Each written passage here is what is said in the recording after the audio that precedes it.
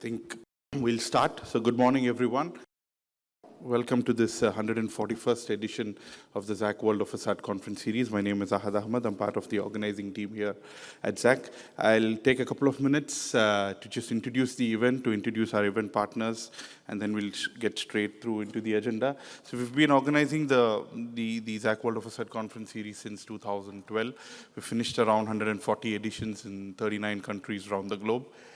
In the Australian-New Zealand region, this is our 10th edition. We've had 7 events in Australia before, one in Brisbane in 2019, and we are here back again after 4 years. A couple of events in Auckland in New Zealand. So it's been a great experience for us organizing the events in this part of the world. So if you see, they are spread out all across the globe. Facades are looked at differently in different regions. They executed differently. No two regions are the same.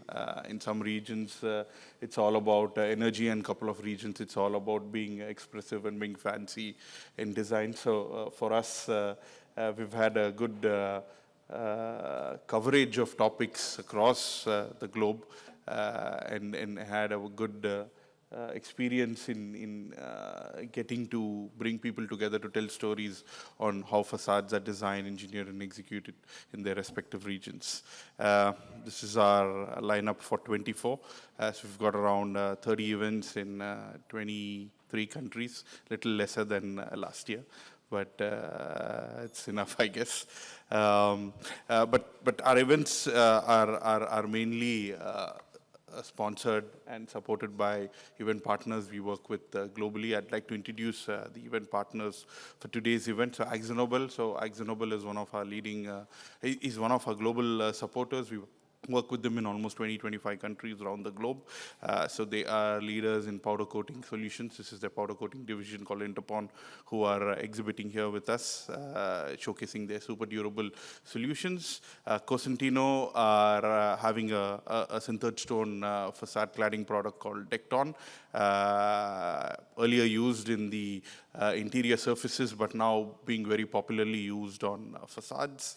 DCF Façade is a distributor of a lot of European facade materials, terracotta, ceramic, brick, you name it, expanded mesh. He's got a big plethora of products which he's distributing. DCA is also known as Design Central Australia. Deco is a local Australian company. They've got some nice aluminium cladding solutions, batten, solid aluminium, and a lot of other aluminium cladding solutions with different finishes. FlexBrick is a Spanish manufacturer. They've got a very inventive technology for hanging bricks and using it as a second skin on the building facade. Curare is the mother company of the laminated glass, interlayers, Throsifol, and Sentry Glass. Again, have been a pillar of support for us this conference series globally. Lysag is formerly known Blue Scope Steel. So they've got steel and stainless steel cladding solutions. Hobix is a British manufacturer. They have a local Australian presence also of breather membranes, vapor barriers, cement boards, a lot of other value-added products to seal and bond the building envelope. Quandat is one of the high-quality aluminium unitized curtain wall producers out of Vietnam. Australia is predominantly overseas procurement market, and Vietnam is building out some good quality products which are being exported all around the globe, and Quandat are at the forefront of that. Structure monitoring technology, they're from Canada. They also have a very unique product. They are working with us for the first time, where they can monitor condensation, moisture in a building envelope. And of course, our immediate next event is in India, in Bangalore, followed by Dublin in Ireland.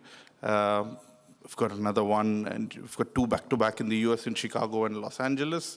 We've got the big one, which we do in Dubai. It's our first 2-day event. The Middle East is right now a gold mine for all kinds of unbelievable projects. So everything needs to be big over there. So we're trying something experimental over there. And of course, we are also doing our first awards for excellence in facade design and engineering in the Middle East, along with that event in Dubai. So this keeps going on. Today's theme is not only new build. There's a lot of talk of adaptive reuse. In Europe, there is hardly any presentation on new build facades. Everything is about adaptive reuse, recycling of glass, low carbon aluminum, post-consumer recycled aluminum, and what do we do with existing structures. Today's presenters will also be touching upon a couple of projects which are being not demolished, but being recladded. So that's an example. We've got a couple of examples with respect to that, and also a few new build projects. Of course, unlike Europe, Australia still has a lot of infrastructure to be built, so it's not always an adaptive reuse project. Not only that, we've got some good talks by some interesting material manufacturers. There's also talk on condensation, on air tightness, on QA/QC. So literally the whole gamut of facade engineering is being discussed today by eminent speakers. We won't take any questions for today, apart from the last panel. I believe they're going to open it for the floor. But if you have any questions, you can ask your speakers directly. We've recorded today's event. Those who have allowed us permission to share the recording with you, you'll be getting a YouTube link a week from now, along with a feedback form.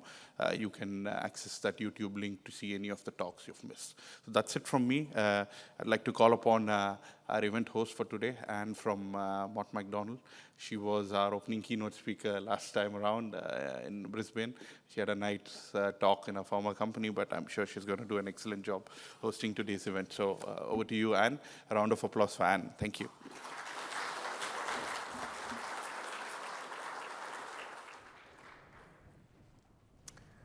Hello, and welcome to the Zak World of Façades conference. I would like to begin by acknowledging the traditional custodians on the land in which we meet today, the Yagara and the Turrbal people of Mianjin. I recognise and respect their cultural heritage, their beliefs, their continued connection to land, water, and we commit to building a brighter future together. I pay my respects to elders past, present, and emerging. When I look around the room, it's really great to see so many people that I've managed to work with over the last couple of decades, and I'm really excited to see the speaker line up today. When I was reflecting back almost 5 years ago to the day, to the 13th of February 2019, and when we were last here at the convention centre, I was starting to think about what we were talking about back then. I remember a few discussions about combustible cladding and quite a lot of talk about timber. But then, since then, we've had a bit of disruption. So we've had something called COVID-19. We ended up online with the Zak's conference over those years. But now it's great to see everyone back together, IRL, and presenting today. I was looking at some of the topics and some real focus on embodied carbon and life cycle assessments, looking at new digital tools that are really allowing us to optimise the outcomes of projects. And also some discussion, I think, about accreditation and how we make sure our profession is held to the highest standards. I look forward to hearing from all the amazing speakers today. And as Ahmed said before, we're not going to have questions directly after the presentations, but you can catch up with the speakers in the breaks and at the reception tonight. Please make sure your phones are on silent. No one wants to hear them ringing during the session. I'll remind you that there's a great competition that you don't want to miss out on. So one of the sponsors, Obex, is having a raffle, and you can win some really amazing cricket gear. So make sure you head to their booth and check them out. And without further ado, I would like to introduce our keynote speaker. So Jess Lee is a principal at Fender Katsalidis, and she's going to share some ideas on some experience on both projects a new build and existing, and explore some of the interesting ideas that have come out in the reuse of that. And welcome, Jess.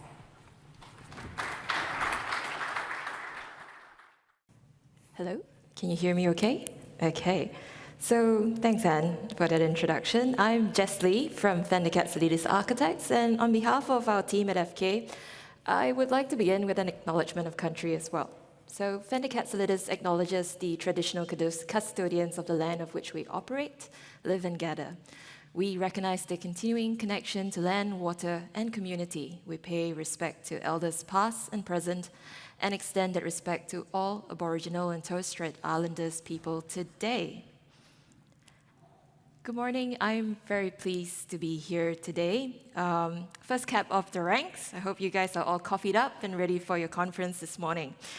I get to enjoy the rest of the conference because I'm the first speaker, which means I actually get to digest the information that's going to come your way. Very big thank you to the organizers at Zak World of Façades for inviting me to speak this morning at this very exciting and energetic event.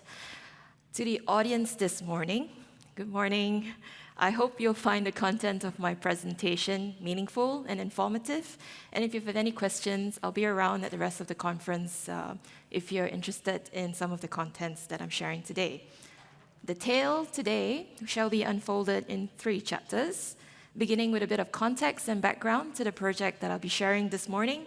I'll be moving into the wonders of retaining existing structures and finishing up with how we go about designing for people and places with the idea of facilitating aging in place. So there will be, I promise, no bullet points in my 50 slides this morning, and I have supplemented my presentation with a lot of big visuals for your optical sensory engagement. So, the chronicles of an existing and a new tower. Since the completion of the Albert Retirement Precinct redevelopment, that's a bit of a mouthful when it first started because it didn't fit into the title block of our architectural drawings, the Graceland the Elba, which is what it's known today, has claimed to have contributed, according to our clients, 66.5 million worth of community and social value.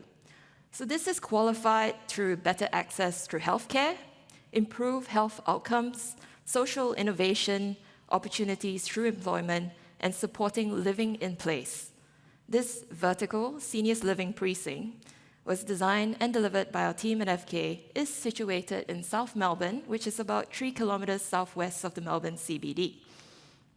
So, some 8 years ago, back in 2015, we were engaged by Australian Unity to redevelop their, back then, headquarters located at 124 Albert Road.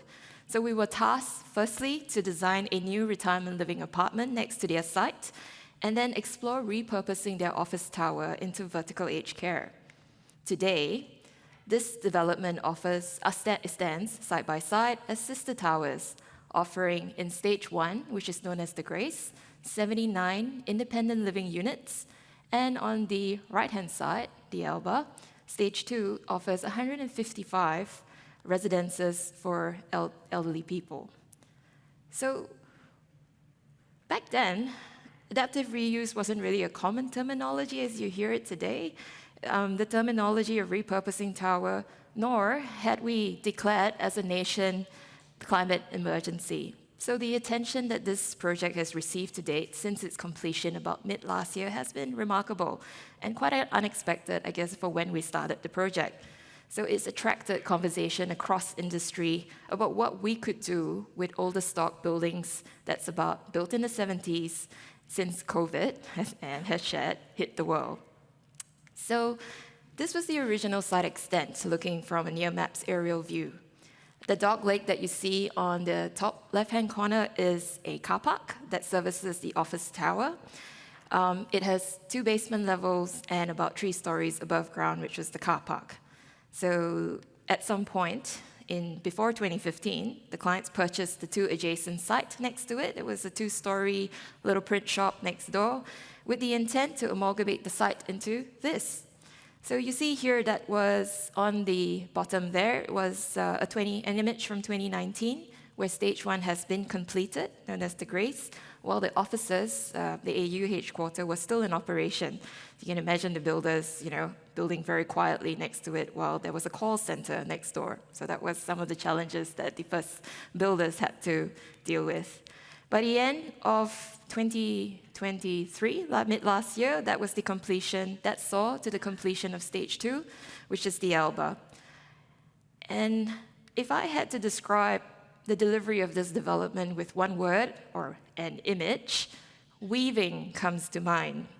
And this artwork, which is coincidentally titled Regeneration by an artist named Jane Theo, which is a creation from 2023 actually, this is how I would probably represent this project and my experience working on it. So the office building was built and designed back in the 1970s. That's about 50 over years ago. The plan that you see on the left-hand side is our structural engineers in the room would appreciate as the reinforcement slabs for back in the day. And on the right-hand side, you'll see a more typical office plate configuration, central core, 4 lifts, with a closed office plan layout. Now, together with our client's design team, we reimagined the floor plates to accommodate, on the right-hand side, residential aged care, and on the left, your bit more typical residential apartments comprising of 1, 2, and 3 bedroom units. So, chapter 2, the magic of retention. By retaining the existing structure of the building, the project avoided emitting about, I'm going to try and read that out, 3,379,659 kilograms of carbon dioxide equivalent. That's a really, really great story. And I hope you think so too. So this was what the original plate looked like. It had structural in the center, columns spaced at about 5 meters. It is about 50 meters long in terms of its overall plate size and about 22 meters wide on the street frontage. And we worked around key structural elements, and working closely with our structural engineers, we respectfully added a few new openings. Any structural engineers in the room? We had to sort of plead for some of those openings in the walls and the floor, especially when they start getting a little bit close to the columns and the core. They get a little bit upset about that. The upper levels, as you can see when it's been reconfigured here, houses 1 and 2 bedroom apartments, which comprises of what the clients have developed called assisted living apartments. And I also meant to flag earlier that all the fins that you see on the outside of the building was also load-bearing. This was a discovery that we found out later down the track. For those of you in the room who are exploring repurposing an existing office tower, I would encourage you to have early consultation with your structure and fire engineers. This image here is some of the intervention required in retaining the existing structure. You have the, obviously, structural strengthening to the slab and the columns, and on the right-hand side is a whole lot of reinforcement bars for the thickening of our core. And understanding earthquake codes, fire protection upgrades is necessary in the process of repurposing an existing office building. It doesn't have to be an office. As architects, we needed to road test our concepts and our ideas with other experts in the industry because we wouldn't be able to present to our client a dream that we couldn't achieve together. So our early concepts actually did, retain the facade. And this wasn't because we knew it was load-bearing back then. It was really very much weighted on retaining the beautiful proportions of a modernist architecture designed in the 70s. It was also very much a strategic town planning or development approval strategy in retaining the existing structure that's next door. Because very much the new building that we were proposing, which was 18 stories compared to the 15 stories next door, was about working towards an existing context that was established in the local area for nearly 50 years.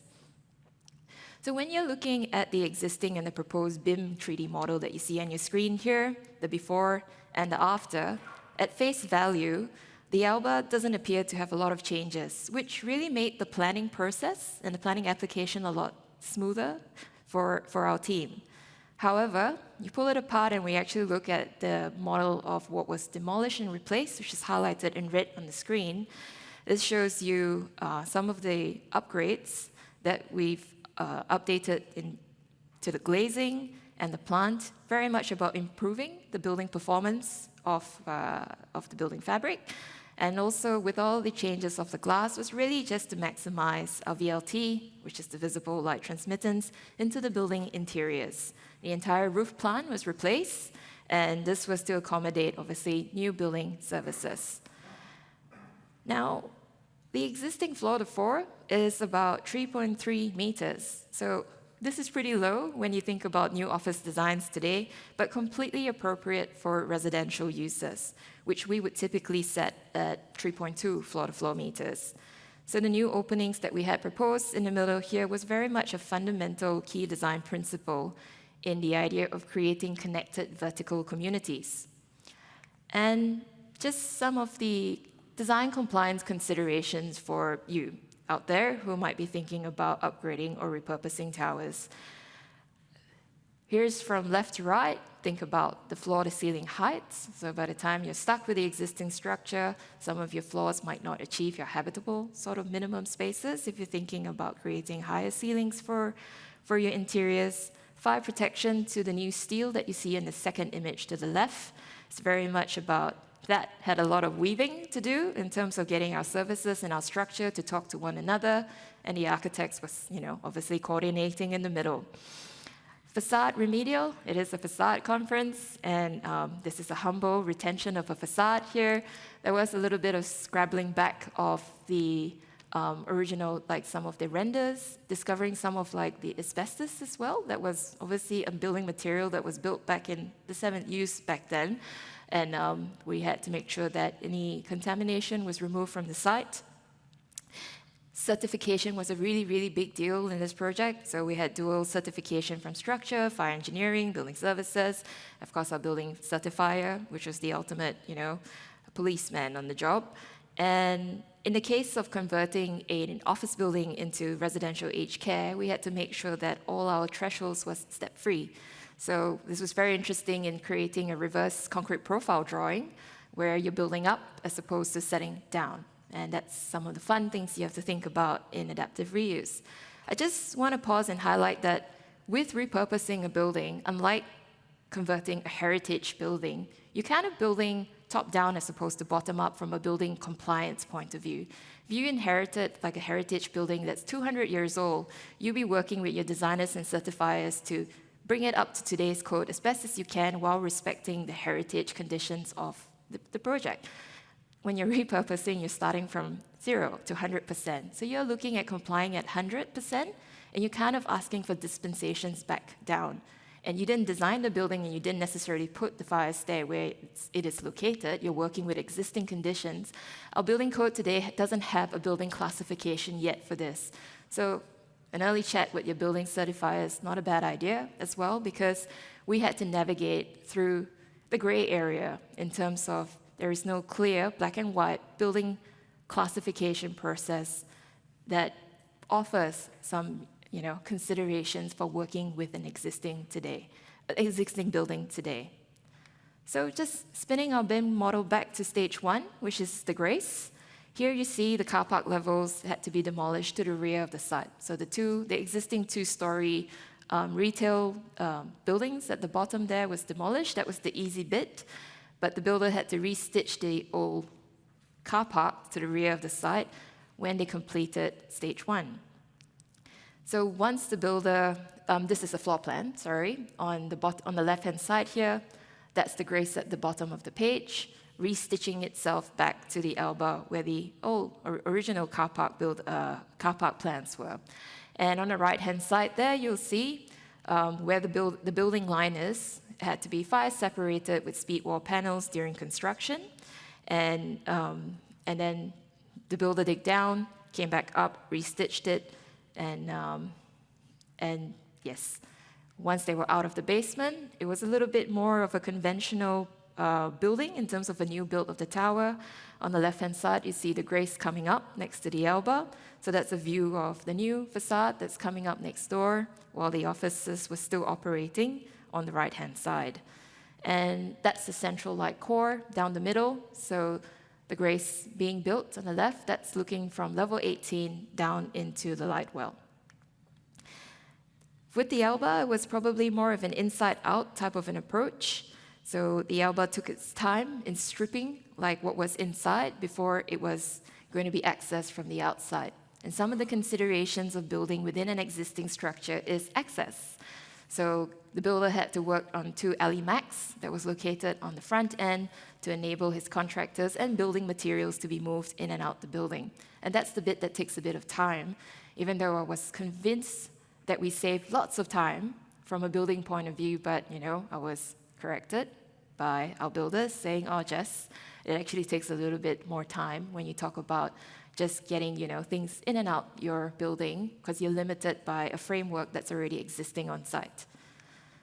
So identity transformation. So when we were, the AU headquarters has been recognized as a landmark along Kingsway in Melbourne as an office tower for nearly 50 years. We felt that it was pretty important that the building re-establish itself and its identity as a residential tower. So how we approached this was very subtle insertions of balconies and operable windows, and also nominating windows with higher transparency so that passerbys would be able to see what's actually within. So this is a subtle changing of identity from what is an existing building that's framework that stood for 50 years. When you circle to the rear end of the site, and this is the view from the north, looking towards Albert Park Lake, the Alba took its exterior cues from the Grace next door, designed purposely as a residential apartment building. So on the left-hand side, we had new wall penetrations, new openings into windows and balconies, which clearly redefined like the office tower with a blank, previously it was a blank wall, as you can see on the right-hand side, into something that looks much more like a residential tower today. So we're midway now. Chapter 3, People and Places and Designing for Life. I thought I'd like to start with this excerpt from the World Health Organization on defining age-friendly cities. I'll read it out if you don't mind. An age-friendly world actively encourages people of all ages to participate in community activities and treats everyone with respect, regardless of age. It is a place that makes it easier for older people to stay connected to people that are important to them. It helps people stay healthy and active, even at the oldest ages, and provides appropriate support to those who can no longer look after themselves. So this is a website of a snapshot selling the Grace and Alba today. It talks to, I want to live independently in a beautiful apartment. I want to own my own apartment with support care close at hand, or I want to choose to live in 24-hour care in a private space to call my own. So this is great. This talks about supporting aging in place. So more broadly, aging in place is about staying independent in familiar environments where we all live. It involves connection to your local neighborhoods and communities. People who prefer to age in place, most people actually prefer to age in place, and it's possible through age-friendly environments that's been designed with mobility and safety in mind, your local social activities close at hand, and also, creating opportunities for volunteer and exercise. And you just saw in the original maps like AMSAC, which is your world-class, Albert Park Lake, jogging tracks, really great location to facilitate these kind of connections. So when we look at the Grace and the Alba as a cross-section here, we're starting with over 55s, independent living. On the left-hand side, there's a series of communal clubs that's facing into the internal light well. The ground floor plane is connected with dedicated lobby spaces to the Grace and the Alba with a cafe in the middle. And as we move up to the right-hand side, you got your higher care, residential aged care, moving into what the clients had branded as easy living apartments, which is really assisted living apartments, finishing at the top with a restaurant in the roof pavilion. So hopefully the guys at the back can still see because the plans are quite small. I do confess to be an architect and love a little bit of plan action. So from a plan point of view here, The tower plate of the Grace has been organized to maximize views to the cities and the lake. So the Melbourne CBD is on top of the page, and the lake is on the bottom of the page. These apartments have been designed to be easily adapted over time, so from current to future needs of residents with temporary or permanent mobility impairment. So this infrastructure of aging in place, it includes things like grab rails and fixtures that the substrates are already built into the walls, so it simplifies the retrofitting process as you're aging. So the detailed plan that you see on the right there just shows how generously proportioned these apartments are. They're familiar in terms of their sequencing of spaces. We're thinking about people moving from houses, downsizing into apartments. So you still have, the vestibule, the walkway, the corridors, and the living spaces. And from an apartment design and accessibility standards point of view, your apartments have been designed here in Australia to your LHA Gold or Platinum sort of level guidelines. But essentially, the key driver in the design of these interiors is very much about creating spaces that are familiar. They're comfortable, safe, and warm environments to live in. So moving down to level 2 in the Grace here, it's a full floor plate dedicated to communal activities. And this is about encouraging active aging, building friendships, fostering relationships in the neighborhood. And the spaces includes a pool, a gym, a theater, lounge spaces, private dining rooms, and communal kitchen facilities for residents to use and have a cup of tea. And running up the building is a series of single and double-story communal clubs. And you can see in a little key plan on the section that's highlighted in the top left there. So the communal clubs, the idea was it's about 25 square meters. We didn't want apartments looking into the building next door. So we created a series of shared spaces with fritted glass just to control the level of privacy and overlooking between the two buildings.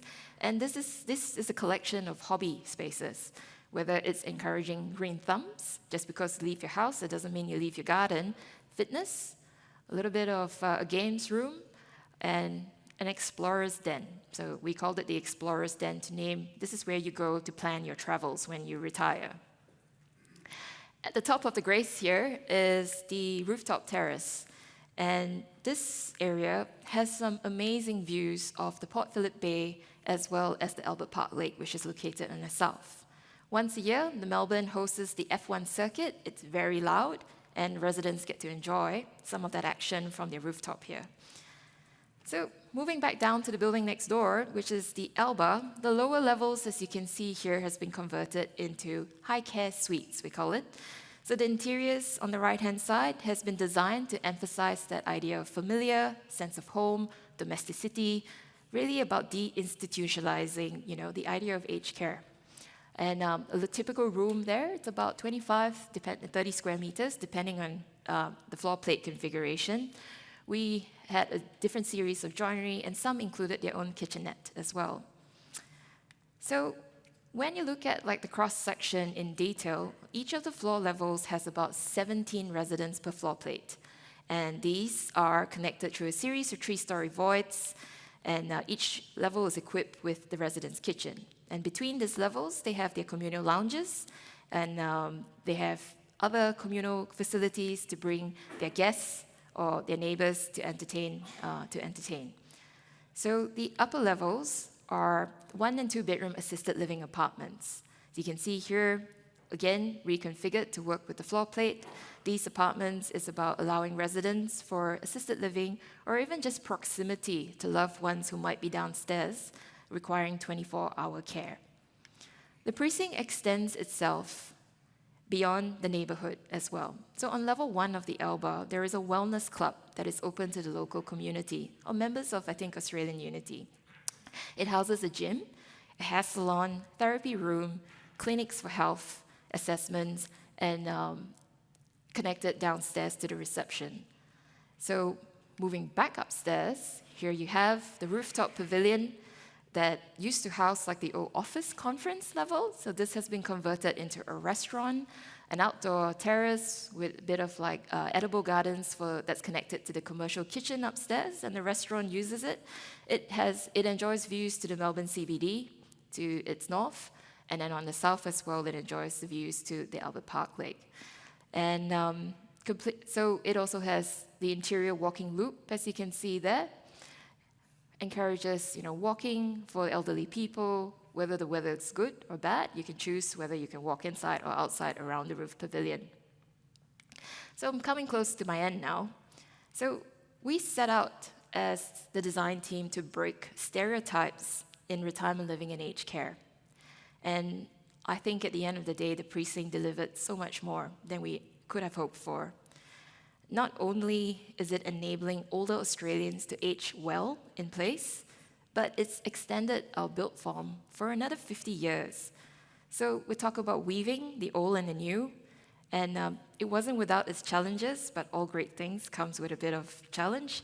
With courage and care and deftness in design, and of course together with an awesome consultant team, we've demonstrated that it can be done. So that concludes my tale for today. Thank you.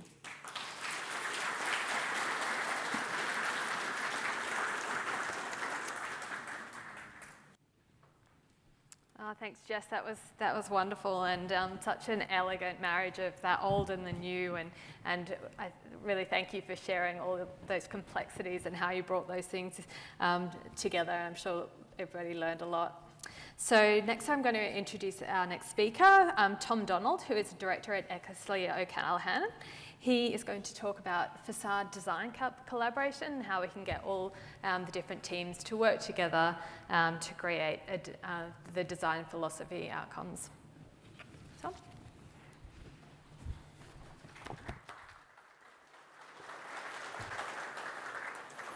Hi everyone, morning. It's a bit loud. Okay. So what did I say I'd talk about? Design collaboration, what is that? And why? Hopefully we can explore a little bit of that as we go through. But I think a few key points, and I had to give a few points to put in the pamphlet, I think. So development of geometry, clear set out, environmental performance and the role of the facade, and the description of the systems, modules and materials. So let's see if we do that.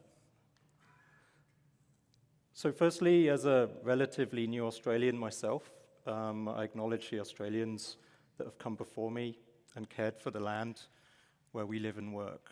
On the theme of this talk, I'd also like to acknowledge the First Nations consultants with which we collaborate, and it's something I always look forward to.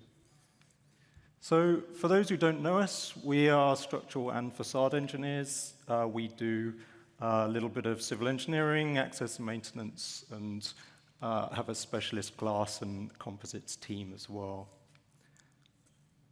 We are global network of offices. We have 11 offices now globally, and this is a expanding picture and is something that started in about 20 years ago now, actually, by Brian Eckersley and James O'Callaghan. And so you can see that we were established as an office down in Sydney in 2021. We are a 50-50 split of structural and facade engineers, so that's quite unusual. We have a structural glass team or advanced materials team now, because they don't just do glass, but they kind of sit in the middle of the facades and structures. We're about 160 people, and it's a very dynamic intersection of the industry, I think, at the moment, and it's something that we try and collaborate internally as well a lot more, not only between the structures of facade engineers, but also inter-office. So we're a very close group. Before setting up the office here in Australia, we worked here in a handful of projects. So just in terms of how we did that from the London office at the time, we worked on a handful of Apple stores here and the Eastlands Mall roof, which is still pretty impressive. So why kick off an office here? So We got involved in this project pretty much from the outset in 2019, and this was really the catalyst for us being here, and I'll show you a little bit more about that later. We were very lucky a few months after that, or a few months into establishing the office, to win a structural engineering competition, which is the Sydney Harbour Bridge Cycleway, with Collins and Turner, and we've gone on to collaborate now on 7 different projects with them, and that's been a really great relationship, and something that we tend to foster our design relationships as well as our fabrication and construction relationships, and I think that's one that's blossoming in Australia.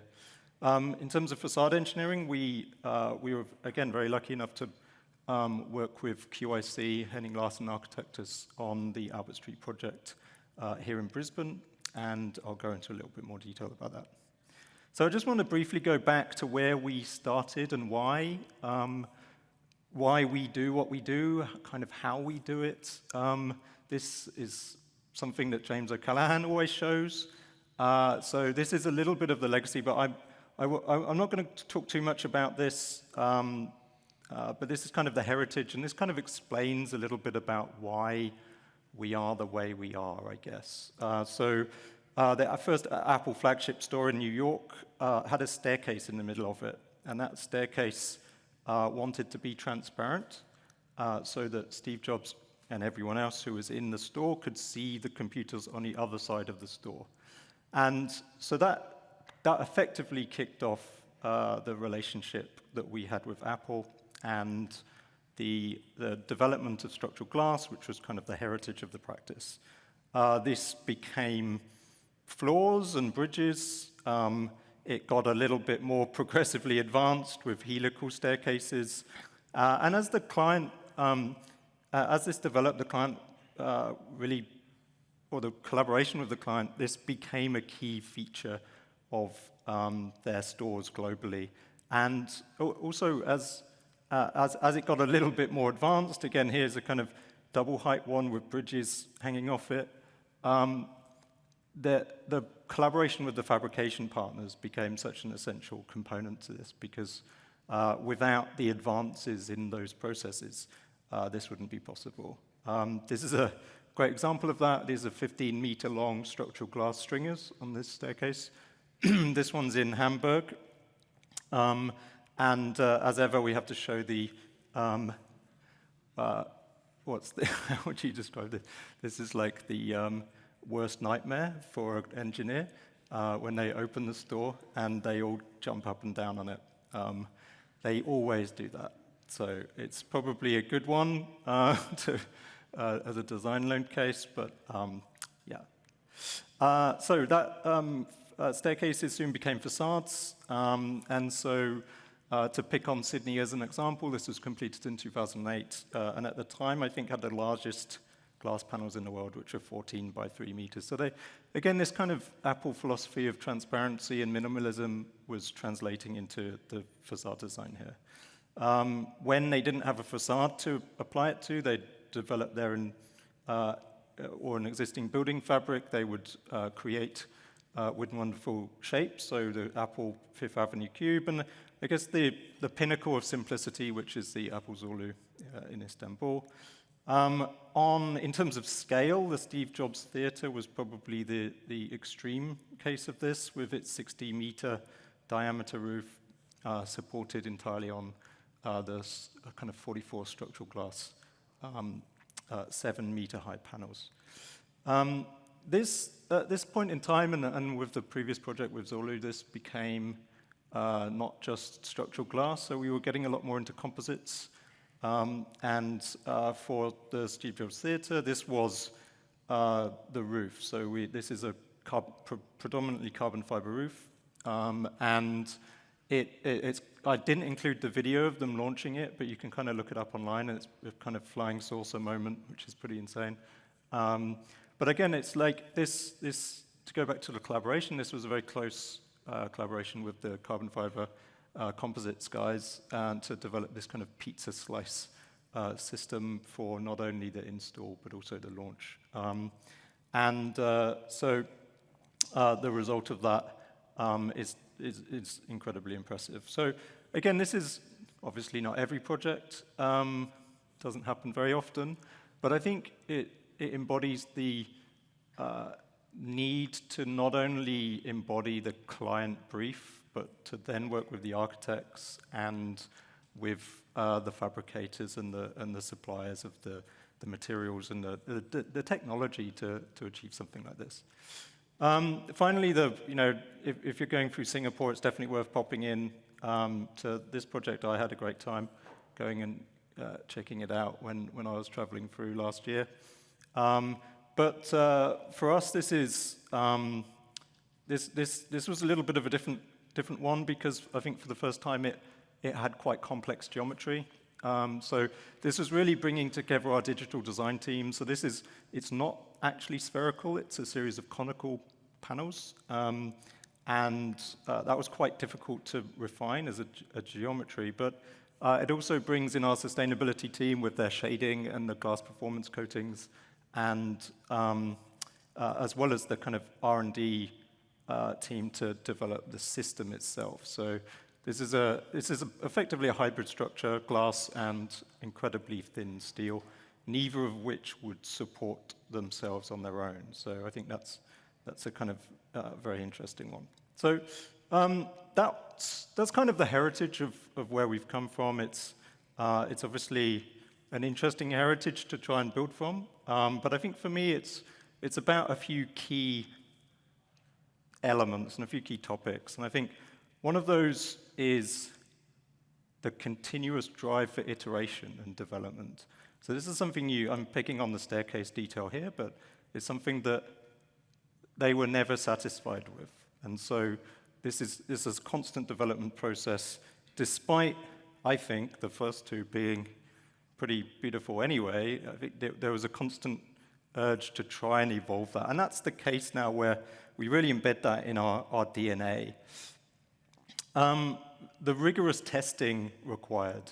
So whenever we're trying to do anything, the physical testing, as in this case, the destructive testing, and the digital testing is such an embedded part of our process. And then understanding the logistics of fabrication. So I personally really enjoy going to factories, talking about trucks and cranes. So if you've got any cool trucks and trains, let me know. But in this case, the staircase, which is that one from Hamburg, the logistics of physically moving it around was a really interesting process. And again, in terms of installation, getting those world's largest glass panels installed was quite an interesting operation. So again, touching on the importance of collaboration with suppliers, this wouldn't be possible without the limits of technology being pushed. So picking on a couple of our friends here from Sealy and North Glass, the size of tempering ovens and lamination autoclaves really evolved through this process as well. So it's a very close collaboration with not only the technology required to achieve it, but also the aspirations of the client and the architect. It was kind of a single journey. And so this kind of understanding now of fabrication technology is not just how we can make that the clearest or the biggest, it's how can we embed the efficiencies into the system, or how can we have the most repeatability, or how can we have the lowest embodied carbon. So how do we then apply that? So again, I'm going to pick on timber here because it's actually an amazingly similar process, which is, and it actually shares a lot of similar details. So this is a project for Vitsu. They make furniture, and so their kind of brief was, our building wants to be a modular piece of furniture. And so we developed the structure for this and the facade systems for it. But within this kind of system, this kind of modular thinking and the systemized approach, it's both flexible as a space and adaptable, a little bit like their furniture. And so again, it was a very clear brief and a very close relationship collaborating with the client on that brief, but equally important to embed the technology that we were getting from the timber suppliers. So this was the first case of beach LVL Bauerbacher being used on a large-scale building in the UK. And it's a kind of a bit of a lesson in multi-species design, but I think maybe I'll save that for structures talk. Moving to facades, and again with a client like Google, which is, again, they've got a bit of a vision going on at the moment in their big campuses. And so, again, this with the timber, this is something that we're working on in our London office.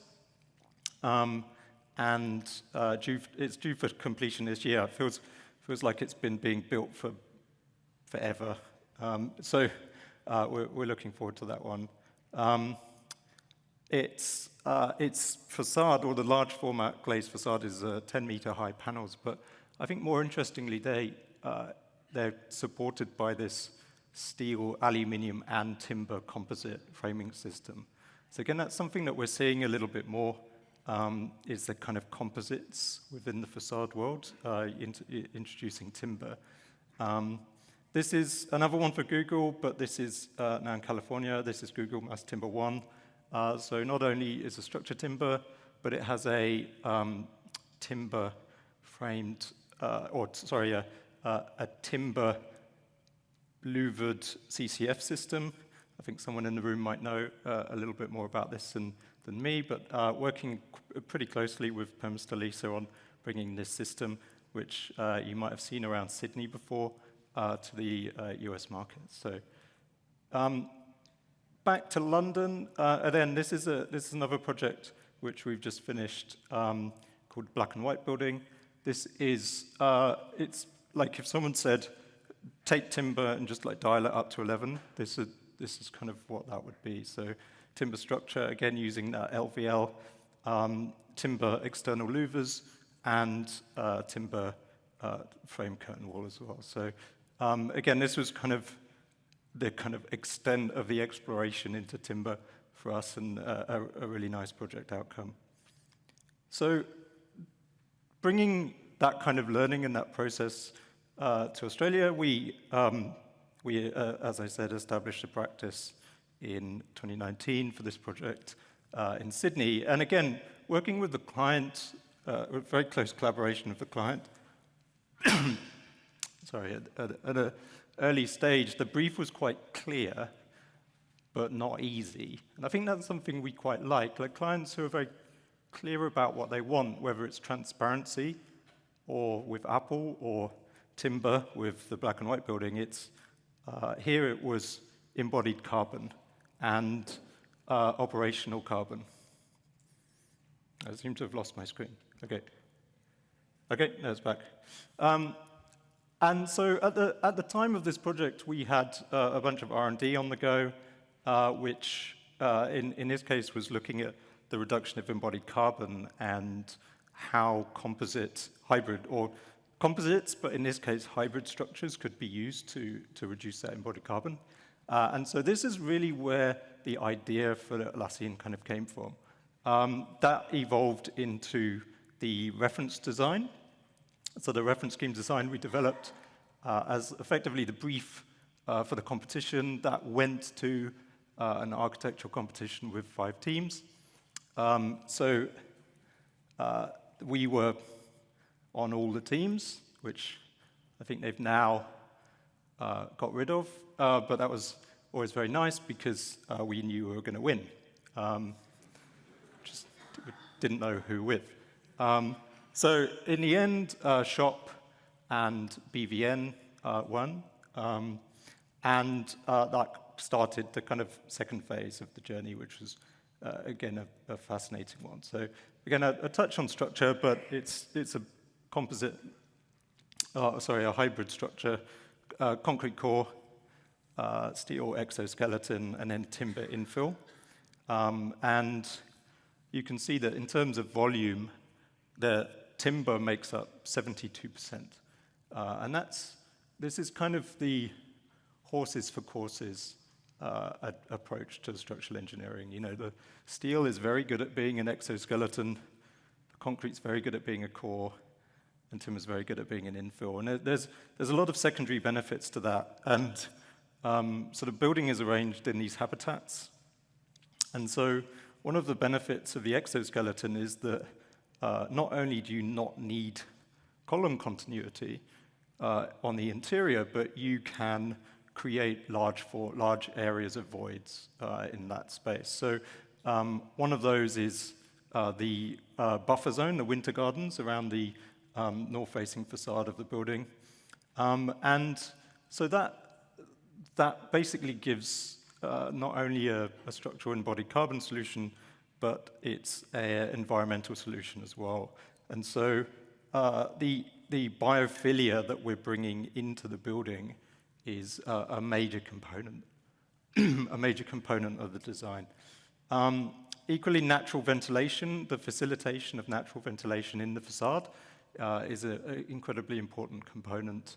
And that effectively facilitates this system. So this is a kind of ventilation or mechanical system, thermal zoning. So it's technically outdoor or kind of naturally ventilated, then mixed mode, then mechanical. And it's this kind of progressive system which acts as a buffer zone, but also an amenity, and also the kind of biophilia. So it's doing multiple things. And so the collaboration here with the environmental engineers was key.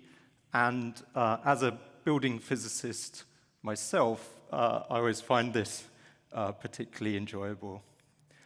So to the facade, the geometry is obviously not straightforward, but it's also got a lot of efficiencies to it. I think a lot of the studies that we were doing into straight versus faceted panels, how the thermal performance varies, and then how the fixed versus operable units were distributed, helped us to very relatively efficiently do lots of different things within a very similar system. So there are consistencies within the system, and there are variables. So one of those variables is the shelf.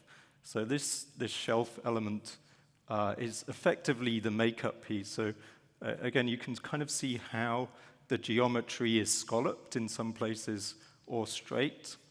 And so by keeping the glass relatively consistent, this became the makeup piece. And the additional benefit of this shelf was not only passive protection, but also the integration of photovoltaics. And so we're now on site, and it's a very interesting one for us. And our office is actually just opposite Central Station, so I can see the cores going up from our office, which should make for an interesting year. So to Brisbane and the Albert Street project, and I think the key thing about this is the common themes. And so this is a project for QIC, and has a huge component of the biophilia. It's got these kind of staggered gardens at the ground floor, and the integration of planting into facades is definitely not easy, but a very interesting challenge on this project. And it's such a huge component to the offering publicly that it's definitely worth it. The natural ventilation as well is another feature. So that kind of natural ventilation, mixed mode, podium, as effectively an amenity for the building, again, is another hugely important part. And then the geometry. So this is where we were very involved. And so you might be able to tell that at the top of the building, the kind of vertical fins are much denser than they are at the bottom. So there's this kind of quite subtle transition, but looking at it in a little bit more detail, and I won't go into the numbers here, but effectively we get this fairly sharp drop-off in overshadowing. So instant solar radiation drops off as a result of overshadowing. That's pretty normal, but it's often not taken into account. So the way that we deal with this is by varying the fins. So the two factors here are not only depth, but also width. And so we're not only reducing window-to-wall ratio as we go up the building, but we're also increasing the shading depth. And so this created a very efficient set of zones, and they have mid-rise, high-rise, sky-rise. And as a secondary bonus, this has a very efficient utilization for glass. And in simple terms, as the wind gets stronger, the glass gets thinner or gets narrower, so we can keep the same glass all the way up the building with a very good utilization factor. We also optimized for orientation. So the 45-degree orientation is a little bit an unusual one to deal with, but by running a lot of parametric analysis, both with the vertical and horizontal variable, we were able to come up with this as the best solution. We're effectively mirroring the geometry on the corners. And we also, because of the shading design, we had to work very closely with the architects on the actual set out. So again, this is a very early stage kind of logic diagram about, this isn't how many there are, by the way, this is kind of zoomed in, but this was a study that we did very early about how the corners would work if you have this arrangement. You can imagine if stuff gets narrower, the set out needs to change. And so we had a lot of debate about whether we should stagger unitized joints, whether we should have vertical joints and stagger the transition. So there was a lot of collaboration then. And how does that happen? So this is a snapshot from one of our models. So this is our, we pretty much work in 3D from day one. And so this, because you could probably tell there's a lot of transitions going down and around. Although the building is a simple form, it was trying to do quite a lot. So we basically built every panel in 3D and used that to coordinate with the architects. And at one point, it's got a bit out of hand. There was a lot of these. And so there was a major job actually then to rationalize it out. So we went for optimized. How many do we need? And then we kind of rationalize it back in. So to summarize, we try and bring these specialties into all our projects, the digital design, the geometry, sustainability, and the R&D. And this is a little bit kitsch, but it's like, that's kind of the intersection of those is where the innovation happens. But I think to go back to the theme, the innovation, to innovate in this way only works with close collaboration with not only the clients, architects, and consultants, but also construction partners. And I did just want to finish on one thought, actually, about where this might go in the future. So we're seeing an increasing demands for improvement in multi-residential housing at the moment. It's a bit of an issue. And so I just wanted to reflect on a couple of things that we're doing in New York, and we're starting to discuss with some partners here in Australia. And so we're working on a project called Assembly OSM with Shop. And this is a modular prefabricated passive housing system. And again, that's a lot of things, but it's something that's a very interesting project. And then finally, also down in California with Big, we're working on the kind of competition of that, which is Neighbor.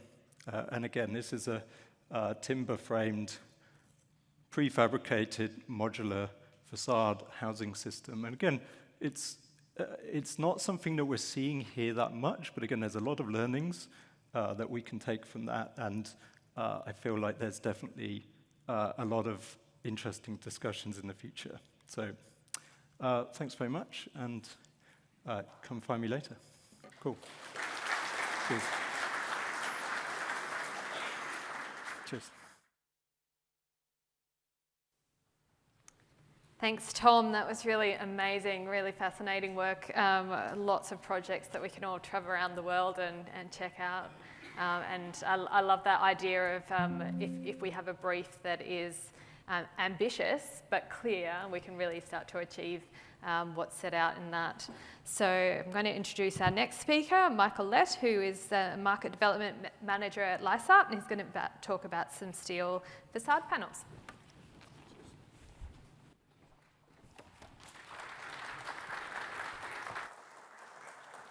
Thanks, everybody. To catch up on time, this is going to be a fairly quick, easy presentation. There's going to be a couple of slides, a couple of videos, but a lot of pictures.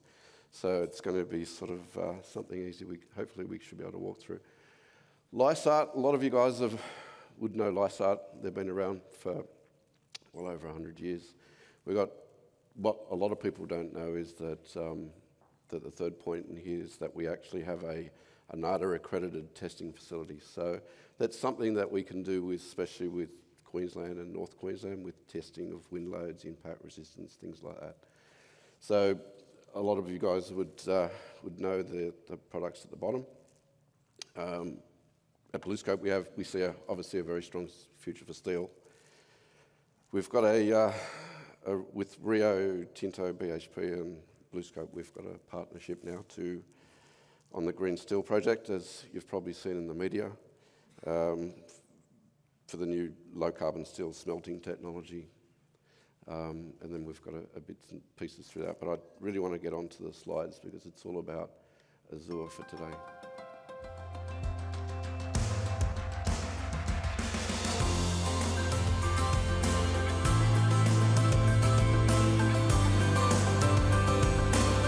The big difference here is it's 1.2. That's the big difference.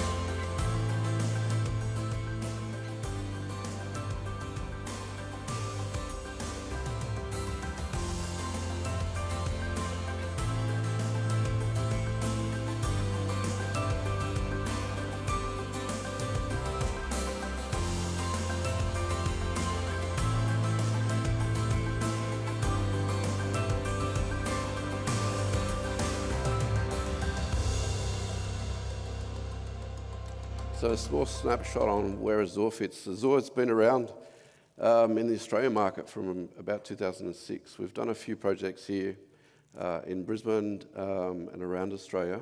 It's essentially the essence of where we've started with Azure is it's a 1.2 steel. So a lot of people sit there and straight away think, well, it's going to oil can, like you probably have a lot of experience in 0.7 and 0.55. Being 1.2, a little bit different, it's a little bit stronger. It has a lot more impact resistance and it's a lot stiffer. So what is Azure? It's a very, very simple cladding system. What we've done is we've essentially developed panels that are wherever you've got ACP or fibre cement or things like that, any sort of large format sort of type products, we can actually do the same thing in steel. These panels are actually pre-formed after it's coated.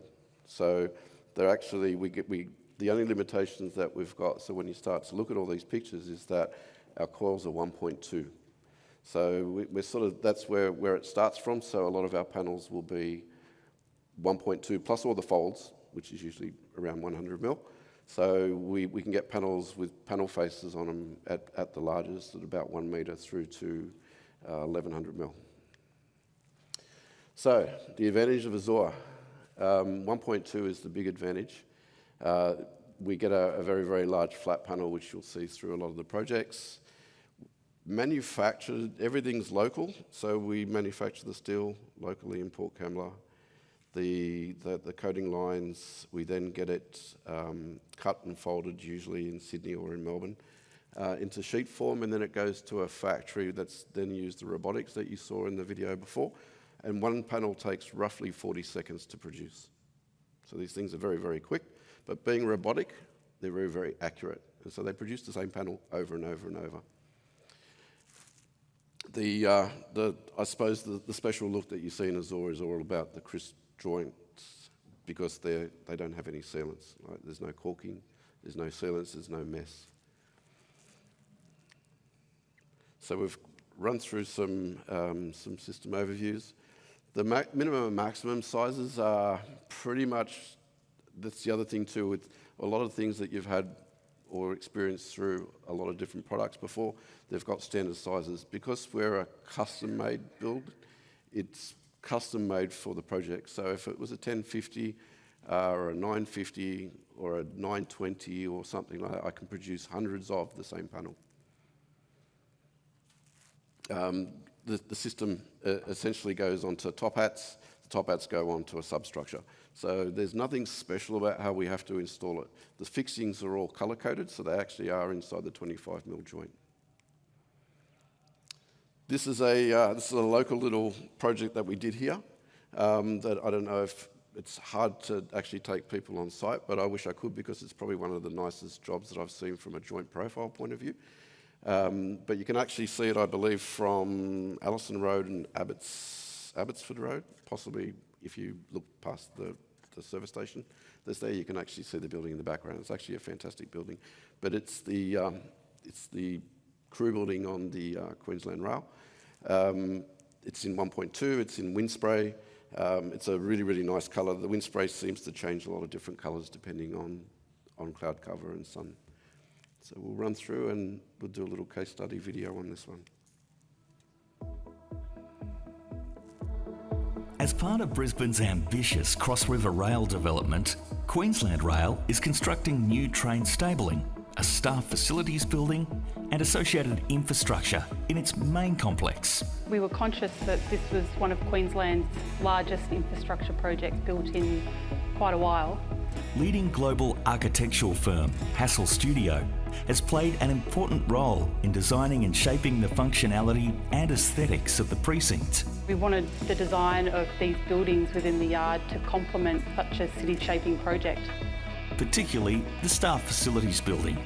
Queensland Rail had some fairly prescriptive guidelines that we needed to follow. The original prescription was for a corrugated iron profile, but we thought that something more contemporary along the lines of a flat panel would have been suitable for this area, as well as being able to maintain and clean it a lot easier. I came across the Azure product. The large format flat panels seemed to suit the requirements that we needed, as well as providing that contemporary look with the express joint and that clean flat profile, as well as a range of selected colours that we could choose from. Manufactured from Australian-made 1.2mm Colorbond steel from BlueScope, the Azure facade panel from Lysart is light, strong and durable. Each individual Azure panel is custom manufactured to the requirements of a project, providing for an efficient construction solution as there's no need for on-site adjustments or cutting. Given some of the sustainability benchmarks that we had to achieve, having Lysart as a local company providing support to us was great in meeting those benchmarks. Yeah, we've had some really fabulous feedback from the QR staff now using main Complex A, but also from some commuters. They've all said that the building looks beautiful and sleek and really contemporary. I think it's definitely the Azure cladding that has allowed us to achieve that result. Thanks, Hassel. Yeah, really, really simple project. It goes together really, really simply.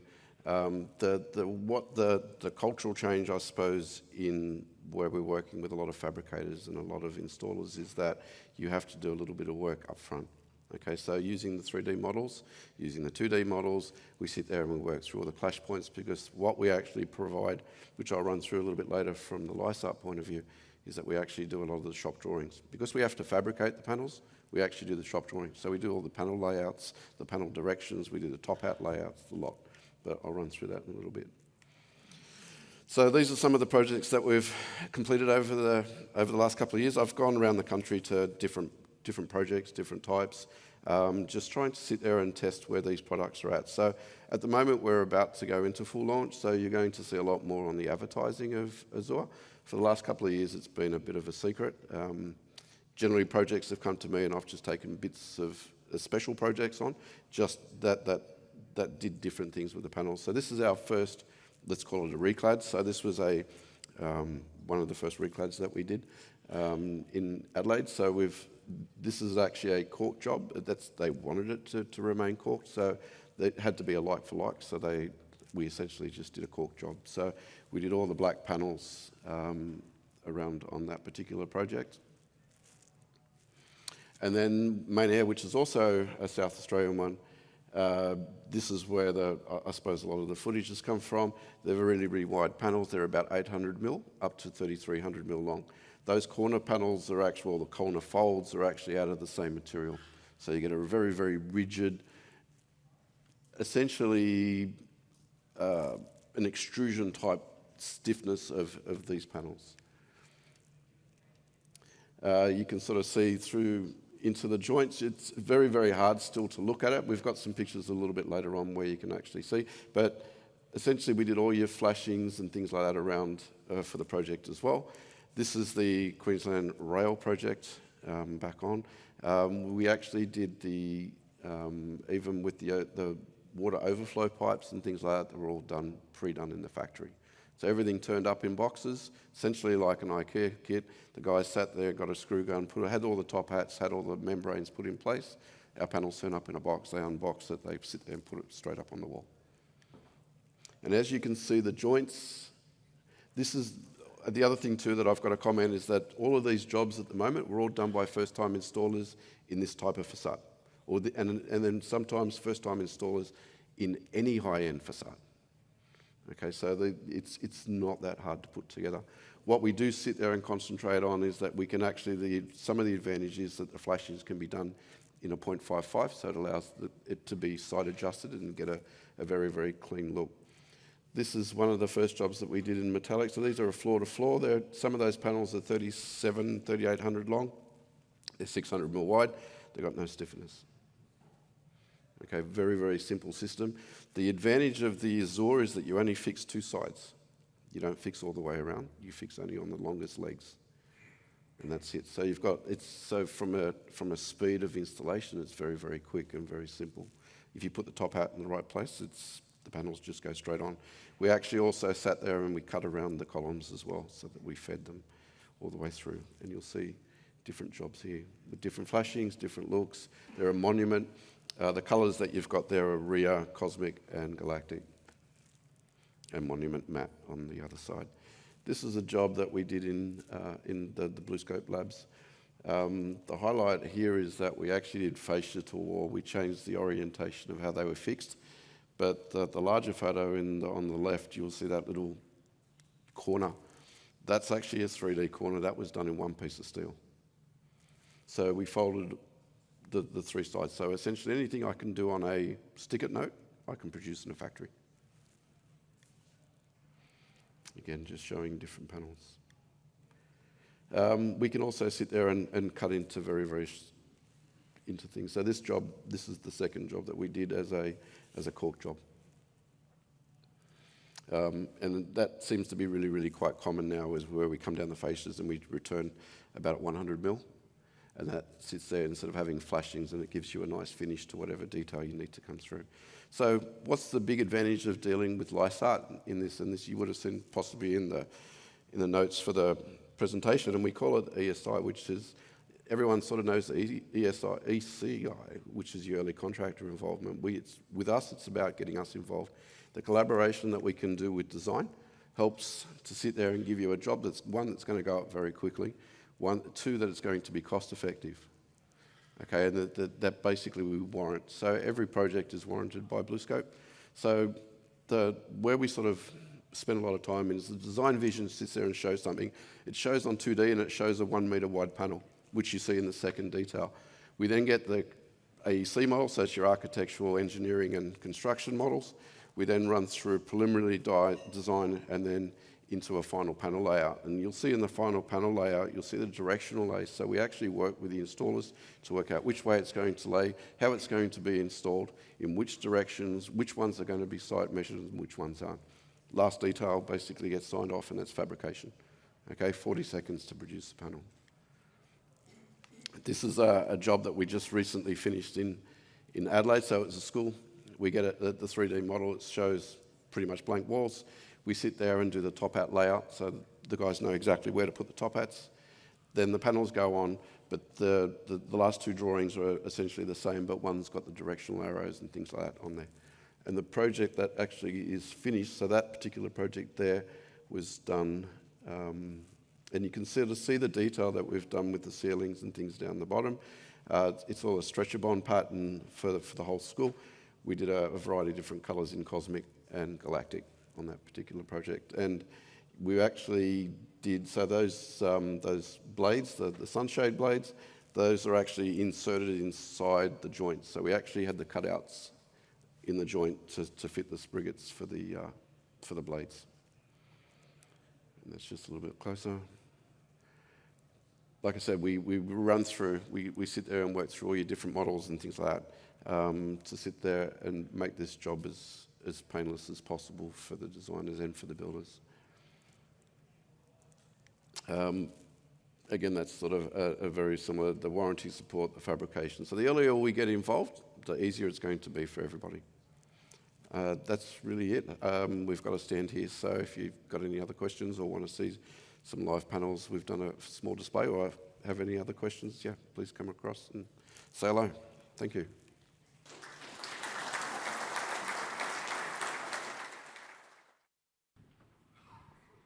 What a beautiful product, Azure. So reach out to Michael to get more information on that at the stand. Thanks for the presentation. So we now have our final presentation for this session, which is going to be Brian Hubbs. He is a principal at RDH Building Science, and he's going to talk about CSI for buildings. So welcome.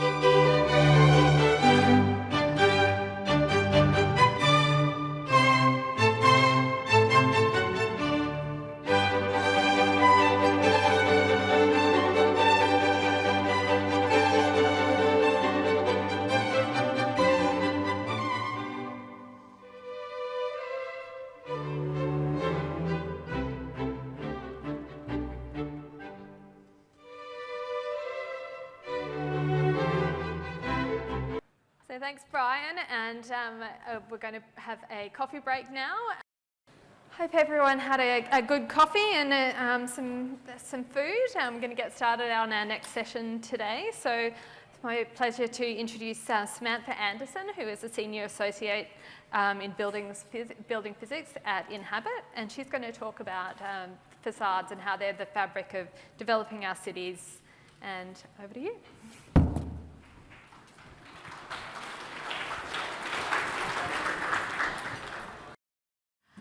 Hello, good morning everyone, and I hope you've had a really good morning tea so you're all not sleepy after the break. So as I said, I'm Samantha, I've worked at Inhabit. I would like to acknowledge the Aboriginal and Torres Strait Islander peoples as the first people of this continent and recognising their continuing connection to these lands, specifically the Yagara and Turrbal people of the lands that we meet on today. We pay our respect to the elders past, present and emerging. So I wanted to come to talk to you about how facades change our cities. Buildings have changed a lot in the last 20 years as we started building up and out, and I don't think there's anyone in the room that's debating the fact that we need to build more buildings up and less buildings out and continue the urban sprawl. But when you visit somewhere you haven't been for a while, as I did over Christmas, you'll notice a dramatic change as opposed to the small incremental changes in the city that you live in, because, you know, we all get caught up in the daily grind and we don't see so much the fabric of Brisbane changing. I went to Parramatta. I haven't been to Parramatta in a number of years. You know, there was that pesky thing called COVID. And what was really clear is how that has changed over time. There was a vastness to the city, and it looks like a city now, whereas last time I went to Parramatta, it just looked like a small place with a few towers, and it was drastically changing.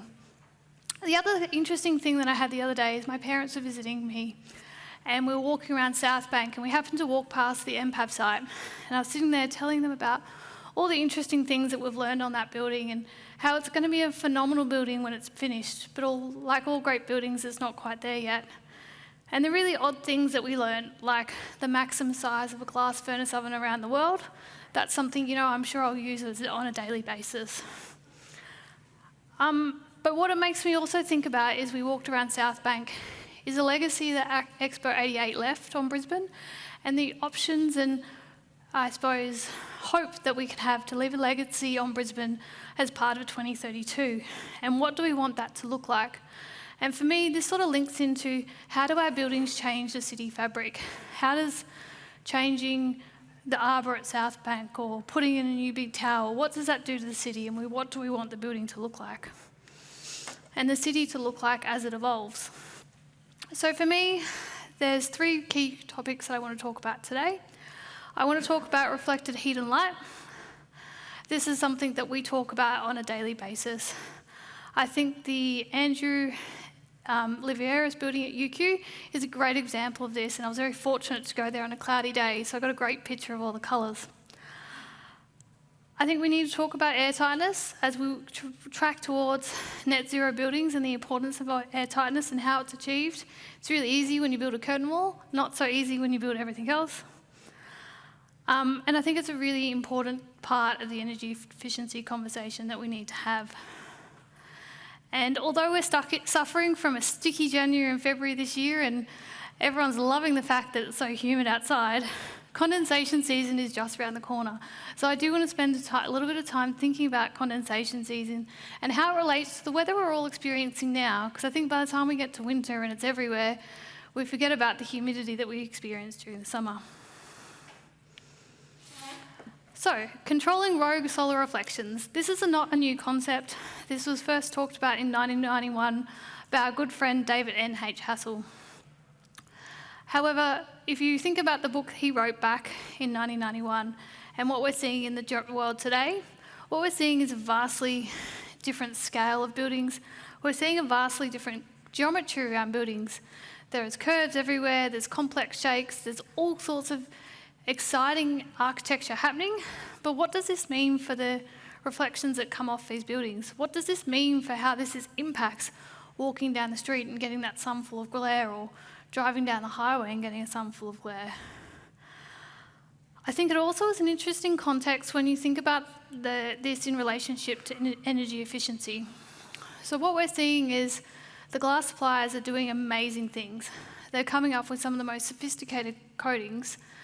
But as we have those coatings increase and we push the solar heat gain coefficient down and we increase the light transmission, we have to think about the laws of physics. Now, I know it's a very game move to start a slide with a mass equation, but let's just, hear me out for a little bit and think about it. Absorption plus transmission plus reflection has to equal 1. It's one of those pesky laws of physics, and it doesn't work very well when you break them, right? And so when you start thinking about that in the context of these rogue solar reflections, every time that we get that magic glass that has a really, really high clarity and that really, really, really low solar heat gain, well, where's all that energy going? And what we're seeing is we're seeing a lot of solar heat reflected, and it's about where that solar heat is going. More often than not, that solar heat is ending up in the middle of a road, and that just is contributing to an urban heat island effect. So for me, there's a few things that we should focus on in this area. We need to focus on the planning codes. Should we be talking about solar reflectivity?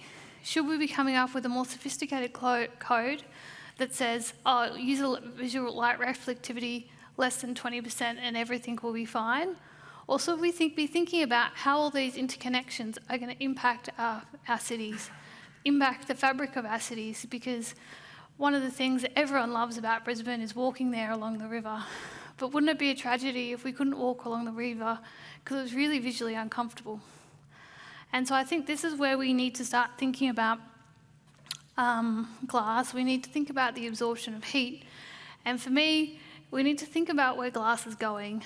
Now, whether you are or aren't a glass aficionado, that's what every new building seems to be built out of. But when you think about this in context, is that really the right answer?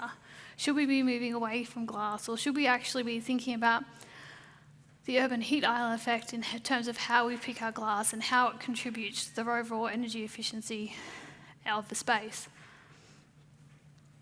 And so I think this is one of the really key areas that over the next 10 years, especially as we look forward to 2032, is that we have to start factoring into our building designs, because I think this is one of those untapped markets where everyone just puts the glass in, we hope it's all going to be okay, and I don't think it's really being thought about. I was reflecting on Brian's presentation earlier where he got to share this amazing story on the amazing work he did because it wasn't covered by a non-disclosure agreement. And I was thinking about the discussion here, most of the real challenges with solar reflections. And I suppose the other thing, if we think about my nice little picture there on the right, is about when we start to have curves, you get concentration of solar reflections.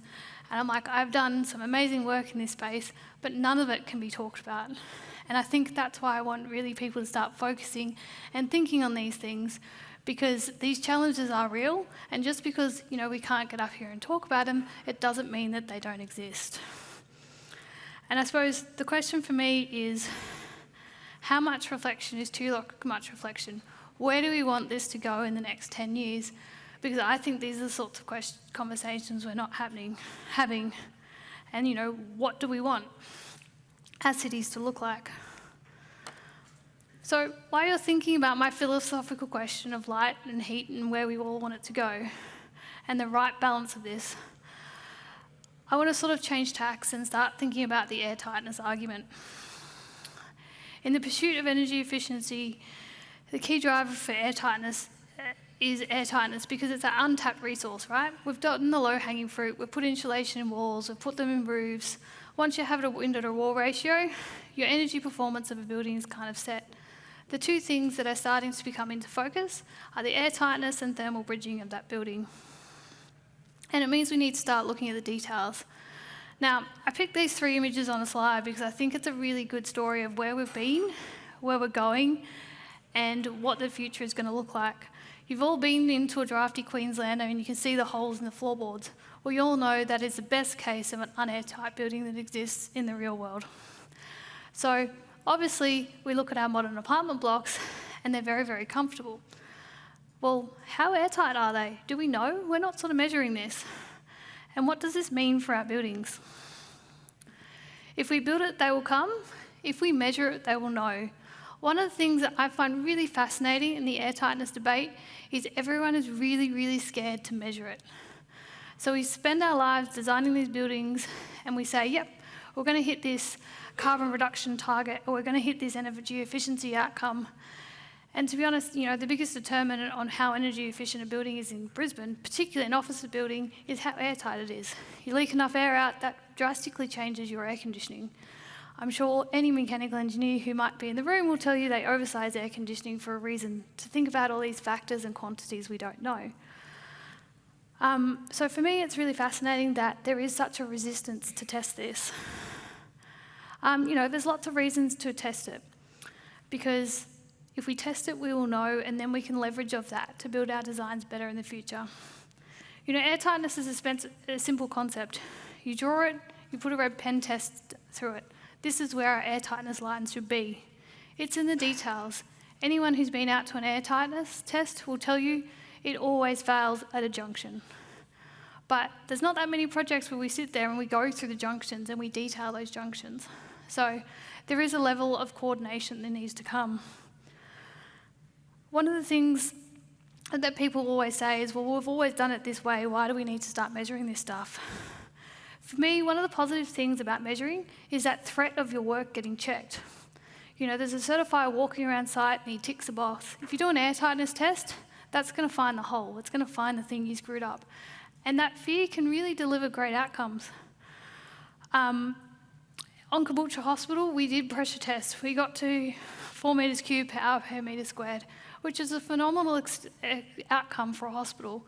It is effectively a cladded building with punch windows.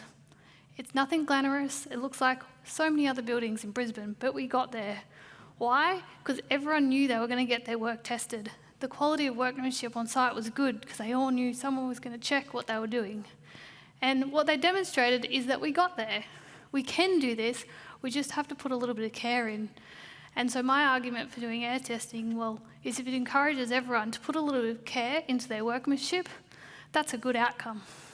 Because if we have good workmanship, we're going to get to the airtightness problem solved relatively quickly, and we're going to get to those carbon neutral buildings and those energy efficiency reductions that we're all targeting. It's all in the numbers.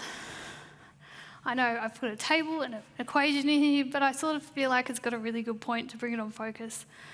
You know, airtightness numbers are all sort of the same. You can convert between one another. It just means you all have to talk the same language and know what you're measuring. And making sure that we're all trying to get to the same goal. I think the other thing that's important is every building has a right airtightness figure, and we need to make sure that we all understand what the numbers are. Are we measuring volume? Are we measuring area? Are we measuring air changes? And come up with a sensible target that's appropriate to that building, that aligns with all the other things that we're trying to understand with respect to our energy efficiency. After that, it's like all good engineering concepts, it's just a process of unit conversion, and I'm sure most people in the room can do that exceptionally well.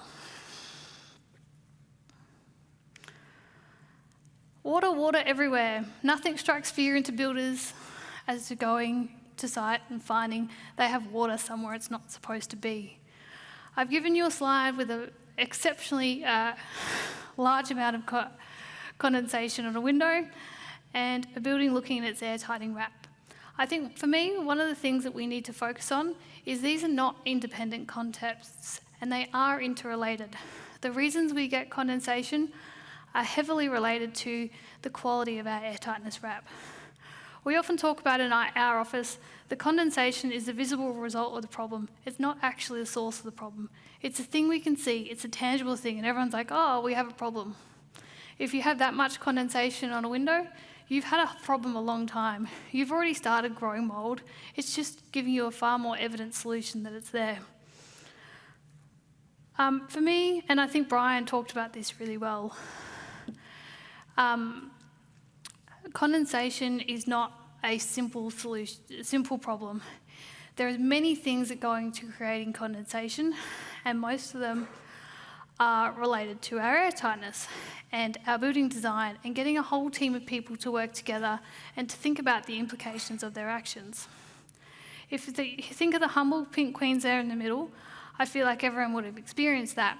We've all walked into that Queenslander, we've all felt the hot or cold air come through. I'm sure all of you experienced standing in one, the cool change comes through, the storm comes through, and you instantly feel better. That's very, I suppose, reflective of the poor level of air tightness in that building. However, what does that mean and how does that relate to condensation? Well, when we used to have buildings that were that leaky, then, we didn't have a ventilation problem. There was plenty of ventilation to be had. What we're starting to see now is that we're building buildings better. Buildings aren't drafty, they aren't leaky. They're like the nice building there on the right down the Gold Coast. But that means we don't have all this passive ventilation that occurs. It means we now need to start thinking about the problem. Condensation is the outcome. Ineffective ventilation is a significant cause to that problem.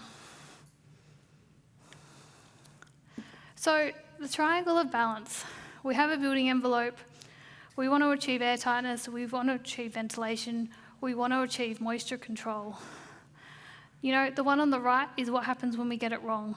The mould, the poor health, the condensation, the building degradation that Brian talked to us about earlier. So we need to find a balance to creating healthy and nurturing shaded spaces that create shelter from everything, and the ever-changing harshness of the external environment.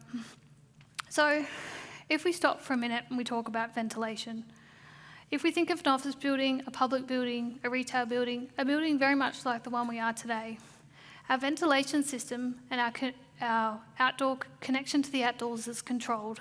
I've been sitting here in this room feeling freezing all morning, but I acknowledge it feels very different from the outside where it's very hot and muggy today.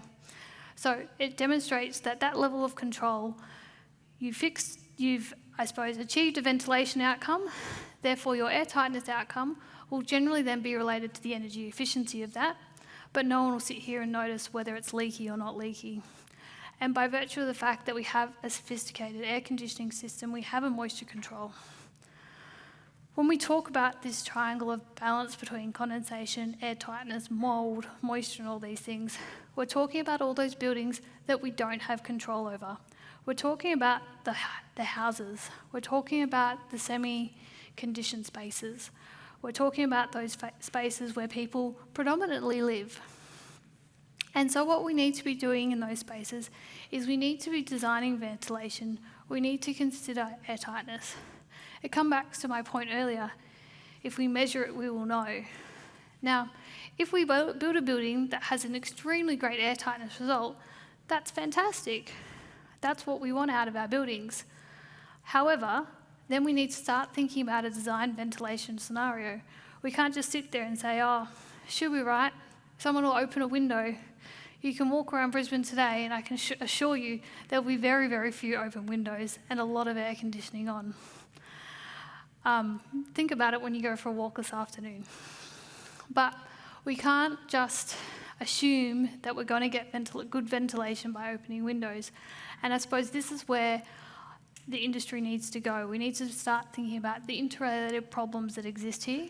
We need to think about our role in working together to design buildings to ensure these interrelated problems don't continue to occur. It's not a one-size-fits-all solution, it's not a one-size-fits-all strategy, but what it needs is an informed design team to sit there and think about all the great things that we're doing and think about how people are going to use these spaces and what we're going to do next.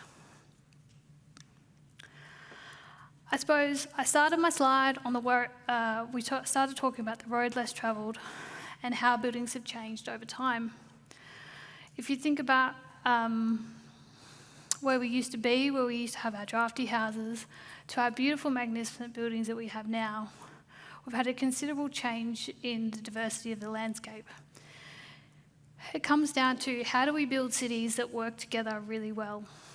How do we build cities where we get designed outcomes?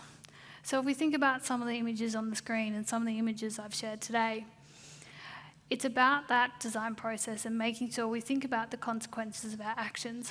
We think about how MPAV with its exceptionally nice looking curves, well, what does that mean for the sun reflecting off it? Is this appropriate? How much sun coming off that building is too much? What happens when we get it wrong? What happens when we build that curved building in front of the river and the ferry drivers can't go up and down the river, and then we can't use the Brisbane River for active transport, which is such a good use of the river and such a pleasant way for people to travel around. And I suppose think about how that relates to your energy efficiency and your light.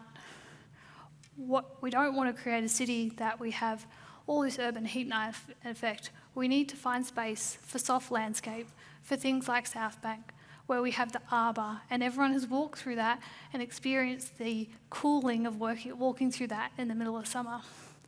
These are the sorts of things that we need to be thinking about from a master planning sense for 2032. These are the legacies we want to leave. Similar to, a lot of South Bank and the legacy it has is from Expo 88. And I think now is a really opportune time to be thinking about those things. And then I suppose taking that on in terms of energy efficiency, that's where we need to start thinking about our air tightness and our condensation problem, for lack of a better term. We need to be thinking about how to get our buildings that create nurturing spaces indoors. This has been talked about this morning. Jess talked about it. These great nurturing spaces that they've managed to create. These spaces aren't created by accident. They're created by design. And for us in Queensland, it's really important to reflect on those sticky conditions that we've endured for the last month, the rampant mould that's been around everywhere. That's because the humidity's been so high. If we create those in inside spaces during the winter, that's why we're going to get mould. These are the sorts of things we're trying to stop happening. These are the things that we need to design outcomes for. And so I suppose when we get all this stuff right, we're going to find out what our buildings are going to look like in the next 10 years. What do we want the fabric of our cities to look like in the next 10 years? What sort of buildings do we want people to live in? And that's the question I'm going to leave you with today. Thank you for listening.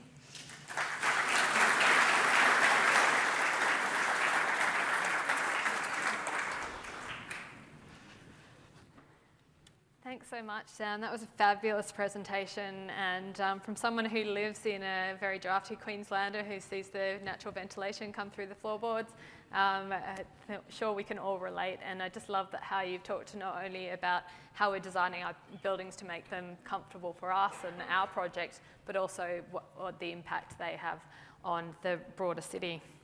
So thank you. Also very happy that we're in a great room of engineers and physicists and scientists, and we're all not afraid to see a couple of equations pop up. So now I'm going to introduce our next speaker, Ivan Moreno Rodriguez, who is a facade project manager at Constantino.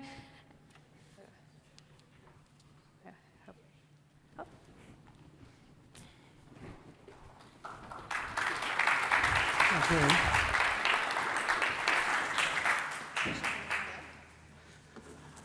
Good morning, everyone. It's a pleasure to be here with you, and I hope you are enjoying the presentation this morning. Now, while I do this presentation, some of my colleagues will vandalize our product, so I would suggest you to help them to vandalize it, okay? Feel free to volunteer. Okay, first, I want to say, what's Decton? Decton is an ultra-compact surface. It's the stone of the 21st century, okay? And now, before I start my presentation, I want you to think about a stone-cladded project, because after it, maybe your idea might change, okay? So let's start.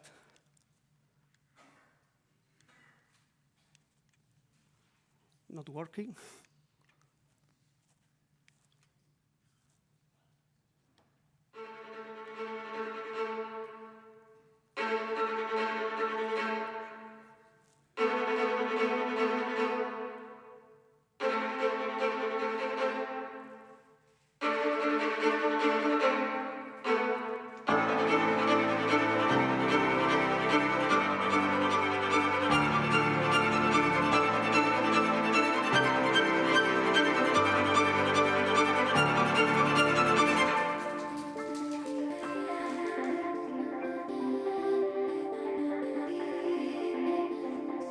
behind every good architectural project, there's not only good architects, but also good clients.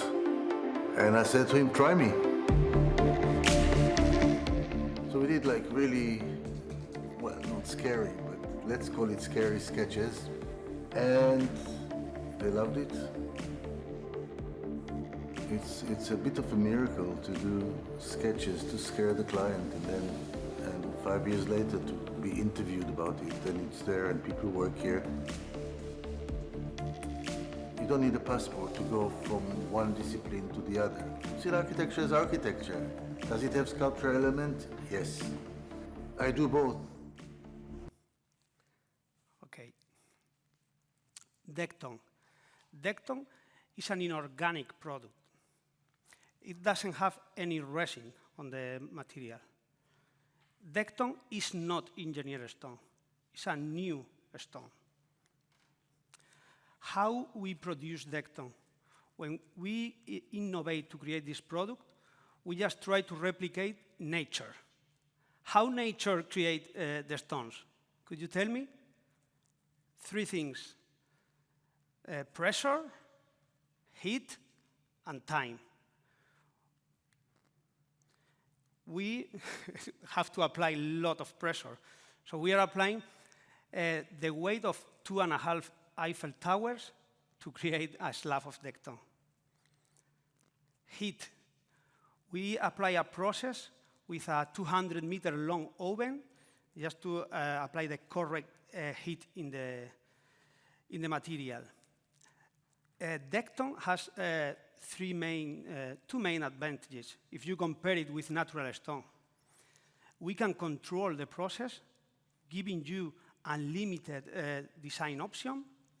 And the second one, very important, we don't have to wait millions of years to create a stone. So that's great. The properties. Decton is UV resistant. The color won't change over time. That's really important. Non-combustible. A2 rating according to the highest standard. Stability. Low porosity and low expansion. You know, in a 3-meter long slab, the material won't expand more than 0.5 millimeter. So we don't even consider that. Low porosity. As you will see later when they remove this graffiti, it doesn't get the stain because it's non-porous. You could make a swimming pool in your roof, and you can be safe. Okay, the form of the slab. The standard slab is 3.2 meter by 1.44, but we accommodate our slab to each project. So we have a jumbo slab, 3.3 meters by 1.63 meters. This is over 5 square meters, one single slab. Then, of course, we can make multiple sizes just to reduce the weight on the cut to size, but we can play in every project. Multiple thicknesses. It can be as slim as 4 mil and as thick as 20 mil, sorry. Color and texture. We have over 50 color in our portfolio, but for the correct volume, for enough volume, we can customize any color that the project requires. Environment. When we talk about environment and sustainability, it's easy to say, but we are really committed. How? Multi-million investment. This is one of the biggest solar farms in Europe. Yeah, it's a huge solar farm. So all our renewable energy is from, all our energy we use to produce our materials is renewable. Yes, of course the product is carbon neutral. We offset our emission from the quarries where we get the raw material, so it's carbon neutral. The material has the EPD and can be used in those buildings where we have to achieve the highest standard in terms of sustainability. Colors. When when we produce Decton, we can use waste material from the production process and use it to create new Decton. So this is what circular economy is. Certification for facades. We have many, ETA, BBA. Also, we have some particular tests for each project. So, a multiple anchoring system. We can use concealed system, visible system, like a rivet system. So we can do many, enough systems for every project. Here a great example that you see the video with a hybrid system, over 60,000 square meters of Decton. And here, one feature of this project is that the architect wanted to degrade the color. So we create like different, but very subtle difference in tonality, so the color degrades as you go up in height in the building. Of course, with the anchoring system, we can use it in multiple positions. And it's with vertical, horizontal, doesn't matter. Undercut drills. Basically here, when we bolt it, the anchor expands and it fixes hanger underneath. Completely, very versatile. We can use the Kyle system or Fisher system with the undercut drills. This is the Kyle drill. Okay, here another system, hybrid, grooves in the backside and glue in the grooves. It can achieve a very high pull-out values. This project with it has the hybrid system. Here, a different project, almost 10,000 square meters in London. And here, it's a concealed system with Kyle drills.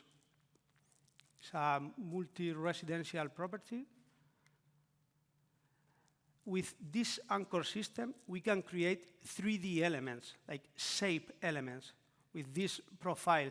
So when you are worried about corner reveals, no problem, we can sort it out.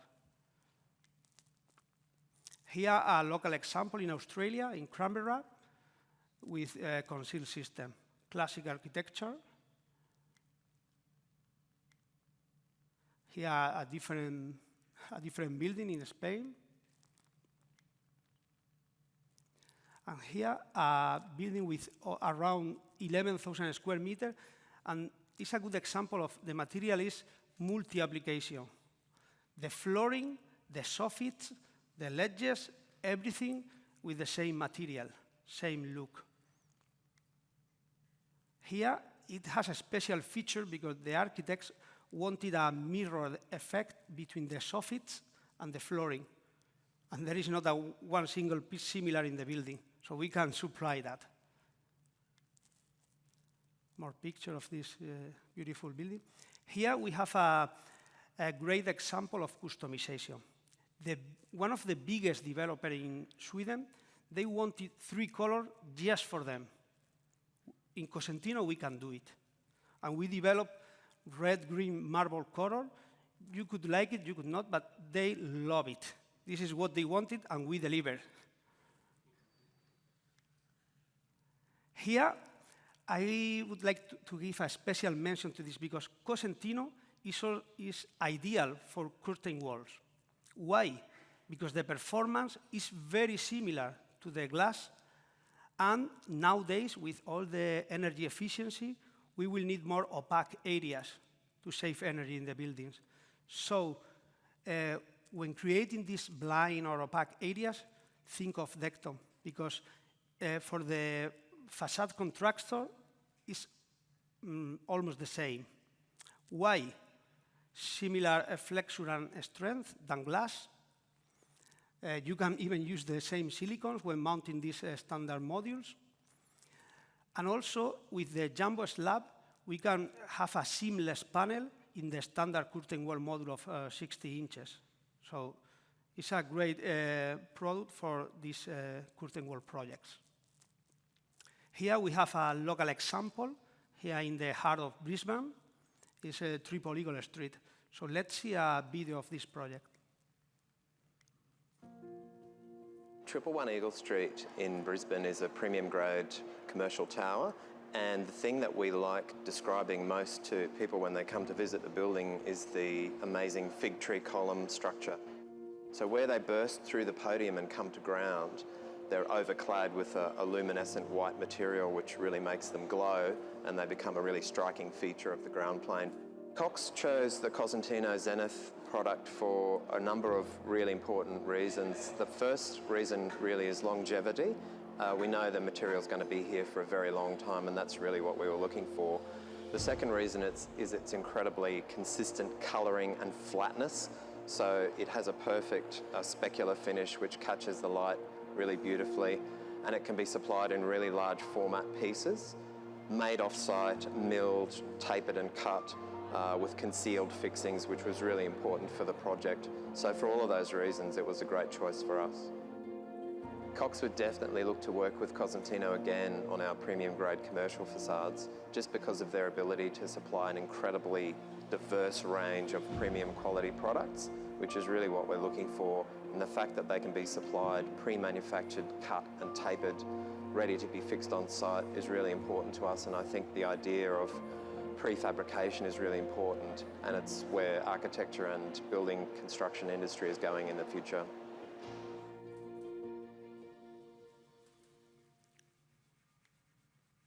Okay, when we work in a project, we get involved in the very early stages to help you to recommend thicknesses, fixing system. So we like to help from the early stages till the end of the project, till the completion.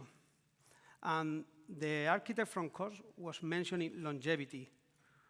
We give a 25 years warranty on our product. So this is how we trust our product, okay? Thank you for your attention. This is all. I hope you enjoyed. We will be here in our stand, happy to do more tests, scratch tests. So feel free to join us and be hard with the material, okay? Thank you for your attention.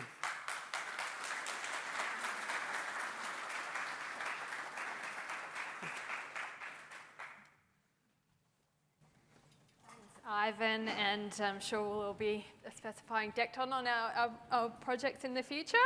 Now to welcome our next speaker, we have Sean McPeake, Principal at FJC Studio. He's going to be talking about urban design and low carbon materials and how they can harmonise in our urban environments. Welcome, Sean.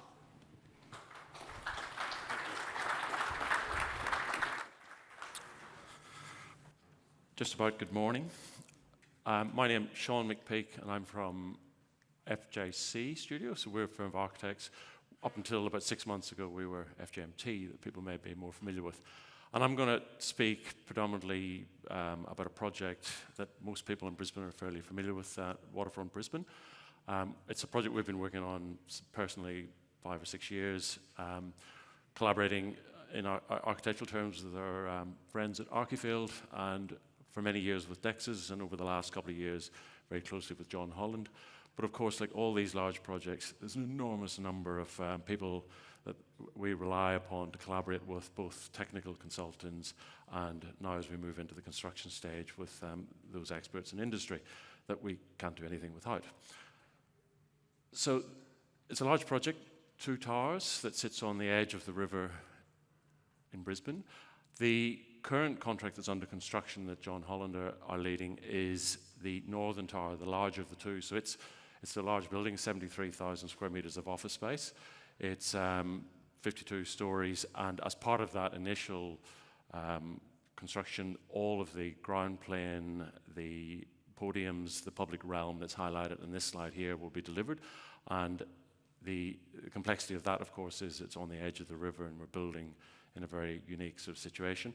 The southern tower on the left of this slide here has to, of course, be designed to a certain point whereby the core and the structure that sits within that basement and podium has been worked out so that that can be delivered at a future point. So the second tower will come online subject to leasing, and it's a little bit smaller, sitting at 59,000 square meters. So this project and all projects we work on are derived by many factors: push, pull, urban contextual analysis, increasingly connecting with country, what's it like inside, cost, and a myriad of regulatory and technical things, and our environmental response, energy consumption, comfort, which particularly relates to facades that we're here to talk about today. But even since this project started 5-6 years ago, the conversation around embodied carbon has really accelerated. And I know that my colleague John Perry was at the Zak conference in London last year, and he came back and said, embodied carbon, we need to be more over it. You know, they're getting ahead, you know, and John doesn't like it when people in the UK are ahead. So we've been trying to sort of get our head around it a little bit more. And that sort of balancing with a degree of thinking relative to facades that we've done over the last sort of 15 years, 20 years on a range of sort of projects that was really much focused on about environmental response, good daylight, trying to get down our solar heat gain, getting good clarity of VLT, etc., and internal comfort.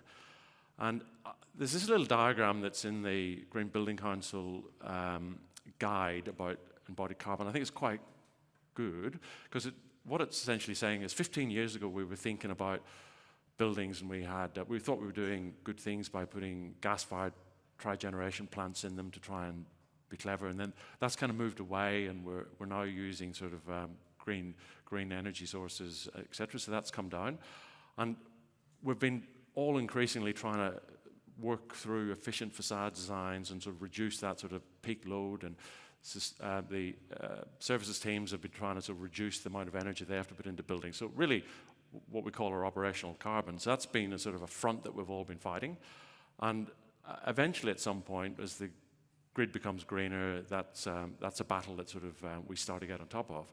And then the next one, which is this stubborn one that everybody's been looking at for the last few years, is the blue bit, which is our embodied carbon, and how we sort of start to tackle that. And this is something that's really just coming onto our radar screen as architects in the last 5 years, and sort of increasingly so in the last few years. So the dream is that we get that under control, and then with some sort of offsetting, you become at a point whereby you don't have this huge operational or embodied carbon footprint.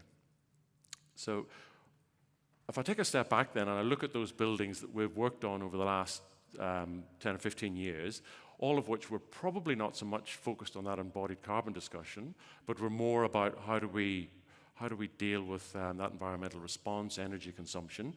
It's about trying to have an amount of glass that allows people to see out, relate to its context, but at the same time control that solar heat gain.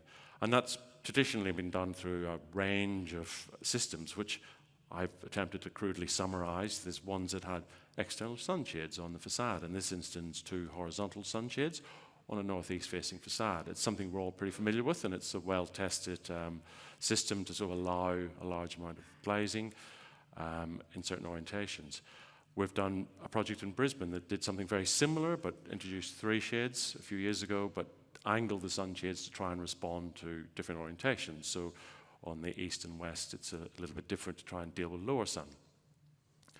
There's a project in Singapore, a school, where we put a fabricated external shading system in place that tried to do it in a lighter, different way that we could extend all the way down the glass, given it's Singapore.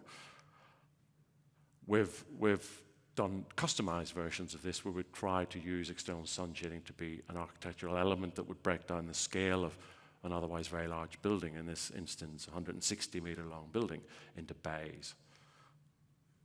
And we've explored other alternatives, such as non-external sun shading, such as, in this case, at University of Sydney Law School, which is a ventilated double-skin facade with these timber louvers in between. That is now going through its next iteration. We then explored timber further at the project in in Darling Quarter that had timber blinds inside to allow a large amount of glass on a west-facing facade, but to control the sun and glare internally. And that went one step further at 200 George Street, or the EY Centre, that moved then to a CCF facade with timber blinds internally.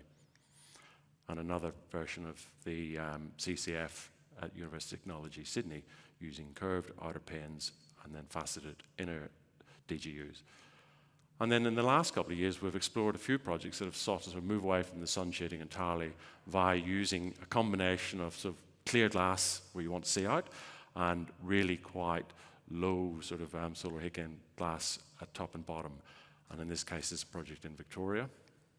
And another one of that similar sort of strategy is Substation 164, which is an adaptive reuse project that did have the benefit of the lower portion of the building being a heritage building that had really very few windows, so we were able to balance that holistically by having more glazing at the top. And one at Liverpool, which is a library building that seeks to sort of use a similar technique, but uses these circular openings that when you're inside the library, everybody feels a bit special because they've got their little window. And then, of course, there's systems that don't use the fritz, but maybe put something in between the two panes of glass, such as an Oculux. And this is the school that allows sort of kids to sort of still be able to use iPads when sitting in front of full extent of glazing. So that's kind of a kit of parts we've been working with when we've been exploring projects. And we sort of start early in the piece. We're doing an urban response. That's kind of the first thing we're looking at when we start a new project. And then there's this embodied carbon. And I'm interested in how, as architects and designers, if we want to think about embodied carbon, how do we do it when we're at the scale of thinking about a city and how a building sits within the city, etc. Because the information I get when I look at all the data in it is that our decisions about embodied carbon really diminish very quickly through the process. So at the start, if you look at a project and think, do we need to demolish? Can it be an adaptive reuse project? Massive opportunity to reduce embodied carbon. And as we then move through the life cycle of a project, it really slips away, and you're really at that point, you're trying to finesse your design, you're trying to make sure that the materials you're selecting have got a high recycled content, etc. And for instance, on a project that's not even out of the ground yet at Waterfront, we're already down here, so many, many decisions have been made. And I'm interested in sort of next projects, how do we sort of start and sort of get some lessons or an understanding of embodied carbon so that that influences the urban design. So as part of a retrospective, I've been kind of trying to look back, and what we'll do in a moment is just step through some of the urban design moves in Waterfront and see where those opportunities might have lay. Of course, the other thing that's changing is legislation. So we know that Neighbours is bringing in this requirement to sort of measure embodied carbon, and we're all going to have to track that from next year. And in New South Wales, we already from October have to sort of like keep track of this through this embodied emissions tool. Now, of course, that's already been in place through Green Star that requires us to sort of measure against a reference building. So we're starting to get our minds around that. And this is the table that Neighbours is requiring us now to sort of complete, that sort of tracks what materials are going into buildings, etc. So using Waterfront Brisbane as a bit of an example, I'm just going to go back and say, here's some of the things we did when we were thinking in terms of urban design, first moves, where do you put the core, which facades are the more glazed, which ones are sort of more closed up, etc. And it's just a piece to try and sort of think, where's the opportunities for future consideration of carbon. So here's the site, sits on right in the middle of Brisbane. And if we zoom in, you can see it's on what's called City Reach, which is really one reach between two bends of the river that you could once upon a time navigate on a sailboat without tacking. And it's an incredible site, and of course, when you look at it first up, it's going to be orientated out to the river. You're going to try and take advantage of these amazing views. That's the place you want to be. Story Bridge is off to the corner, and then it's got this much more urban condition on the city side. That's the river, and at this point, somewhat late in my presentation, I just acknowledged First Nations people, of course, who made that river work in a very different way than what has done for the last few hundred years. So over time, a grid was developed. Brisbane developed the city grid that interestingly met the river at this 45-degree angle. The particular site where waterfront sits was almost the lowest point of the city and was therefore used to unload goods, etc. So it was a place that people always got access to the water. And that was something we wanted to try and build into urban design response. So when we looked at it, we thought, that's really interesting, that's sort of how the city grid meets the river. And we were mindful that going back 100 years, the river was really a working edge. So people didn't have parks or spaces at the river's edge. And it was really only after you get through the 1970s and the 80s, and Seidler came along and really sort of started to embrace the river and have plazas that opened up onto it. Now, of course, times have moved on, and that sort of hard engagement with the river has probably been replaced with people wanting to get to the river, relax, sit in a deck chair, green space, as we see at Hardsmith Wharfs. So we were looking at that. We also had to think, well, if it's a large office building, where do people come from? So they come from major transport positions, and interestingly, they too approach at 45 degrees because of the way the city has evolved. So we, I suppose, have this stylized little diagram of how we put things on the site, whereby we extended those two key streets through the river, through the site, and they meet at the river's edge. And then we thought, let's try and have the portions of these large buildings that come to ground, where the cores are, with the elevators and the fire stairs. Let's put them on that western side, which is a good move from just generally orientating a building, so that we have the eastern side more liberated for views, etc. And the western side is kind of this putting its arms around the rest of the building. And then we infill the base of that with the pieces that we need to welcome people into a building, with podiums, retail, etc. And then we have some pavilions that sit along the river's edge to try and provide those active spaces that people want. And then the other portions of the tower sit off that, and they're the bits that take advantage of those views over the river. So each building is therefore articulated by that city grid at 45 degrees coming through, that sort of conceptually splits the building into two pieces, the white piece, more open, and the left piece, more solid. And that's how that diagram, and that's how this came to be. And of course, at the very top of the building, we have sort of spaces where people can meet and take advantage of those views. And then at the bottom of the building, at the pedestrian scale, we have this diagram where we thought, let's try and maximize that space at the bottom. Let's try and allow people to come through under the building. So let's take that diagram one step further. So those white volumes are effectively lifted up, and they don't come to ground. They are sitting on columns that allows people sight lines and to move through the building, so that you can move through into these green spaces that sit on the river's edge. And the lobby is therefore elevated into that space that you see hovering over the river's edge, so that we can come to the 6-meter wide walkway at the river's edge, activate it with pavilions for retail and dining, and for people to meet and gather as they come down from the office buildings and visit from adjacent sites. And that's the white volume of the tower sitting on these legs.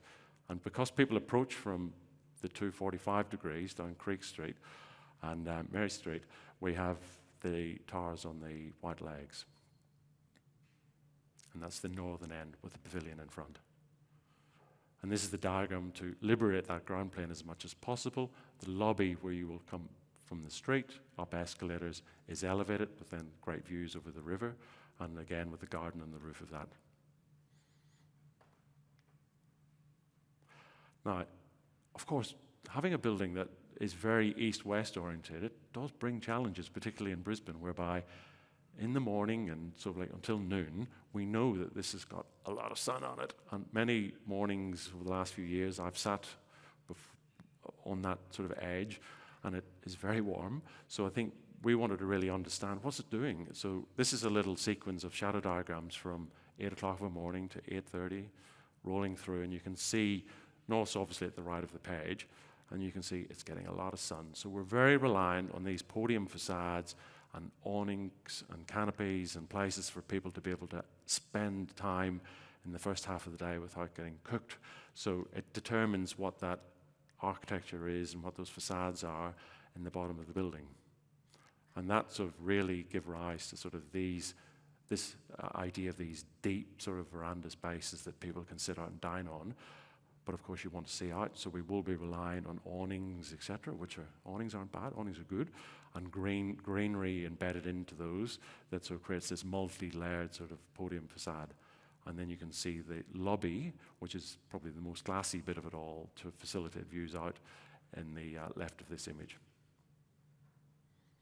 And we're currently working through, with many people, the details of how we deliver upon these podium facades, what the material choices are, to sort of like work through that. And it's a body of work that will continue over the next couple of years. Now, as we move up into the tower facades, that's the diagram I mentioned where effectively the building's conceptually split into two different facade systems. We have the red facades that are facing down the page, that's west down the page, north is to the left, and the red facade wraps around so you get a little bit more privacy as the two buildings back onto each other. And then we have the more expansive open glaze facade highlighted in blue here that allows one those expansive views. The core at the bottom of the page is encapsulated into that red facade system. So the red facade is actually, we have used a sort of a different coloration for that to sort of emphasize that diagram. And you can see we've tried to weave the core and that facade together. And we've really, think of this as sort of, it's a protective cloak facing west with less glass in it. You know, it is a reduced sort of sill height, it's an increased sill height and a lowered top. And that's the sort of the diagram, and it incorporates frit patterns and incorporates sun shading as necessary, 2 sunshades in places. And we also into this have incorporated some horizontal louvers that in certain instances allow for air take in and exhaust. Well, if I move to the facade that faces the river, the brief and the desire from everybody we spoke to was to maximize the glazing in this. And that's how we've resulted in this diagram. Because of this is the view, and it sits very, with great access to not just one bridge, but now 2 bridges, looking each way. So this is a simplified diagram of the tender facade that we initially prepared for that facade. So we did use something very similar to one of those kit parts I went through at the start as our starting point, 2 horizontal facade sunshades, aluminium spandrel, 1500 wide mullions as such. But then after tender, we started through this rationalization process to sort of look and question, do we need that? So there's a lot of work went through with the consultant team, sustainability. Do we need the 2 sunshades there? Could that be one? Can we question the mullion spacing? Now, these decisions are partly design evolution. They're partly about fine-tuning something when you've got a little bit more time to see what you actually need. But increasingly, they're going to become conversations that involve discussions and about embodied carbon. So, and I'm quite interested in this. If we do rationalize systems and we move from the one that's on the left to the one that's on the right, whereby we say, can we do it with 1 sunshade? Is that better? So that's where we were, where we had 2 sunshades on the right of the image, and then when we adjust the spacing to go from 1500 to 1800 mullions to have 1 sunshade there, and in parallel we employed some fritting on the glass to just get us over the line. So it's a combination of get your spandrel right, get the sun shading right. Fritting's a fine tune. Obviously, the glass selection's an enormous part, but it's a sort of a series of sort of levers you can pull when you're doing this. And to move from one to the other, I think we were all very comfortable that that was possible. Right? That has benefits in terms of simplification, rationalization, and it does deliver upon an embodied carbon saving because we are able to pull stuff out of facades. But it has to be done in an educated, informed way. And this is an analysis we did that just looks at, in summer, how much sun is hitting that glass. So we took all the sunshades off and we run this little heat map analysis, pretty simple, to sort of look at number of hours of sun strike on the facades. And we're able to look around and you can see that on the eastern it's getting a lot in the summer. But interestingly, and we all know this, but it's still interesting to see it. When you look at that southern facade that's coming up as yellow, And we're going, can that be right? And then we go back and look at it using sort of different tools, and we realize it's getting a few hours sun in the morning, and it's getting a few hours sun in the afternoon, and curiously, it's getting more than almost any other facade. And that was sort of, interesting for us. But then we turned some sunshades on, and then, as you would expect, the northern facades, so like sunshades make an enormous difference if they're horizontal on the northern facade, so that goes blue. We substantially reduce that, particularly in summer when the sun's up super high. But it had a pretty significant impact on other facades too, so on the eastern facade. And you can see, obviously, the two facades where they meet each other are pretty well protected. And the southern facade, interestingly, doesn't have the yellow on anymore because that sunshade really took the edge off it, even though it's quite low morning and afternoon sun. And then, of course, it's completely different in the equinox because the sun's lower as it comes around onto that northern facade. So it turns, particularly at the upper levels where it's not protected by riparian, it's turning sort of like that orange color when we take the sunshades off. So this is all pretty simple, crude, but it's just part of visualizing where we need sunshades and where we don't. And of course here you can see the southern facade, because it doesn't get that early morning or late afternoon sun because of the different path, we don't sort of have that same southern sun hit. So then when I think I've just gone the wrong way. So we were able to take all that and measure that and try to get a feel for what does that actually translate to. And sort of on these eastern facades, we measured the amount of facade that was getting more than 4 hours direct sun, more than 3 hours direct sun, etc.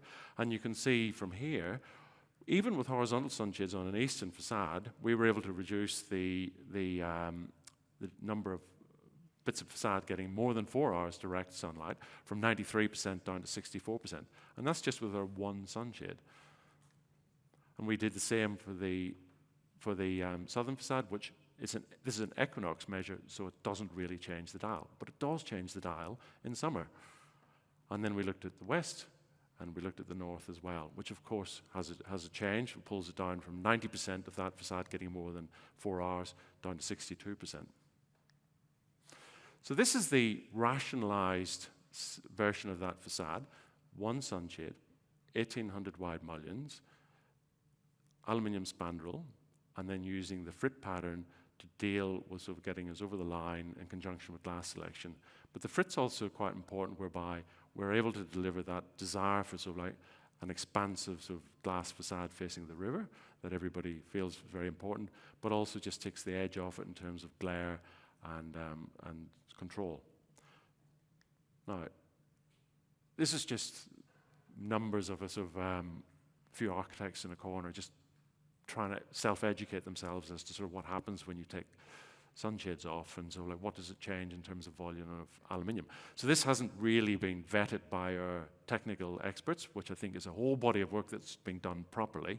This is just me and a couple of colleagues sitting in the corner looking at the shop drawings, working out what the cross-sectional area is of each piece of aluminium, and we can add up all the horizontals and we can add up the mullions.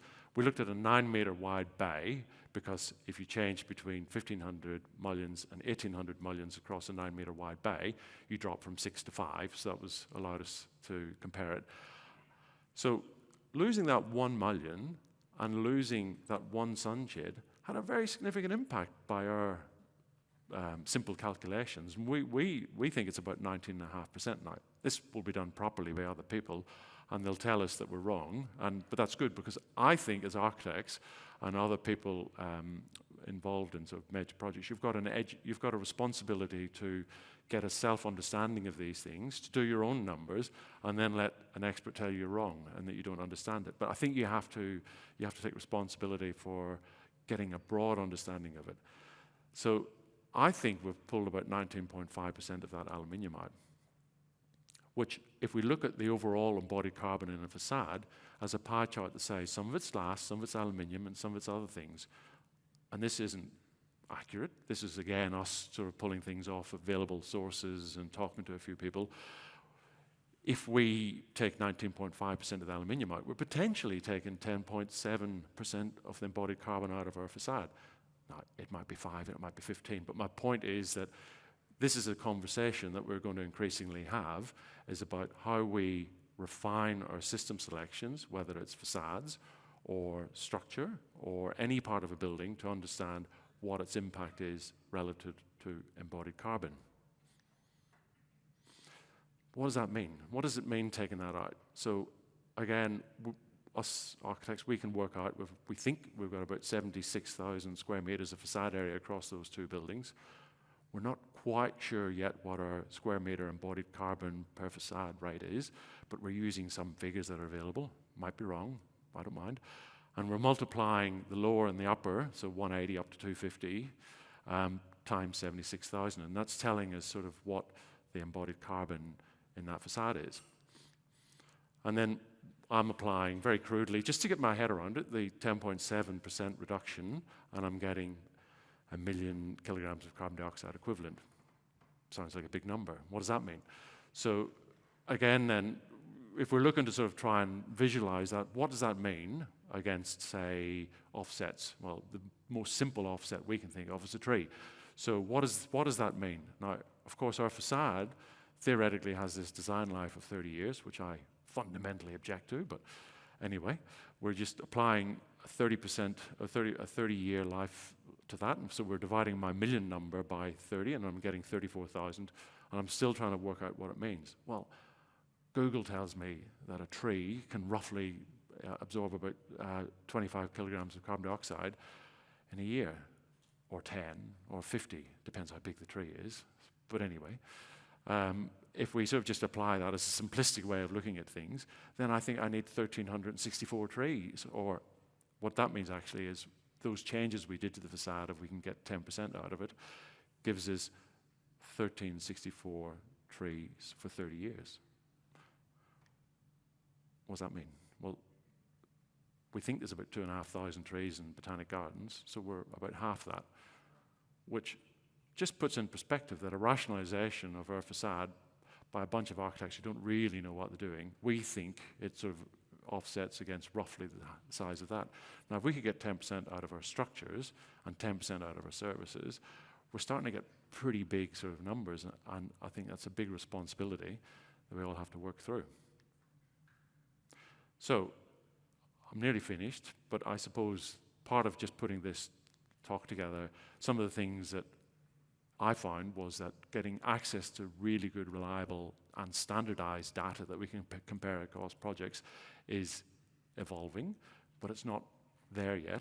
And so I think a lot of technical experts here, this is something that we'd all like access to, is being able to have data across projects. I like to ask simple questions of our team, but we're still working through.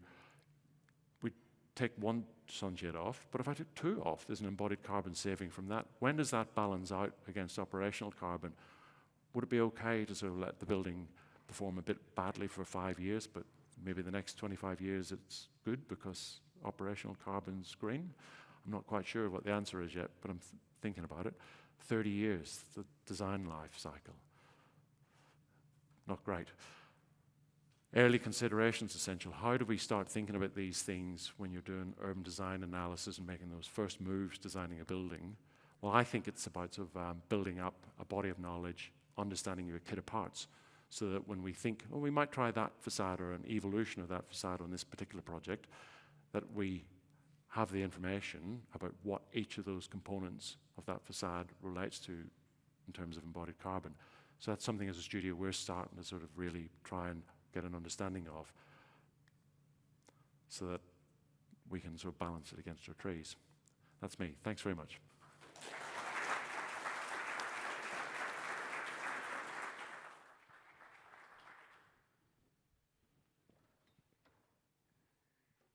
Thank you, Sean. And I believe we have Tom Donald, who's just going to give you a short presentation about the Society of Facade Engineering.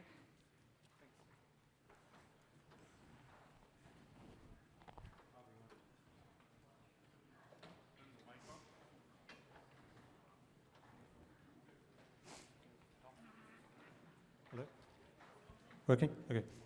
Hi everyone. So quick one while they're just setting up. Putting on a slightly different hat. I was lucky enough to be part of the establishment of the Society of Facade Engineering ANZ Hub in January this year.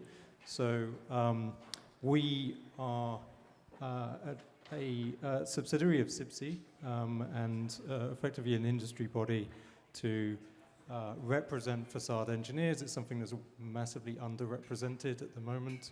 So there's a real need to establish the society. So just a little bit of a history. First, the Society of Facade Engineers was an initiative brought by CIBSE, Building Services Institute, iStructE, and REBA in the UK.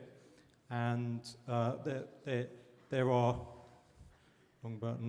regional hubs around the world.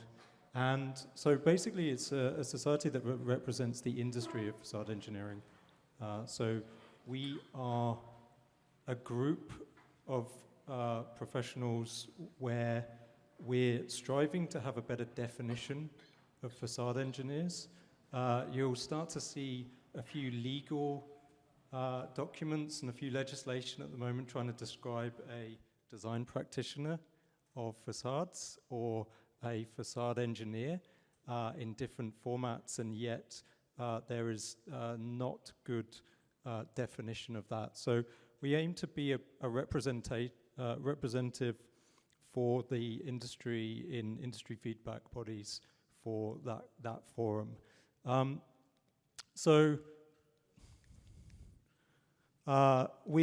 We are established as a hub, a regional hub of SFE. So it's the ANZ region. There's also America, Middle East was established recently, Italy as well, London and Scotland. And so we are a few people at the moment. I don't know where they are, but oh, here you go. Hey, Todd, who's about to do the next session, is the Queensland chair. Rob Buck down in Victoria and Elisa Sterling are the NZ regional chair and vice chair. We also have Nick Roach here from South Australia, I think is also involved later on. Wave, here we go. And Baelish is the engagement and development chair. So he's around somewhere as well. Wave, here we go. Okay, cool. So what are we aiming to do? So basically, we are promoting the benefits of facade engineering. That's kind of why it works perfectly with Zak here, and thanks to the Zak guys for giving us the platform.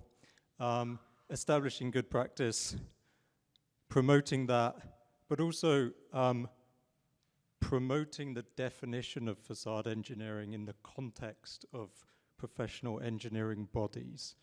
And I think that's particularly at the moment very badly done. And I think it's something that we are striving to establish. We're growing the membership, and we are acting as an advocate for the industry in the context of defining facade engineering and how you become a facade engineer and how you can be regulated as a facade engineer. So as a member, you will have access to the network, you'll have access to the knowledge sharing, but also the ideal goal is that we will establish MSFE as a benchmark for facade engineering, as a registration pathway in the Australia-New Zealand region. So I won't go on, I'll let them do their panel, but come and talk to us afterwards. We're all here all day, and sign up. Cool, thanks.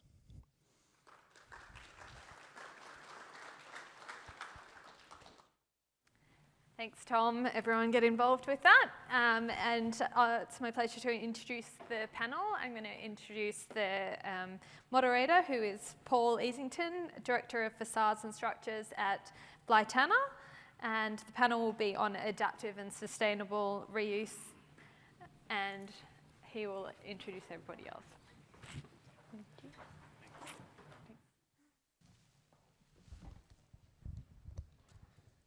Thank you.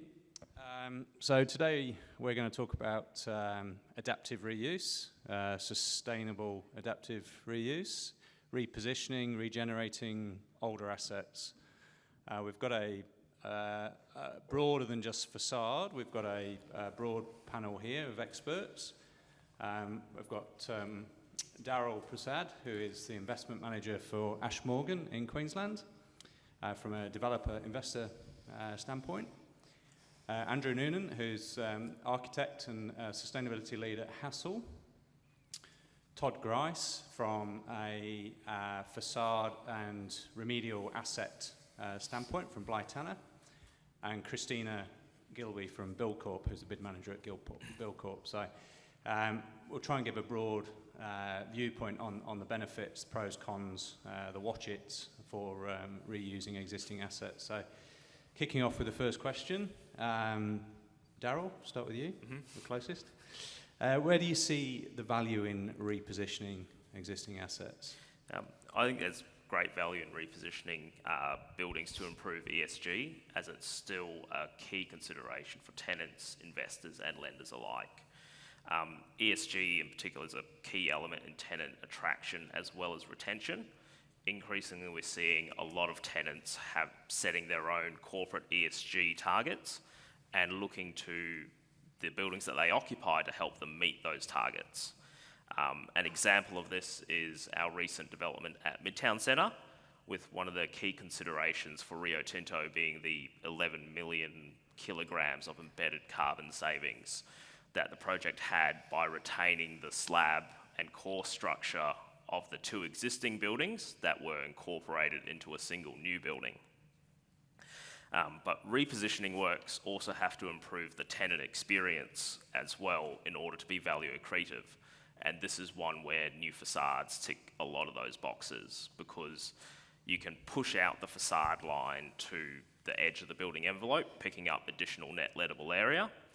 And it's transformational to the on-floor tenant experience by having floor-to-ceiling glass compared to upstands and small windows that you typically find in older style buildings. And then these are key to driving rents, which underpin your feasibilities, which are required to make any repositioning project stack up. In terms of investors and lenders, while they love the ESG story that comes along with repositioning works, in the current environment, we haven't seen a major shift in terms of the return hurdles that they require or the debt terms that they'll provide. However, with their key focus on green assets and projects that improve the green credentials of assets, that means that some groups simply just won't invest in lower quality assets. So repositioning works help to open up projects to the widest possible sources of capital. Thanks, Daryl. Andrew? Yeah, thanks for raising the ESG thing and not making me the only one. Talking about sustainability here, that is a key, obviously, value driver. What it does do is it means we have to look at a much broader stakeholder network within the buildings and the built environment. So obviously tenants being one, and then there's the whole supply chain issue. There's what it means to the cultural value of buildings within cities. We know that the state government has committed to about $100 billion worth of infrastructure pipeline, for example. And if we're talking about keeping superstructures, if we're not talking about keeping superstructures, we're competing immediately with concrete and steel supply chains that are going into building that $100 billion worth of investment. And so there's a real value in being able to work in a very tight market at the moment, which we've all seen, I think, the prices drive up. And to that end, it's sort of like you wouldn't buy a new car because your tyres are going bald. I mean, there's still a lot of value left in that building that we just need to capture. And it is about financial value. It's about capturing that and maintaining what it is as an asset. We've also seen in some parts, in Sydney, for example, with Key Quarter Tower, that you're able to keep a lot more of the building than you would if you were to knock down because planning regulations change. And we can start to see how that really changes the way that we reposition some of those properties. In London, regulations changing too. So it's getting ahead of the market as well. So there's a lot of, knowledge capture that we start to do. We know London is limiting the amount of embodied carbon within buildings, so it's really forcing a circular approach. And if we can get ahead of it here, it will happen. So if we start doing it now, the value for us is huge because we're ahead of the game already. Todd? So from a facade point of view, there's obviously examples with improving the efficiency, keeping that embodied carbon in its place. But if we look back to why most of these buildings do get repositioned, from a facade point of view, it's quite often triggered either by a mechanical upgrade, and it's often important to do that at the same time so that you're getting the benefit of reducing your load as well as improving your efficiency in that round. But there's often a tipping point in the asset owner in terms of they may have a problem with that particular asset, and this is reducing their risk profile. So a building's come to its end of its service life with certain materials. It's important that we either justify that they can last another 25 years, or that we look at other options for bringing that in line with the latest design codes or the latest material technologies. And that's a big thing for us that we see is reducing that risk profile on those assets. And from a builder's point of view, Christina?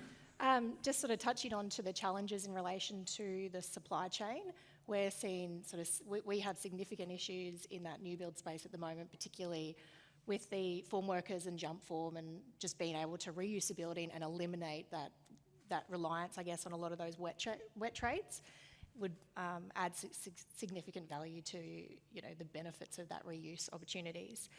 And then where there is a building that you are able to sort of consider the reuse, there are sort of drivers where some sort of building remediation or the combustible cladding is driving sort of upgrades that are required to a building, and us as builders, we're going to provide impact in undertaking those works, and it's not a huge uplift, I guess, when it comes to adding value. If you're going to have a builder that's going to create some sort of impact to your building, there may as well be an outcome at the end of it, rather than that sort of like for like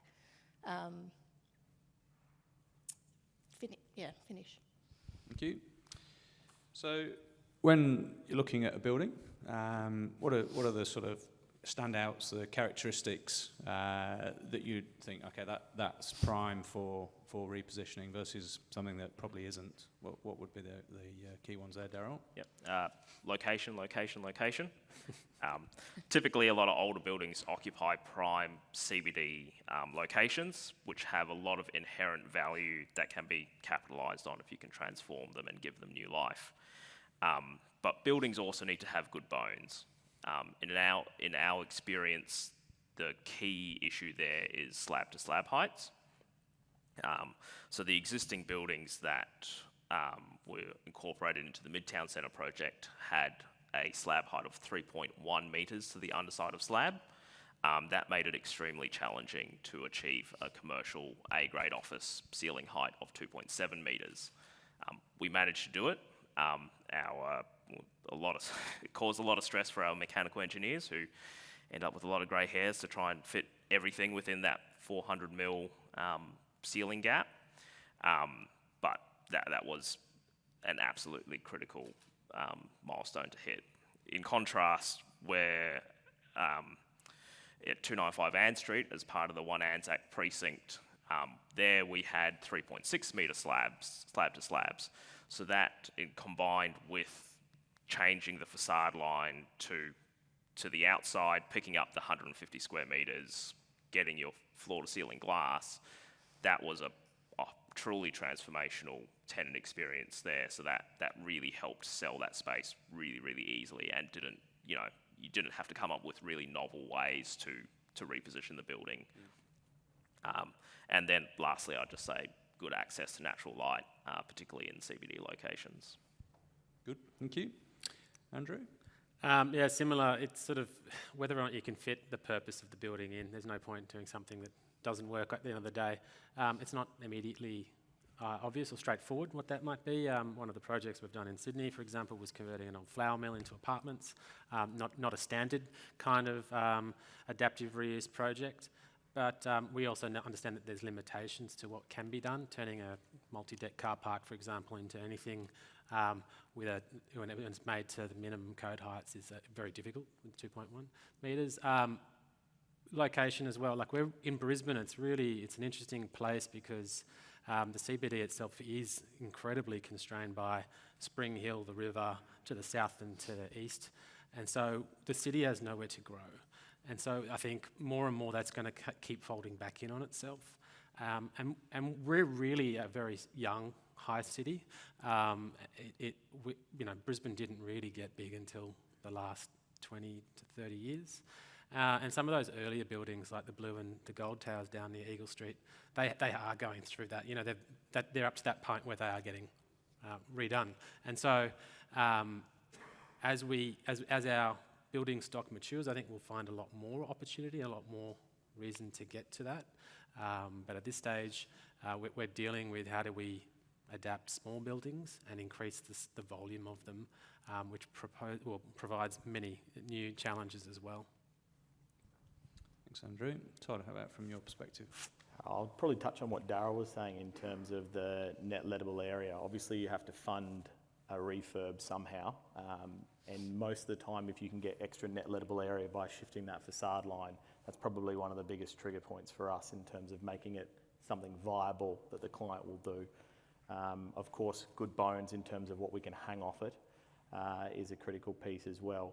We're finding that a lot of those buildings in the 70s and 80s that have heavy facades, precast panels, large exposed concrete elements that could possibly be nibbled away or removed to lighten it, gives us greater flexibility in terms of facade that you can put back on, as opposed to, say, a light gauge facade system that's out there at the moment. So yes, we're having a look at a couple of late 70s buildings at the moment where we're removing spandrel zones to get floor-to-ceiling glazing, because that's a big driver for tenants, and we're seeing an uplift of $30 or $40 a square metre in that simple change. So I think the other thing about adaptive reuse is it doesn't necessarily need to be the entire tower or the entire facade.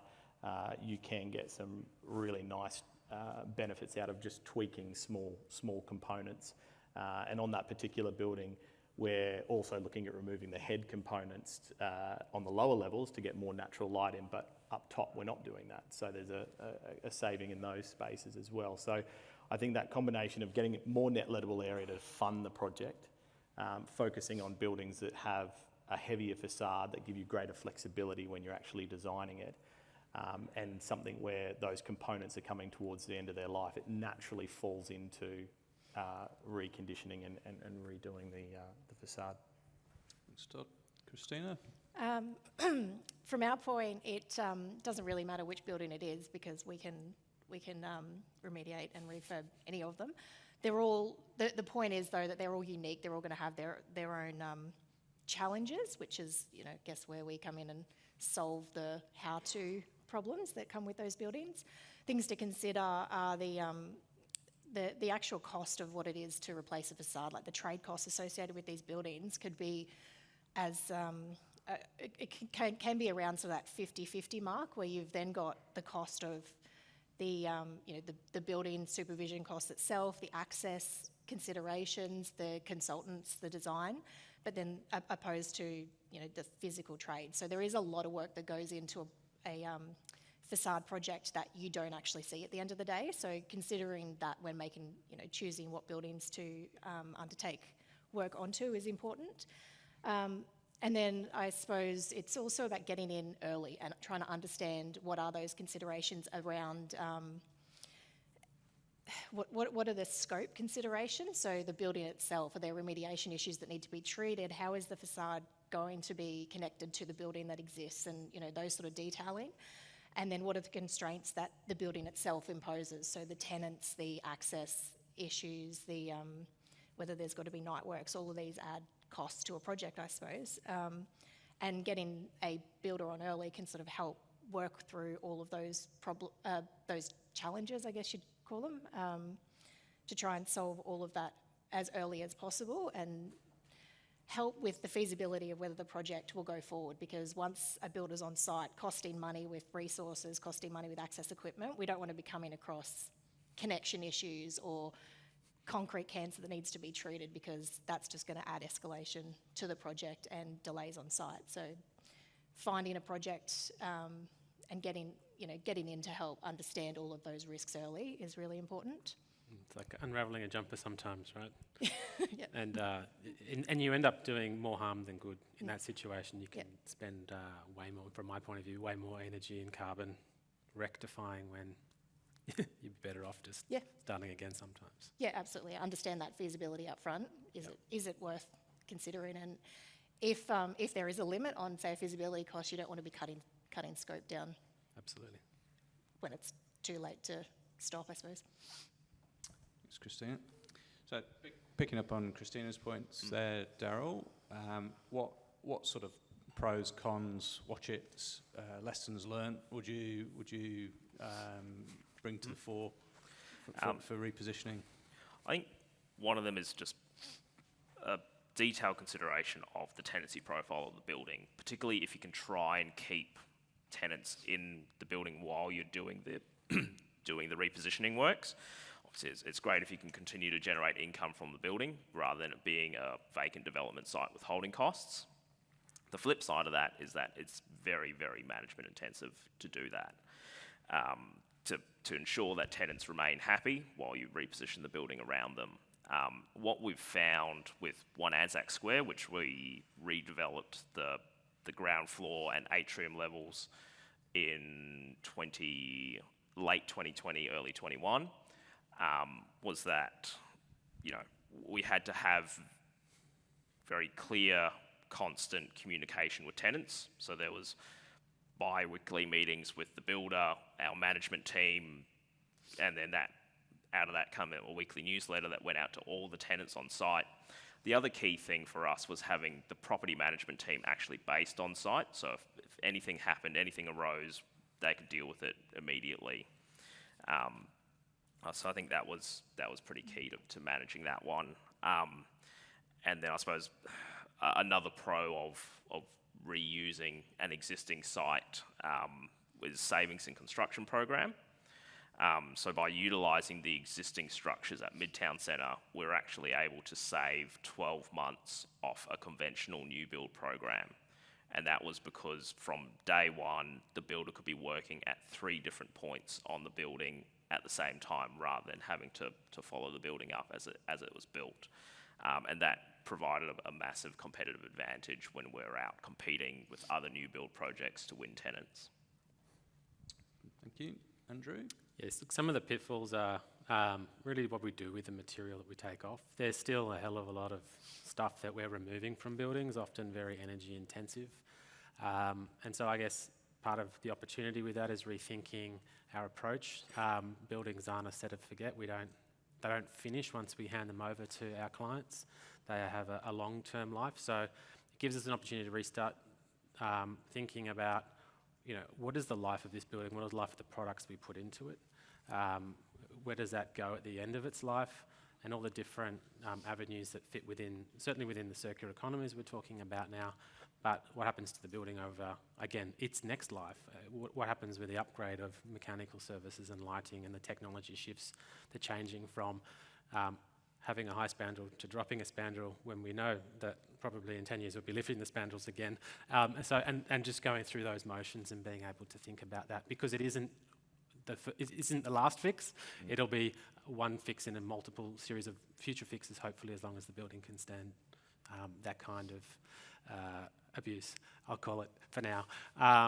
And so maybe there's an opportunity too to rethink about how facades go together so that they are a bit more componentised, that you're not removing the whole thing. The aluminium framing may still be great to keep there, and you're just replacing glass panels as the performance improves, and we are able to get more light, more clarity, less reflectivity, and better thermal performance.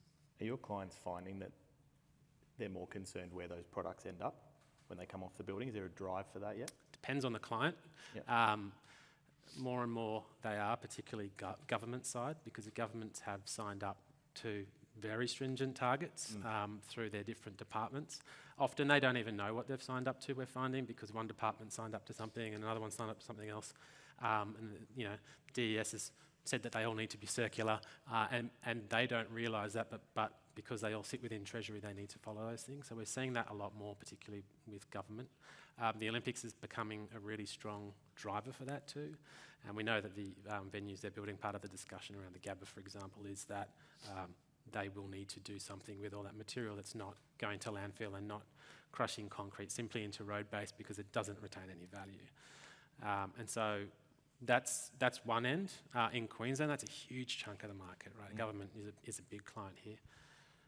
Some of our other clients, particularly in Europe, they're definitely doing that. So we're seeing a lot of push out of Europe.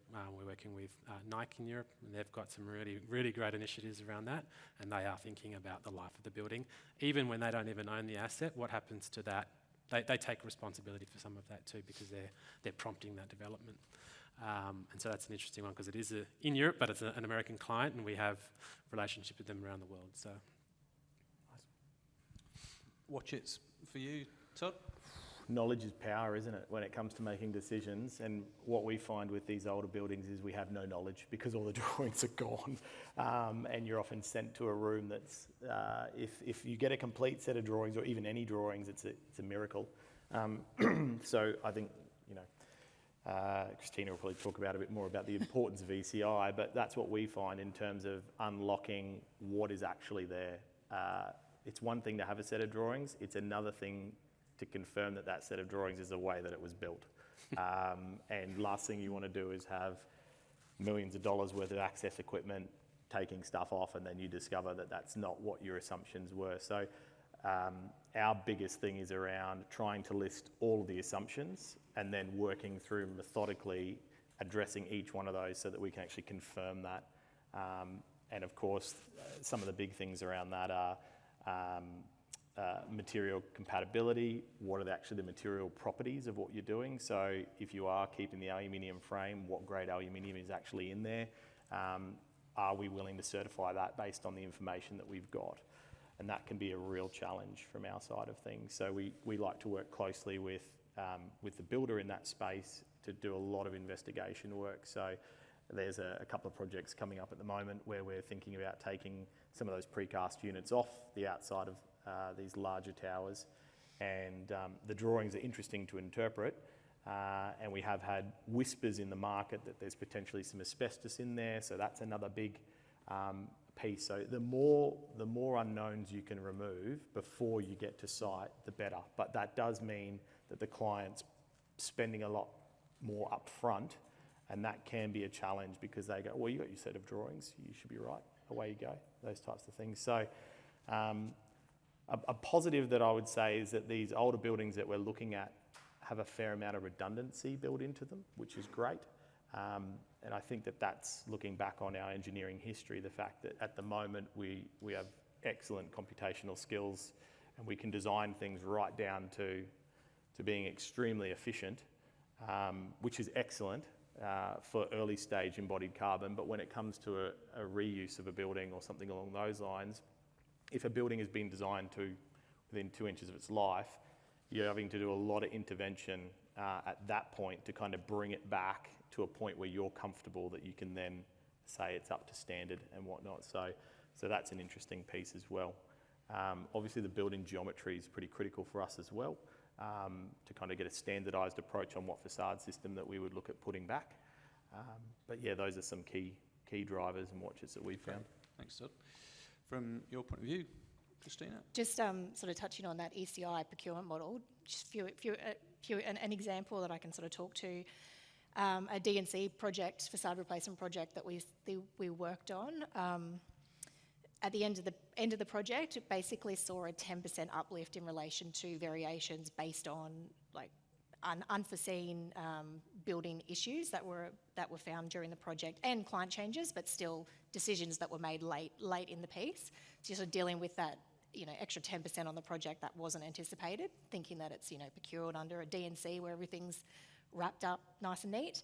Another example, a D&C where an investigation was undertaken but not by a builder, so it's, someone else has done a report that's touching lightly on the surface, I think saw about an uplift of 5% on that contract value.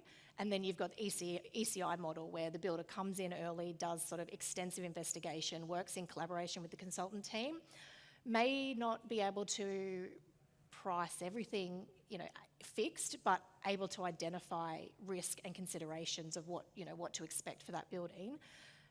We set a sort of a fixed price with a sort of a maximum level of contingency, and at the end of the day, we came in about 0.5% below that, which meant that upfront, that client was able to know exactly where they were heading, and at the end of the day, we delivered on that. So it really does help having that sort of upfront involvement to know what you can do with that project and not deal with that escalation.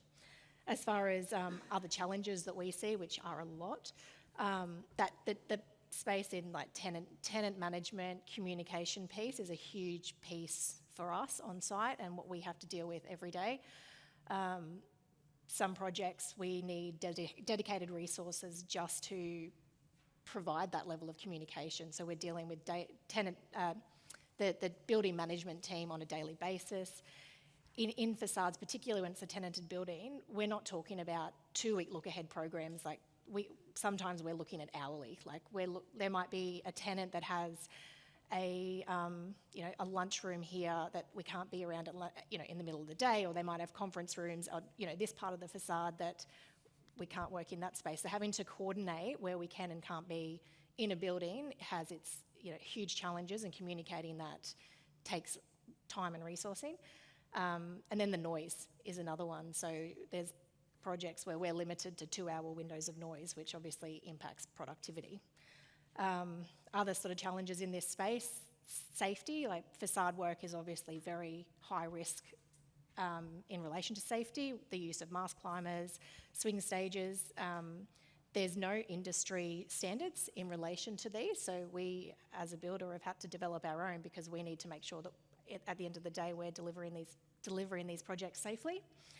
The extra over work that goes into managing night works, whether it's the installation, removal of the access equipment, whether it's sort of getting those extra hours to manage noise so that we're not impacting tenants, road closures, lifting materials, all those sort of things. So that night works coordination, fatigue management, communication between sort of a day shift and a night shift poses a lot of complexities in our space. And then inclement weather, which we would all know at the moment with the excessive heat and it is all basically external work when you're dealing with facade replacement. So you've got the excessive heat, you've got the rain that you've got to deal with, and then particularly when you're dealing with lifts or swing stage or mask climbers, then there's the wind impact. As a project and with those challenges, 100% of it is external, so we do need to take all of that into consideration. That's it for challenges. Thanks, Christina.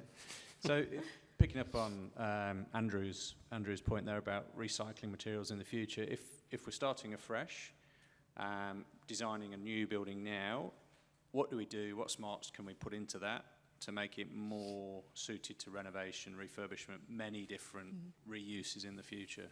Daryl? I might leave it to the experts on how to build buildings. But one thing I would say is don't be lean on your slab-to-slab heights, because that's one thing that will make a world of difference when you're looking to reconfigure services or anything like that on floor. That's probably the one thing that we'd look for, because really it depends on what you're going to be refurbishing it to. Like you probably wouldn't know that now what the building's going to be in 20 years' time, so different size floor plates work for different size uses. Offices want as big as possible. Residential, you want it not so big so you get access to natural light. So yeah, I'd just say slab-to-slab heights. Yeah, it was probably one of my key too, slab-to-slab heights. And that's just designing for flexibility ultimately. If you were building a building in 2016, you would never have thought by 2019 that it may have no occupants in it for the next 10 years. And that's what happened in many cities. So in London we know, and we did a big study in Melbourne on vacant buildings, that there's a whole bunch of commercial buildings now. There are so many left of field forces that we just don't see that change things fundamentally. Working from home shifted everything so much that the whole premise of how you make make money from developing commercial towers, as you know, just changed overnight. Most of our fit-out clients, so our interiors team, I shouldn't say most, a lot of them are choosing to stay where they are. They're doing half upgrades rather than full upgrades every 7 years.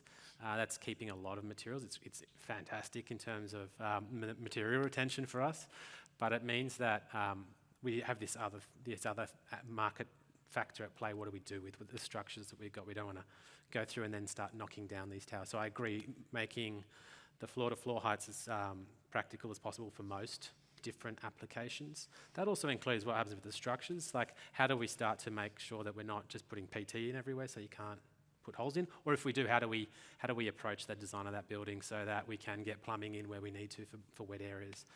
If it goes from office to commercial, like if it goes commercial office into apartments or hotels or university accommodation, which is one that we're starting to see a lot more of again, even though the universities have another thing going on altogether, which we'll talk about on another day. So that was one key. The other is designing for assembly and disassembly. All of this stuff would be a million times easier if it was designed to be taken apart in the first place. And so, you know, a lot of the processes are already there. It's sort of just taking it to the next level.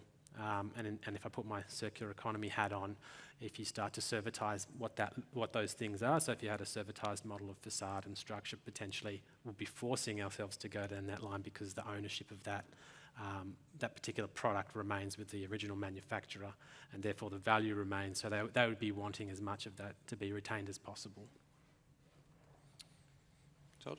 I think good design principles from now. So thinking about how you can actually maintain that building properly so that you get an extended life out of it, getting easy access, excuse me, to the facade, so that you can clean the glass, so that you can do replacements, upgrades as you go, so that it's not a complete collapse when you hit that end of serviceability life.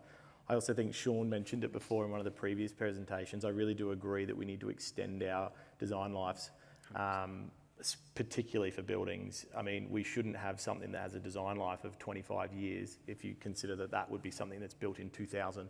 So a building that was done for the Olympics in Sydney is now finished and done with. I mean, you only have to look at our CBD with the assets that we've got to say that, you know, we're mucking around. If it's a good quality build, it's there from the 70s and it's still going strong now. I definitely think that's a key piece. Modular construction, 100%. Being able to remove things easily from the facade or from the building and take those away, deconstruct those, bring them back. Certainly better selection around materials as well, thinking back to that serviceability life. So making good choices about what you're going to put in certain zones of the facade so that it doesn't corrode out too quickly. If you've got an aluminium sheet on the outside that can last 50 years and you've got something supporting it that can only do 20, you know, you're going to be constrained by that support, and it's something that you can't see and inspect easily. So those are matching that design life through the depth of the facade, I think, is critical for achieving that period of time, because at the end of the day, we don't want to have to be doing refurbs all the time. We want these products to last for as long as they can. So that selection process and that design right from the very beginning is critical. I think the other thing that I said before in regards to a big watch it around when you're dealing with an existing building, the information, I think that we can do that better as well. You know, we often see that we go to all of this effort to produce a BIM model, to create all of this documentation during the design phase, but it doesn't get used through the building's life. Essentially gets put in a shelf. So finding some way of making that easy to unlock, and so that when we do come to that, making that decision, we have a clear understanding of, you know, like a logbook history on a car. We know what's happened. I think that'll bring value as well, maybe to yourselves, Darryl, when you're looking at an asset. If you can see the history of what's in there and you know exactly when things were replaced, then maybe that increases the value for that and what you would want to do in terms of purchasing it. 100% will make it far easier to run the ruler over things and just know what's happened. But documentation is not great in terms of maintenance records at the moment. No, and that design life thing I think is really important too. Like, we forget the cultural value that these buildings do bring. They might not mean much to us today, But if you go to most places most of us want to go travelling to, it's because of the 500 or 600 year old architecture. And we're talking about 25 years with the most advanced construction in the ever, and there's buildings there that are 5,000 years old sometimes. So we've got to think a bit more long term about the incredibly carbon intensive stuff that we're doing today with all the technology that we have. That's really, really good point. Well made, Andrew. Christina, have you got anything you want to add? When building, integrating the temporary work, so a lot of work goes into the new developments. If there's an opportunity to sort of retain components of that, for example, the crane base, that could potentially be used in a repositioning in the future, it would save on a lot of temporary works that need to be integrated for us to be able to access facades. But then also the actual building itself. So typically that safety and design conversation stops when it comes to maintenance. It's about typically around cleaning a facade or just sort of getting off with some anchor points or something, whereas it doesn't actually not necessarily consider how do we access it externally from sort of a major perspective. So can the structure accommodate that in the future to make things a little bit simpler and not minimising the structure to its smallest tolerances, I guess. So maintaining a bit of that sort of beef in the structure is helpful from our side of things, and in the roof as well. That's hard though as well. It is. To convince a client it costs to money. Make it a bit more redundant now for a potential owner. They might even not even have the asset. I think maybe for government. Which goes beyond the 30-year life of potentially what they're thinking about as well. So. But maybe that's designing in the adaptability for something. So how do you help bolster that structure at the end? So sticking you can deepen a beam reasonably easy if you're looking at different methods of construction, if it's not all poured. And so, there are ways that we can enable that in the future without having to get people on site welding new tabs onto steel columns if they're ready to go. Potentially we can beef that up later. But it does raise an interesting point that I was thinking as well around how we look at productivity in that sense. And going back to the point I made earlier about we don't just hand it over. There's an anthropologist who uses the analogy of a cup, and we make a mug once, but we wash it 1,000 times. Yet we look at making that cup once as the sole purpose of our productivity. But if we look at these buildings as ways that we can continually wash them and improve them, it changes the game on how we approach design altogether. I think the other hard thing is future-proofing it as well from a design point of view. Of climate change, we're going to get increased loads. We're looking at that now with these buildings and having to bring them up for earthquake loads and whatnot. And that's another hard thing, just speaking to that before about that investment in a bit of redundancy. Not only are you spending money up front, but you're also spending carbon up front. And is it better to do it now and have something that you don't have to do later? I don't know the answer to that, but it's an interesting thought. Needs testing, particularly, Widlow is a huge one, right? So we're seeing here we're going to become cyclonic pretty soon. We're seeing the huge impact, like this week in Melbourne, of what a warmer Pacific Ocean and Southern Ocean does to their winds, and they're well out of the tropics, but they're getting cyclone speed winds. So it's coming, and we just need to be ready for it and design in for it now. Well, thank you guys. I think that's a very exciting discussion, and there's plenty for us to try and impress upon clients and get them to put a bit more into their buildings now and various other things. So no, thank you very much for your contribution. Thank you, Christina, Todd, Andrew, Darryl. I think it's probably getting close to lunchtime. Thank you. Well, thank you, everybody. I'll just throw to lunch. We're going to be back at 1:50, so please make sure you're back here on time, and see you everyone then. Okay, great to see everybody for the afternoon session. I'm going to introduce our first speaker this afternoon, who is Chris Hutchison, a Senior Associate at Populous, and he's going to talk about subtropical design and reflecting on how this is how we incorporate this design into Brisbane. And we're just reflecting at lunch at how great it is to see so much content that's Brisbane specific. So welcome.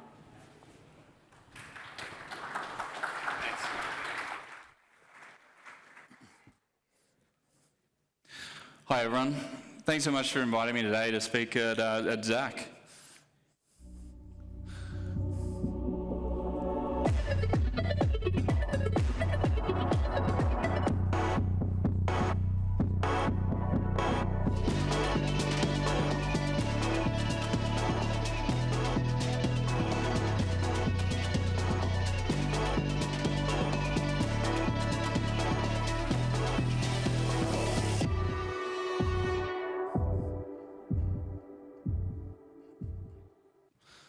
What a videos, say no more. This morning we've heard some incredibly detailed presentations that get into the nuts and bolts of the design, but today I'm going to speak to our designs at more of a macro scale. At Populous, we've spent the last 40 years designing the places that draw people together, from the world's most loved stadia and arenas to entire sports precincts and community venues. Our work in Queensland extends 20 years, designing places that speak to its culture, climate and context. My name's Chris, I'm a senior associate at Populous, and today I'll be talking about how our building envelope design, specifically our facades, tell a story of place and how this is driven by Queensland's subtropical climate. At Populous, we're often tasked with the challenge of how to respond to the local urban context and how best to feed into the fabric of the existing city. It's essential that our buildings are a reflection of the culture, climatic conditions, and local character. With Suncorp Stadium here, right in Brisbane, in the heart, the aim was to create a world-class stadium that resonated with its location and history.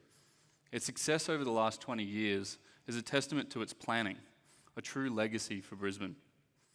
For those of you in the crowd not familiar with Suncorp, if you're out of town, it sits in the city fringe, yet bounded by residential areas to the east and west. To the east we have Petrie Terrace, and the west Paddington. And this is defined primarily by their small workers' cottages, some of the earliest buildings in Brisbane on Queenslander typology. To the north, which is the bottom of the page, we have Caxton Street Bar and Restaurant Precinct. To the south, which is the top, we see the Brisbane River, but also a major transport line. Initially, when we looked at designing this facility, there were three key design outcomes. Urban planning as the key to linking and connecting the stadium via plazas, being a good neighbour, but still enhancing atmosphere within the seating bowl to capture that famous cauldron feel. And the design of the architecture as a building that resonated with the surrounding Queenslander-style homes. The design drew inspiration from the timber and tin vernacular, like the surrounding Queenslanders. Deep verandas, covered concourses, external shading devices were integral design features. We looked at opportunities for views and how to connect to the immediate context, but also into the broader city surrounds. In response to this, rather than treating the building as one single gesture, it was broken down into functional elements. This move minimized the scale of the building and its visual impact. The service towers were feature precast panels, painted red, a gesture to the Queensland colour palette. The stair cores were left open, breathable with a wire mesh wrap. The corners were glass lanterns and designed for public circulation, allowing views out to the city and surrounds, yet illuminated at night to showcase the spectacle within. Lining all four sides of the buildings are large timber screens, constructed using over 45,000 linear metres of hardwood timber, which was salvaged from the Howard Smith Wharves precinct, a piece of the old Brisbane. And these were left untreated and allowed to weather. They offered transparency, yet protection from the eastern and western sun. The roof was designed to minimal falls.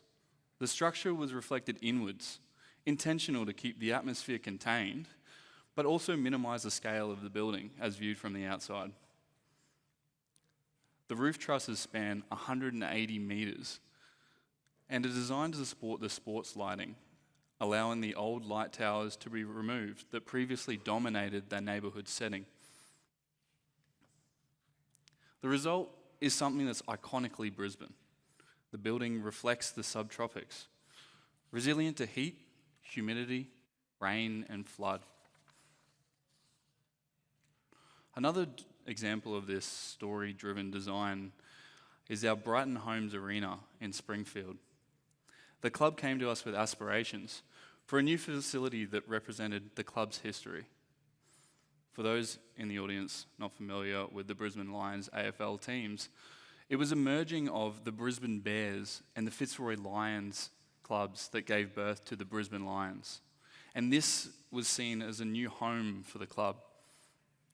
The intent was to provide a high-performance training centre and a boutique stadium experience, yet also provide a civic precinct to engage with the community on non-game days.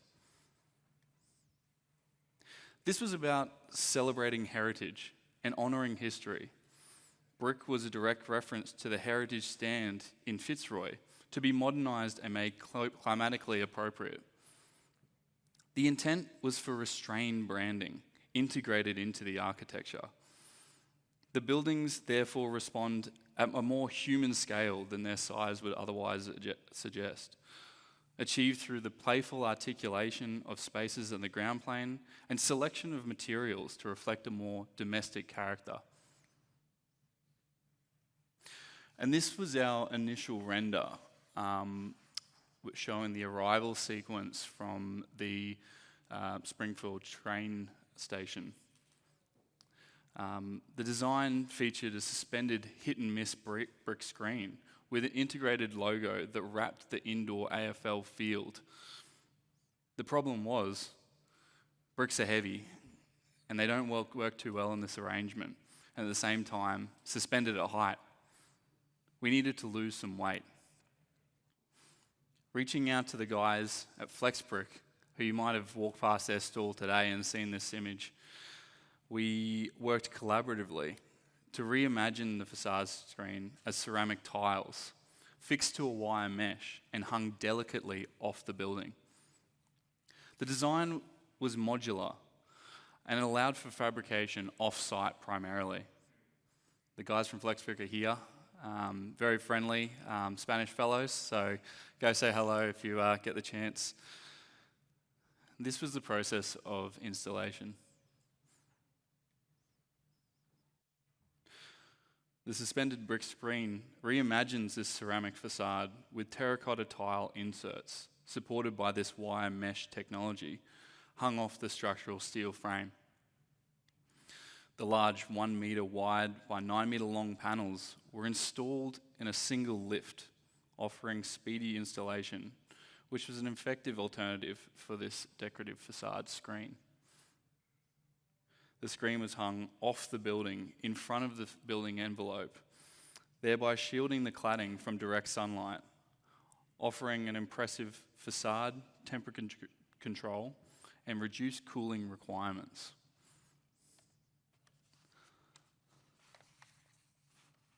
Look at that, gorgeous. All in all, there was 600 square metres of total facade, and these modules that were lifted into place only weighed around 150 kilos. The stainless steel gold inserts created this heritage logo and allowed us to articulate our design as we wished.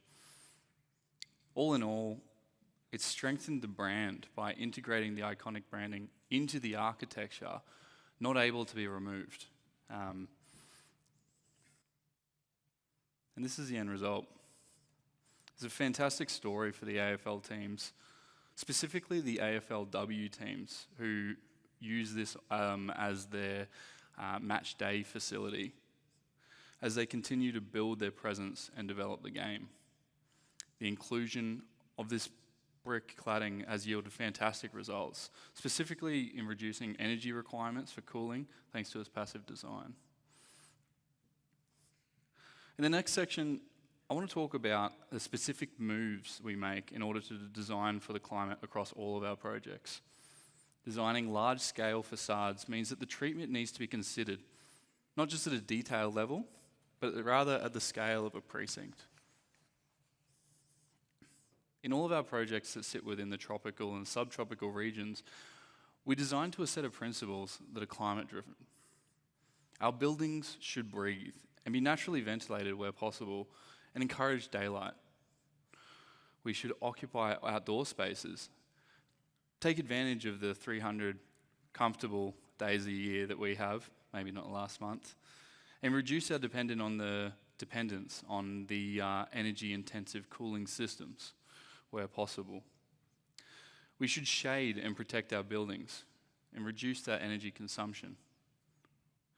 And we should encourage greening in order to minimise the heat island effect where possible. Our work extends across the Asia-Pacific region, allowing us to draw from experience in other subtropical environments to inform our work here in Queensland. An example of this climate-driven design is KL Sports City. The project is a sporting complex that includes 4 new world-class venues, as well as recreation facilities to be used by the Malaysian community year-round. In the heart of the precinct sits the reimagined 87,000-seat stadium, as you can see here. But this was the stadium before. It's heavily hardscaped, no good for the monsoons, and that hot, humid environment, which meant that this wasn't used on non-game days. It lacked amenity and character. And when Malaysia won the rights to host the Asian Games, the opportunity was there to breathe new life into this facility. Initially, we started sketching out our ideas how we might create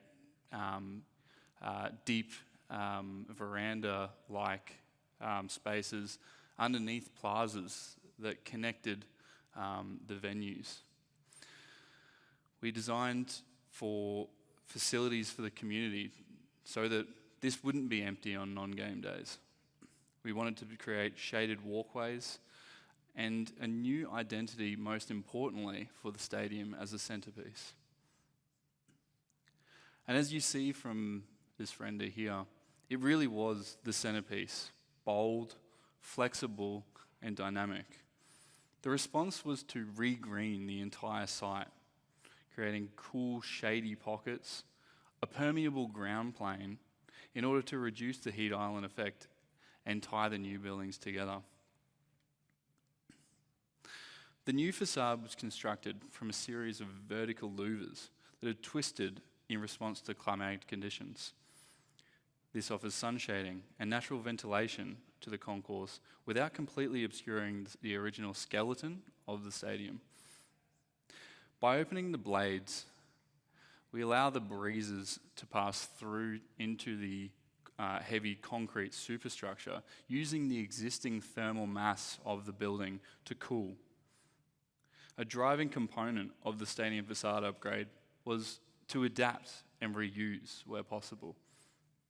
The vertical blades were supported off an existing structure with a secondary steel frame. Early on in the piece, we started sketching out some ideas about how we might look to conceal secondary steel connections, but also how we might look to integrate things such as LED lighting.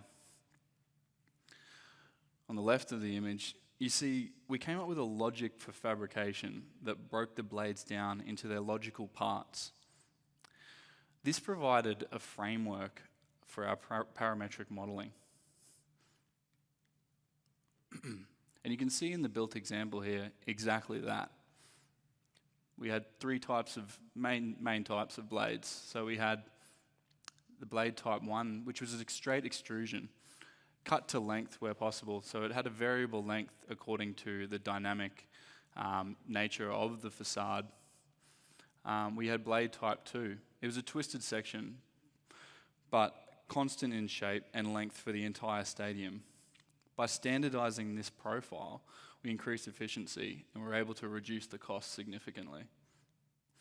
The blade 3 was a fixing piece that was bent to allow the louver blades to fold at the secondary steel line. Using this logic, we were able to assist the fabricator by scheduling out the parts into a parts list that from our parametric model. It's also probably one of the most beautiful drawings that I've seen as well, which really reflects the lighting that kind of is shown on the outside of the building at the end. By doing this, we simplified the process and allowed the manufacturing to be accelerated due to logic defined early on in the project. I want to leave you with the pretty stuff. The success was in the details that were worked up at the start of this project. The LED lights were integrated into the louvers, allowing digitally based animations to flow over the three-dimensional facades. The end result allows operators to create a new venue for each and every event,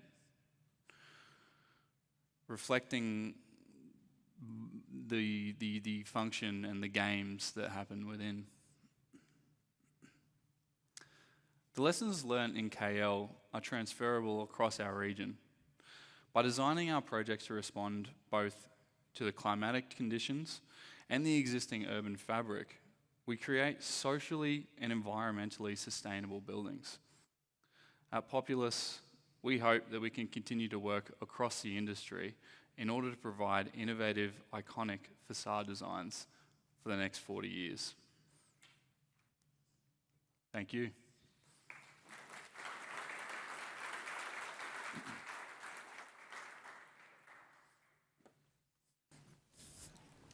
Thanks, Chris.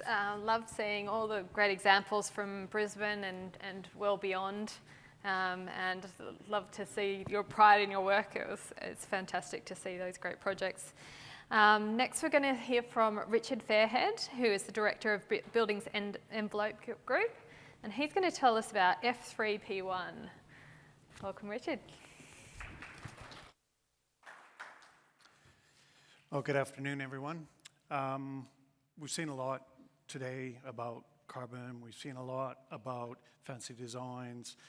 Saw Brian talk earlier about New Zealand and $1 billion in lawsuits. And one of the things that's happening in Australia, finally, is F3P1, or the old FP1.4. So I'm going to talk a little bit about that today from a site perspective, and we'll talk a little bit about what you need and why we're doing it. So I've got some good examples in here. We talk about the cost of that as well. So to give a bit of background on why I'm kind of passionate about this, like Brian, originally from Canada, but I've worked on projects around the world, and over the last 10 or plus years, I've been doing a lot of work in New Zealand. Now, I don't want to create a trans-Tasman rivalry here, but a little hint, they are kind of ahead of us on this. So what is F3P1, weather tightness? It's a line that's been in the NCC for a little while. We started seeing certifiers look at it and start to ask questions as to who's dealing with it. Probably about 7 years ago, we first saw it in the ACT region when a couple of certifiers picked up on it.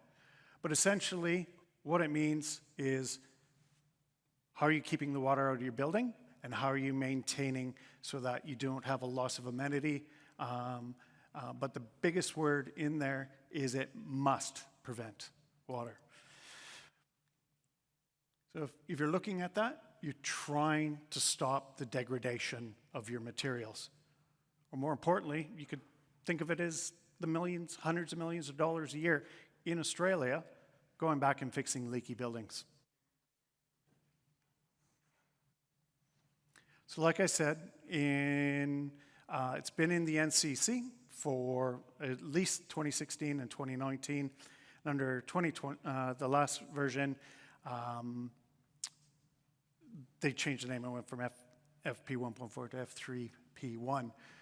And 16 and 19 both said there's no DTS solution. They're deemed to satisfy solution for facades. And that was it. In NCC 22, it says there's no DTS solutions, with the exception of a couple. Some of those I would think are questionable, but we have to start somewhere. And under the Australian Building Code Board's performance solution process, we're finally starting to get the design people and contractors and the wider design team together of how we're going to implement the design to meet the criteria, and then ensuring the design. But we also have to check it out on site. And that's one of the big things I want to talk about is it's not just a piece of paper so you can get your building consent. This is a full package. So the one thing we see all the time is, I've never had to do this before. This, you're asking for something that's so far beyond what I've ever had to do before. The biggest thing is these are minimum standards that we're trying to achieve, and I can tell you right now, a lot of them, it's very difficult to even get people to try and achieve that. I'm painting a broader picture here, but it's very difficult to get people to understand the consequences. So what are we going to do to have the best chance? Well, this is why I'm going to, Trans-Tasman. Does New Zealand have the right strategy? We're kind of getting there. They've got the E2 booklet, which is weather tightness. And that booklet, granted it is based off of buildings up to about 20 meters in height, but it's about 150 pages. It says what to do at a roof termination. It says what to do at a window. It tells you everything you need to know, vertical termination heights, et cetera, et cetera. They've got a design team. You have to design it and certify it, and then it has to be independently peer reviewed. They've also got brands, which is government-funded testing agency, which is just in Upper Hutt, just near Wellington. So they got a lot of stuff. What do we have? There are no DTS solutions. So New Zealand, I think they're ahead of us on this one. Some of the things we see is the reluctance to do QA. Pretty simple. You got to design. Everyone's agreed that's what we're going to have to do. But how do you ensure that it's actually going to be met on site? And one of those things, we get ITPs, contractors, I won't name names, but there's contractors that give the most beautiful ITPs, or this is what we're going to do.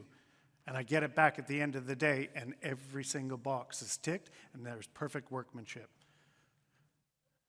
But you get them, they're just not right. What it is it's a checks and balances to make sure you're following it right. People see it as it's hard, it's another step, you got pressure on your time, materials, but it really helps you solve the issues at hand first. As an example, this was a project in southeast Queensland, and as you can see here, so right in there, that's what you're looking at there. This was an original design of a beautiful curtain wall. For whatever reason, it wasn't done. Uncoated steel, exposed to the external elements, and it's corroding. They had to go back and do safety measures to fix that because the bottom of that steel member had significantly corroded in a period of about 7 or 10 years, in that range, depending on what building it was. So how did this happen? Why did we go from a design of a curtain wall to this? Short answer, it's money. This is an example from projects that we're working on. So there was a good QA documentation. We actually did a performance solution for the facade. But this is what we get to site. How does this happen? There's checks and balances. Surfaces are correct. Membranes are right thicknesses. You have proper overlaps and everything. And as you can see right here, Look at that membrane that's been put onto it. It's full of holes. Who signed off on the substrate before this goes on? It's not rocket science, but you got to deal with it. I use this in a presentation I've done in the past, but this is perfect.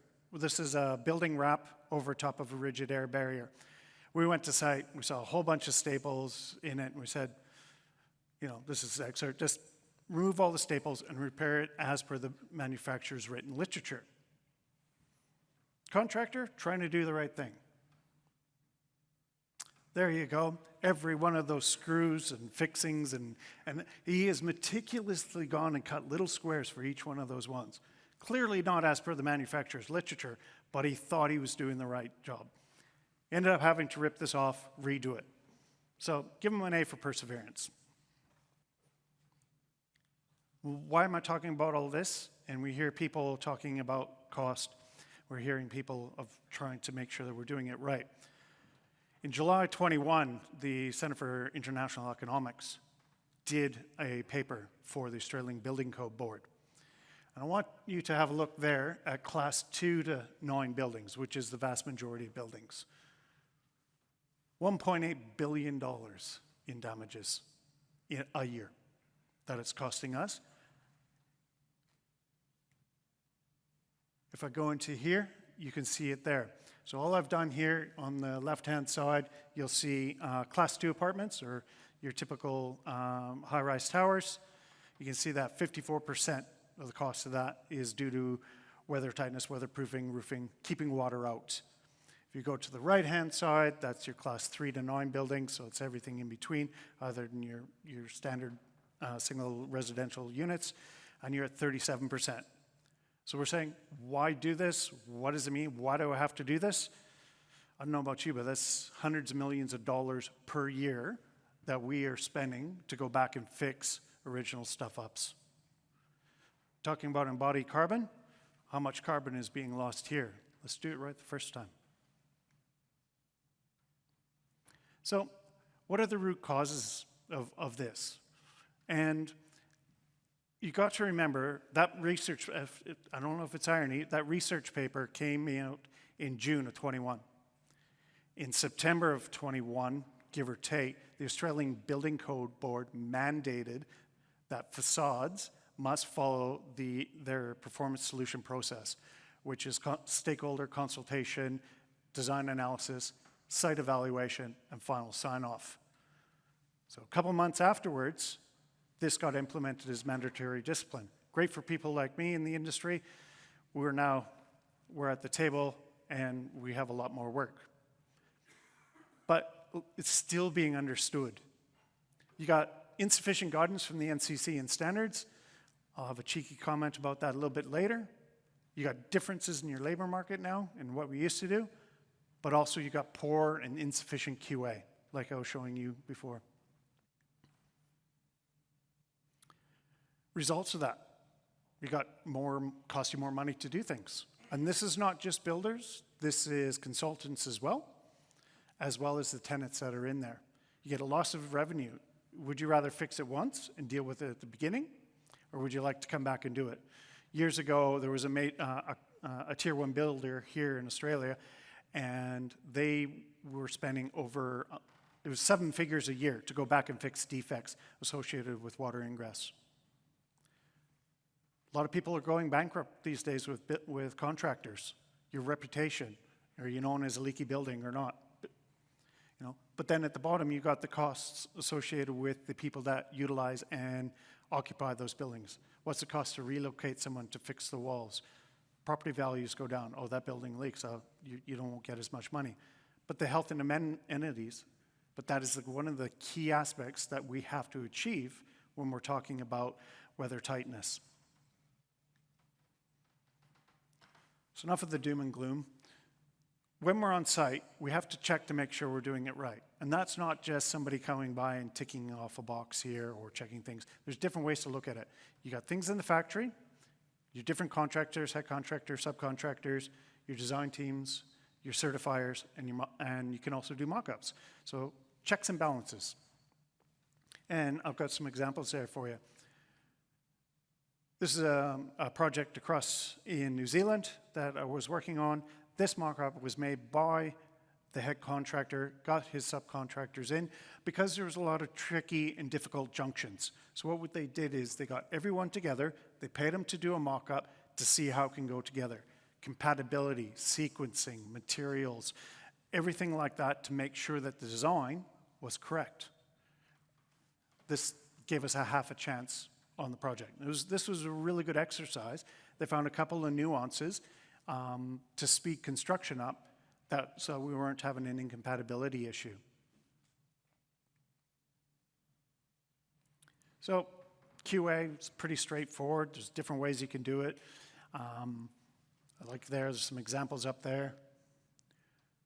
This was an example coming across on a construction site. It's good QA. It's simple. There's a paper on each one of the windows. We are there to check the air seals around the perimeters. So you've got they've sent a bunch of photos. They've got the check sheet there. You can look at it. You can see who signed off. If it passes, if it fails, why it did, so on and so forth. Really simple, visual. If you give me a QA that is dog-eared and the paper is crumpled, but it's actual done every day, it's realistic. There's another example of good QA for rigid air barrier fixings. So this is them doing and providing to us to show that they've installed it as per the manufacturer's literature and the design. So they've gone simple photo with a ruler to show your edge distances, your spacings, etc.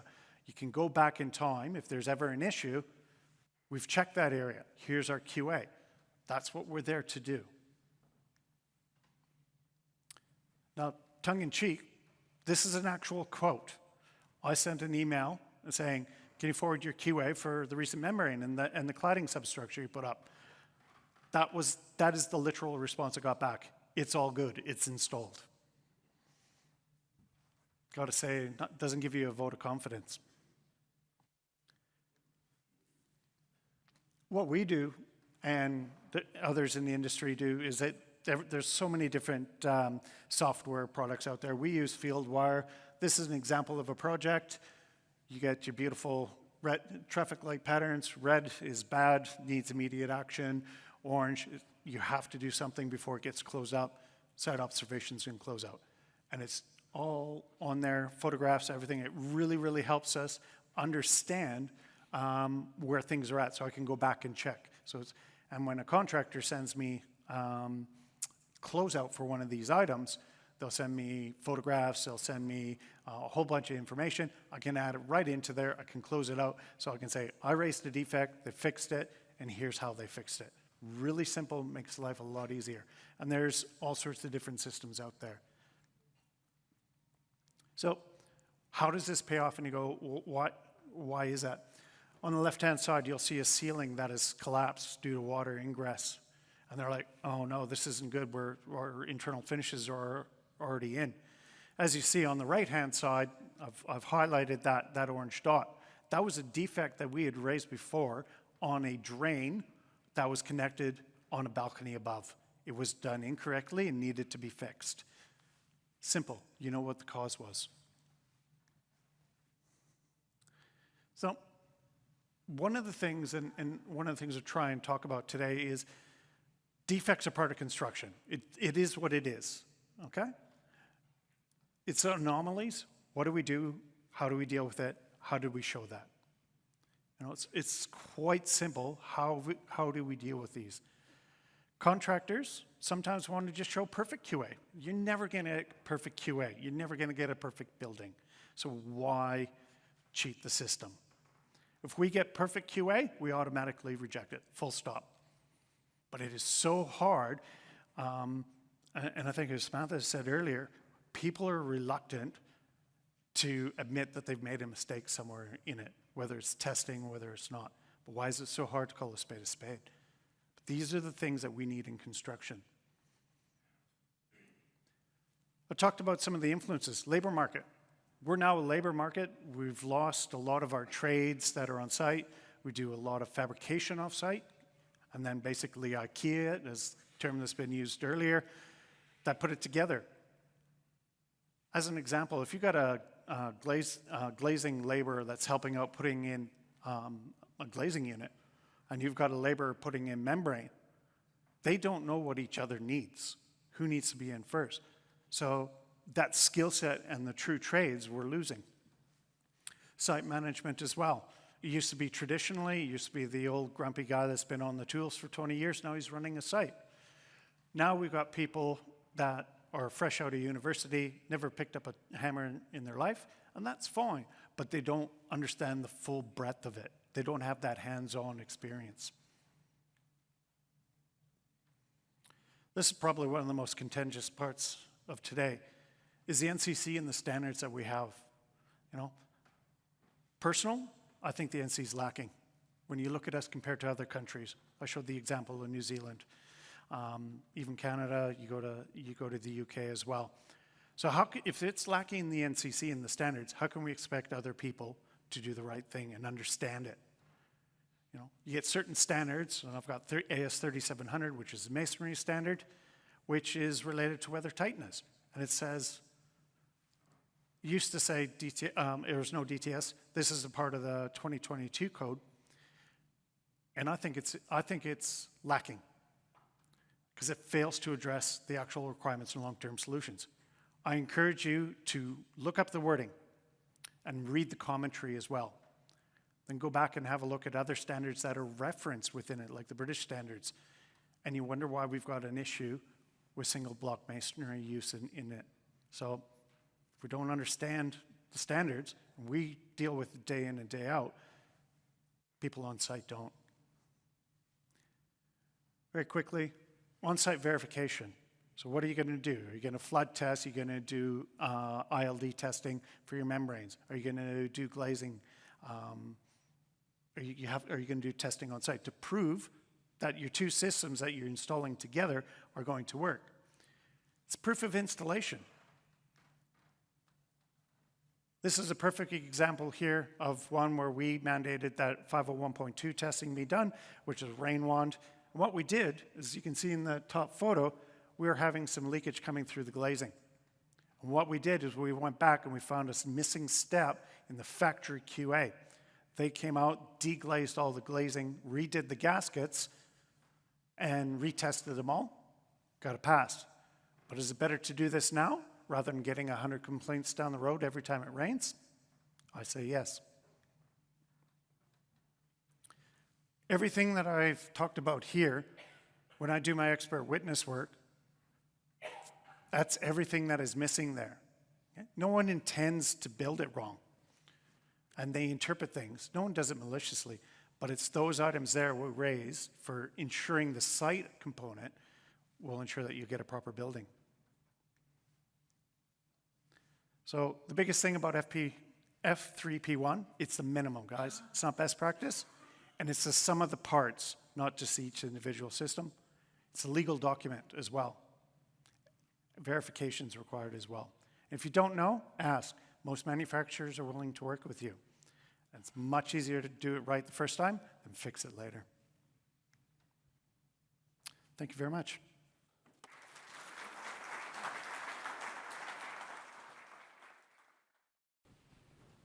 Thank you, Richard, and I'm sure we'll be much more diligent on site and with our QA from now on. So next speaker is Ron Hull, who is the Global Director of High Performance at Curway, and we'll be talking about structural glass. Great. Well, my name is Ron Hull. I'm the Global Director for High Performance Products for Curway. I'm based in another tropical area called Florida, near Tampa.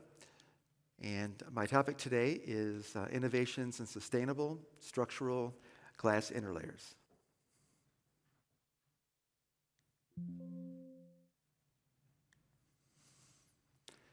Okay, the agenda for today is a quick introduction, and then talk about innovative structural glass applications.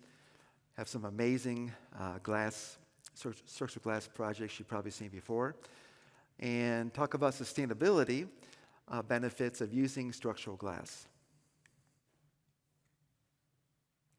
Right, well, Curway, we're the world's largest maker of safety glass interlayers, and these are the markets that we serve in. The ones I'm going to talk about today are structural and sustainability. So if you have any questions about the others, just stop by our booth later and we can help you out. So what is laminated glass? I'm sure most of you know this, but if not, it's basically 2 or more pieces of glass with a interlayer. Some people call it foil, some people call it a film.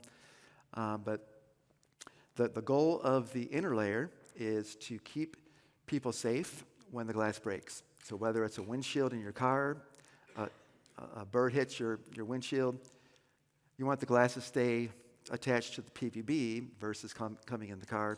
Same, we don't want glass falling off of a building. The 2 most famous or most popular interlayer films are polyvinyl or PVB, and ionoplast, also known as Century Glass. So what is structural laminated glass? Well, the term is used to describe a frameless glass assembly where the glass is taking an element of the structural load. And the most popular structural glass interlayer for the last 20 years is Century Glass. And now some stiff PVBs have also been used. So what makes Century Glass so unique? Well, compared to PVB, it's 100 times stiffer, 5 times more tear resistant. It's very clear. If you're doing low iron glass, laminated, it's the clearest transparent interlayer. It's very durable. If you have exposed edges, maybe like in a railing, it's very durable because it isn't sensitive to moisture. And then also, Century Glass has been around now 25 years. So we got 25 years of experience buildings, starting in Florida, but all over the world now. And impact resistance. I know there's been some cyclones in the area recently. They can cause a reason for something to impact the glass. Sealant compatibility. Always make sure if a sealant's going to touch your interlayer, make sure they are compatible. And that I'm going to talk about post-breakage strength, a couple of videos on that, and then also it allows you to have optimum design, in some cases thinner, lighter glass makeups. So there's some confusion about Century Glass and the branding. I'll tell you, DuPont probably could have done better, but really quick history. So Century Glass was invented 25 years ago by DuPont, mainly for the hurricane market to keep the glass in the frame during the cycling. Century Glass became the world's most popular structural glass interlayer. Apple was one of the first companies to start using structural glass in their stores. That kind of kicked off the whole revolution. But many people started calling it Century Glass Plus SGP. So what you may not know is about 13 years ago, DuPont dropped the plus from Century Glass Plus and started calling it Century Glass, or SG. And to make it even more confusing, DuPont sold its business to Carrare, who I work for. But Carrare is the only company licensed to use the original DuPont raw materials to make a structural glass interlayer. So in recent years, you probably have heard this, there's some companies out there that have a knockoff or fake SGP. So I'd say 10 years ago, if you heard SGP, it was our product, Century Glass Plus, but now there's many companies, especially in China, saying, hey, they have SGP as well. Well, we found through our competitive intelligence that the raw materials are much lower quality and they do not have the same structural performance as our product. So if you want to have the original DuPont Century Glass Plus Century Glass product, we recommend you specify Century Glass or SG on your projects. Okay, so we became aware of this project recently. This is an actual project in China. The glass is less than a year old, and when you look at it, it looks like the glass is broken.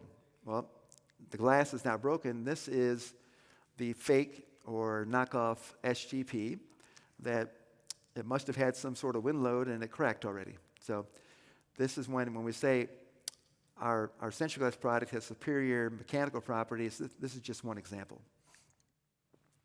Okay, so what are some common structural glass applications? Facades, railings, skylights, canopies, stair treads. There's some really nice pictures there for you. But I mentioned earlier post-breakage strength. This video has been around for a while, but it's still very effective. So what we're going to do first is we're going to break tempered glass, which used to be the standard everywhere in the world for a glass railing. And this is the ANSI Z97 swing bag test for safety glazing. So this is another view.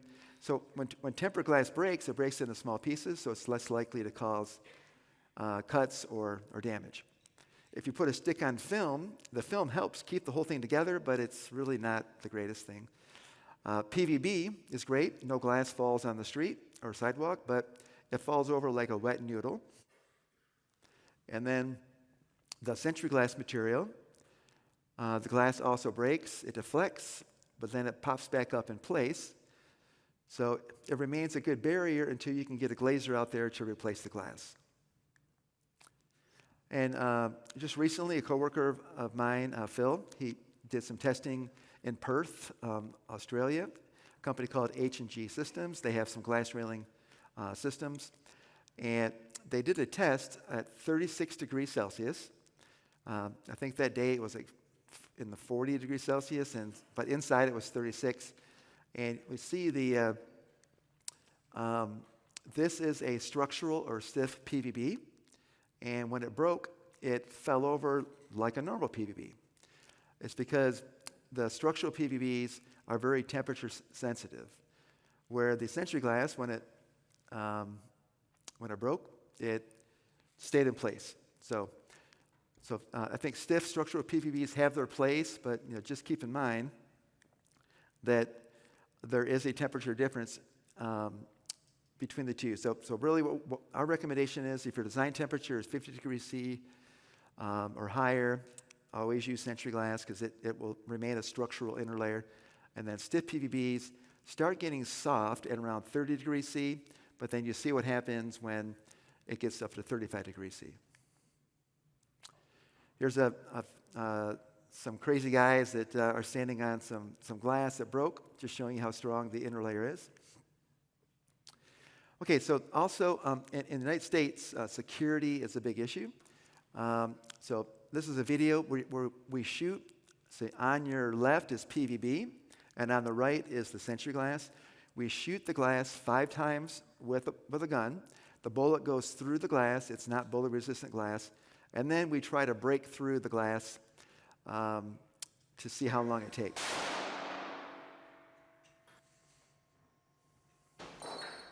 So first you do the brick test.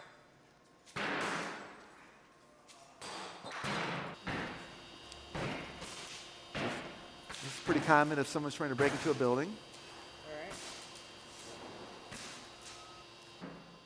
So the PVB already failed. All right, switch to the wrench. So now for another 14 minutes, this gentleman will beat on this glass with 15 different tools. I'm not going to show the whole video, but when we say post-breakage strength, the glass is broken here.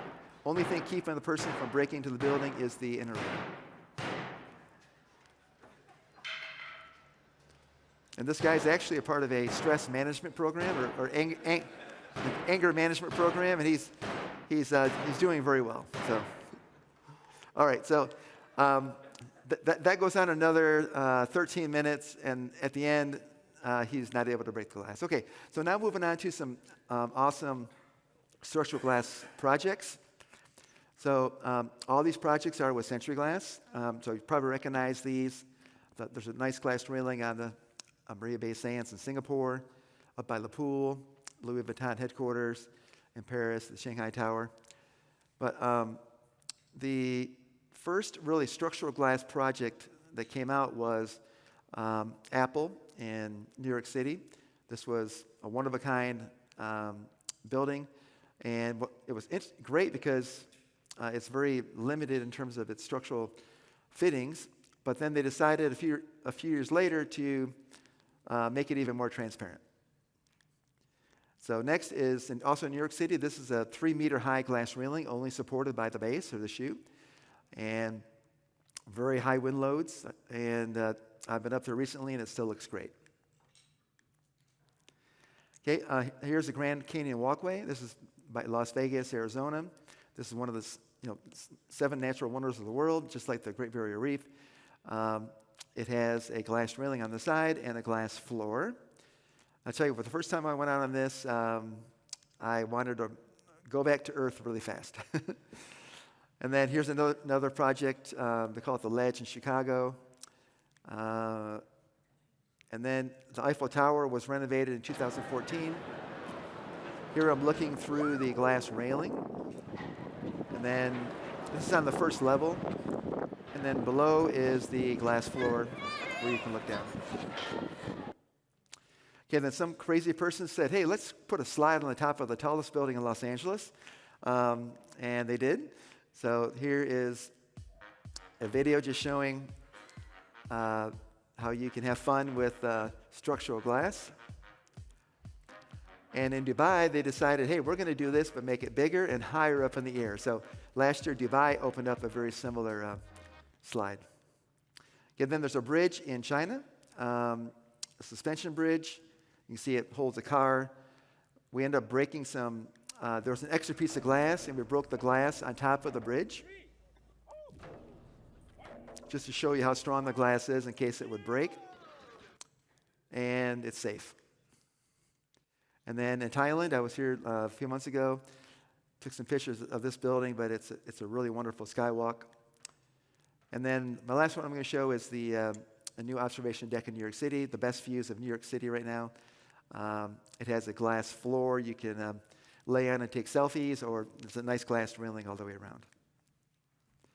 Then there's a trade show called Glass Tech. I want to show 3 glass structures, all with Century Glass. This is actually a glass slide that works. And then here's a car that was hung upside down. Only thing supporting it is laminated glass with the Century Glass. And then I think if you look over here, this is it's called a seesaw in Europe. It's called a teeter-totter in the United States, but it's all glass, and some people sit on one end and other people on the other end, and you go up and down like a seesaw. So these are really cool glass structures.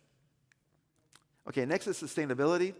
So like all companies, our goal is to reduce our carbon emissions by 2050, and we're on our way there. We did recently complete our LCAs and environmental product declarations for our products in Europe, and those are now available on our website. So, but to summarize, the PVB, you can see, has a 3.7 kilogram of CO2 per square meter of 0.76 PVB. The Century Glass is actually a little better, 12% better. And then we are going to be launching this year a new PVB that's 100% recycled. They'll have the lowest CO2 footprint.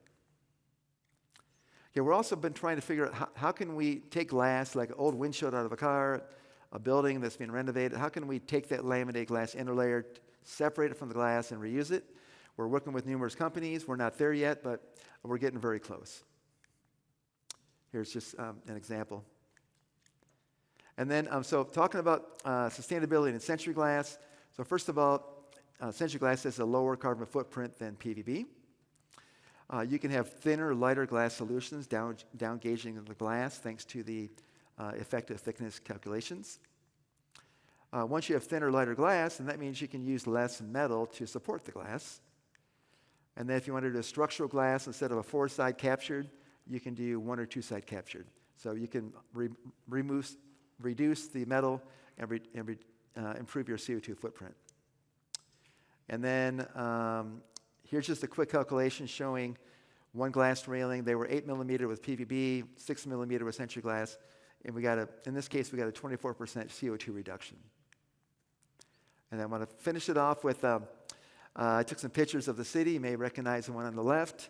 This is a 4-side captured railing versus a nice minimal supported railing over there. Another example of how you can reduce carbon by reducing the metal in the system.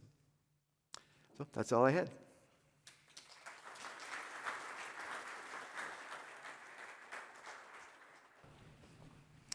Thank you, Ron. And our last speaker before our final panel is Simon Metcalf. He's the ANZ Marketing Manager for Aknoble, and he's going to talk about powder coatings today. Very good. Good afternoon. Today we will discuss a crucial aspect of architectural design and construction, the importance of external architectural grade coatings. These coatings play a pivotal role in ensuring both the physical integrity and aesthetic appeals of structures, and it is imperative that we understand the significance of adhering to performance criteria in this realm. First and foremost, let us emphasize the notion of longevity. When we speak of longevity in the context of architectural coatings, we refer not only to the durability of the structure, but also to its enduring beauty. An external grade architectural coating that meets performance criteria guarantees precisely this, a lifespan that withstands the test of time, both in terms of physical endurance and visual appeal. One of the key factors in achieving such longevity lies in the utilization of a wide range of powder coating technologies tailored to specific applications. These technologies are not arbitrary. They are developed and refined in accordance with voluntary global standards and set forth by organisations such as American Architectural Manufacturers Association, Standards Australia, and ISO. These standards serve as beacons of excellence, guiding us towards coatings that are vigorously tested and proven to excel in real-world conditions. Consider, for instance, the environmental stresses for which architectural coatings are subjected: exposure to ultra-UV, chemical pollutants, high salinity, humidity are just a few examples of these challenges that coatings must endure. Through adherence to global standards and testing protocols, we can subject coatings to real-time exterior exposure, simulating the very conditions they will face in the field. This ensures that our coatings are not only resilient on paper, but in practice. Furthermore, in the realm of architectural coatings, the Florida testing procedures stands are a universally accepted benchmark for assessing the robustness of colour and gloss retention. This test, rooted in the unique climatic conditions of the Sunshine State, provide invaluable insights into how coatings withstand the challenges posed by Florida's diverse environment. Indeed, the Florida climate presents a formidable array of stresses encompassing UV exposure, high humidity levels, soaring temperatures, and chemical pollutants. Such conditions represent a rigorous trial for any coating system, demanding resilience and durability beyond the ordinary. The Florida test therefore offers a comprehensive evaluation of a coating's performance under these conditions. Through meticulous observation, we gauge not only colour variation, but the subtle nuances of gloss change over time. This holistic approach allows us to assess the long-term viability of coatings, providing vital data to perform decisions in architectural design and construction. ARMA 2604 and 2605, these standards, synonymous with super durable and hyper durable coatings respectively, offer multi-residential and commercial warranties up to 25 and 30 years. It is a commitment to meeting these standards globally that allow Interpon to offer you warranties from any of our global accredited applicators. With only a 5-year warranty difference between ARMA 2604 and 5, seems small. You can see here that the testing regime of ARMA 2605 is twice that of 4, and the warranty itself is only a true reflection of how long the coating has been commercially tested rather than its actual ability for longevity. Here we can see the difference of why a specification for commercial facades is important for a minimum of 2604, as your standard residential powder fades significantly quicker than its super durable alternative. In 1991, when powder coating windows and curtain walls were installed in California, it was a novel concept at a time when the US construction projects used liquid paint on aluminium. Given the projected lifespan of the building, the architects chose the most durable powder coating system available, a super durable coating called Interpon D2000. Now the coating system continues to exceed all performance expectations, even in California's tough climate. Tests at the hospital building have shown that both the colour change and gloss level significantly exceed the product's original 15-year guarantee. Not only can our coatings last the test of time, we have now developed new products for the installation and sustainability of facade supply chain. Interpon D2525 Structura is a mar-resistant fine texture coating that comes with our Interpon D 25-year global warranty. The beauty is in its sustainability is the mar resistance, reducing transport and installation defects to almost zero. No more spray cans, touch-upping on site, or waiting to replace whole boards from scratching. We have continued this technology into our Stone Effect range. This revolutionary collection is designed to transform the aesthetic appeal of structures, offering a remarkable substitute to traditional materials such as concrete, Sydney sandstone, limestone, and brickwork. In a world where visual appeal meets functionality, our Stone Effects powder coatings redefine the standards of excellence. They not only elevate the visual allure of surfaces, but also embody the robustness and durability of our Interpon D2525 system. Firstly, these coatings boast high weather resistant properties, ensuring longevity and endurance against harsh environmental elements. Secondly, they significantly reduce weight per square metre, thereby enhancing structural efficiency without compromising on aesthetics. Thirdly, Interpon D2525 Stone Effects offers a cost-effective solution, providing unparalleled value for your investment. Moreover, their ease of installation and replacement streamlines the construction process, saving time and resources. With a super durable formulation, these coatings come with the same global warranty of 25 years, offering peace of mind and reliability to our customers. Furthermore, embracing Interpon D2525 Stone Effects contributes to a lower carbon footprint, aligning with sustainability goals and environmental stewardship. Last but not least, these coatings adhere to rigorous safety standards, achieving AS 1530 flame propagation with a 0 rating, ensuring utmost safety and compliance. Interpon D2525 Stone Effects encapsulates the essence of powder coatings while delivering the breathtaking beauty of natural stone finishes.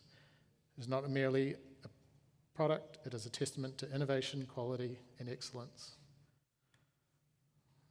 Let's run through a few of the track records we've had throughout ANZ.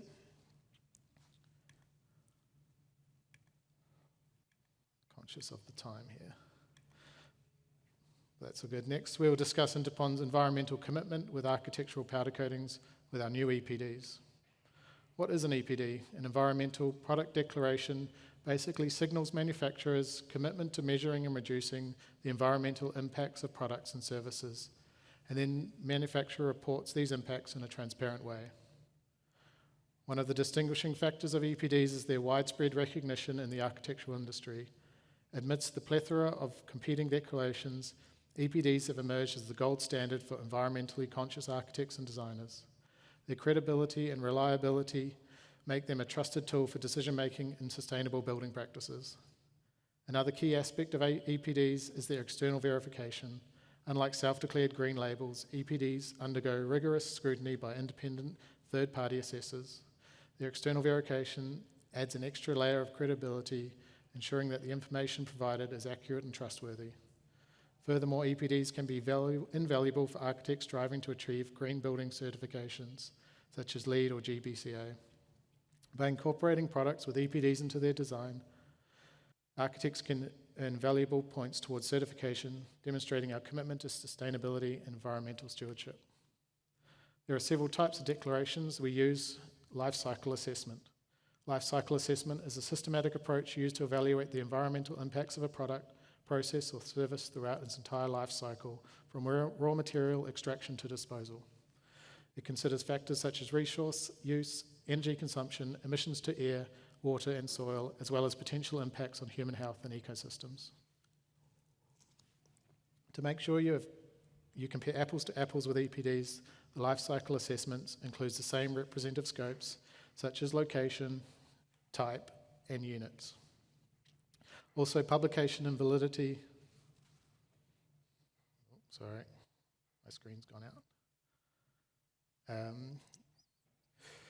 Also, publication date and validity of the EPD is important. The main life cycle stages that we consider for paints are the following. Please note that the use stage is not a contributor to case in production, powder production, if we can see from B1 to B7. Life cycle assessment calculates environmental performance of a product or process over its entire life cycle. Typically, it's consideration of the full value chain from raw material extraction through manufacturing product use until the end of life. Since the 2018 Environmental Declaration, significant improvements have been achieved, reflecting a dedicated commitment to sustainability and environmental responsibility. Here are the key advancements. Relative energy consumption, tonne per tonne of production, has been reduced by an impressive 28% since 2017. This signifies a substantial improvement in energy efficiency, contributing to a lower carbon footprint and reduced environmental impact.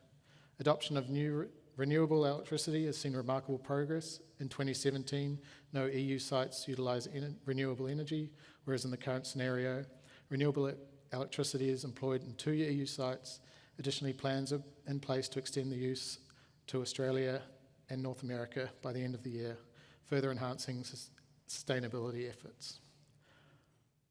Overall, relative waste has been significantly reduced by 44% since 2017. This reduction demonstrates effective waste management practices and a commitment to minimising environmental waste. Total non-reusable waste sent to landfill has experienced a staggering decline of 90% since 2017.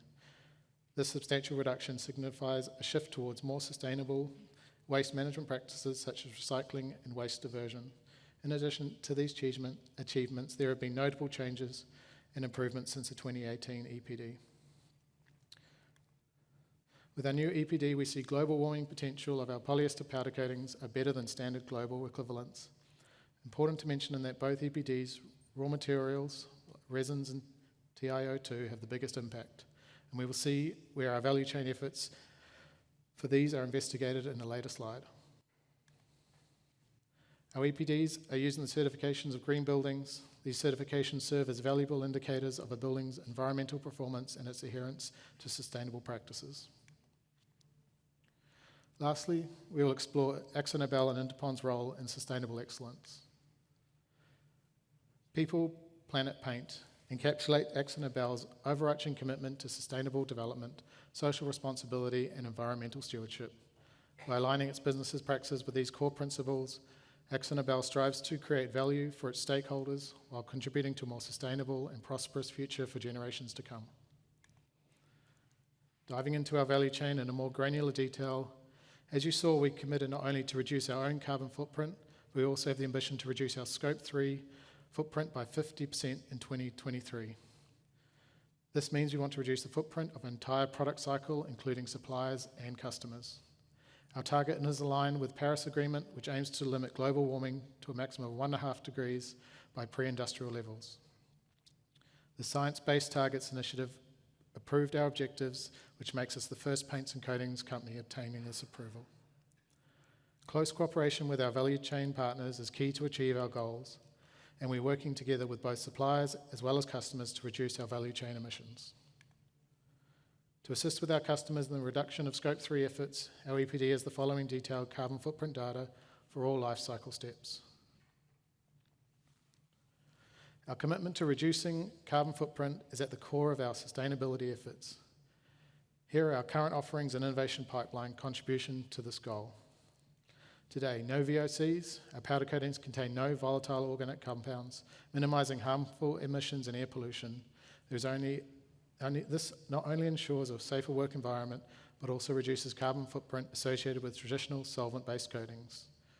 No waste. Powder coatings can be reclaimed up to 100% at overspray, significantly reducing waste and promoting resource efficiency throughout the coating process. Thin film technology. By leveraging thin film technology, we enable reduced consumption per square metre, leading to lower material usage and less environmental impact. Product selection. We offer a choice between polyester and fluoropolymer coatings, allowing customers to select products that align with their sustainability goals. Polyester coatings, for example, typically have a lower carbon footprint. Innovation pipeline for tomorrow. Bio-based recycled raw materials, further reducing the carbon footprint and reliance on finite resources. Improve circularity of powder, improving waste management throughout whole value chain. Sustainable packaging, again improving carbon footprint. And our next gen low-cure powders, which we're starting to develop throughout Europe, which will further reduce carbon footprint at our customers' allowing for lower curing temperatures in their ovens. Thank you for your time. Hope you can join the powder revolution. Have a good night.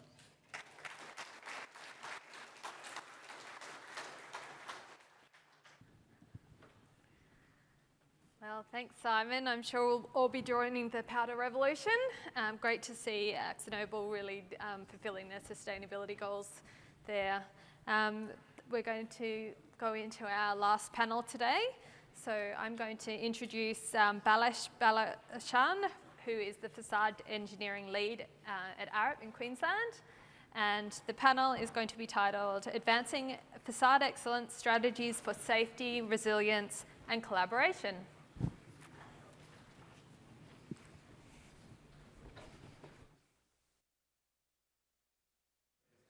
Thanks, Hannah. Good afternoon, all. So this is our last sessions before drinks. So before I begin to the panel discussion, I would like to acknowledge the traditional custodian of the country throughout Australia and recognize their continuing connecting to land, waters, and community. We pay our respect to their elders, past, present, and emerging. Time to introduce our panel members. I would like to welcome Jim Stringfellow, a true pioneer in facade engineering, as a valued member of the GJM's family. Jim's dedications to the mentoring future engineers and advancing industry standards through the volunteer work undergoes his unwavering commitment to the profession. Let's welcome to Lee Jess from Leeds.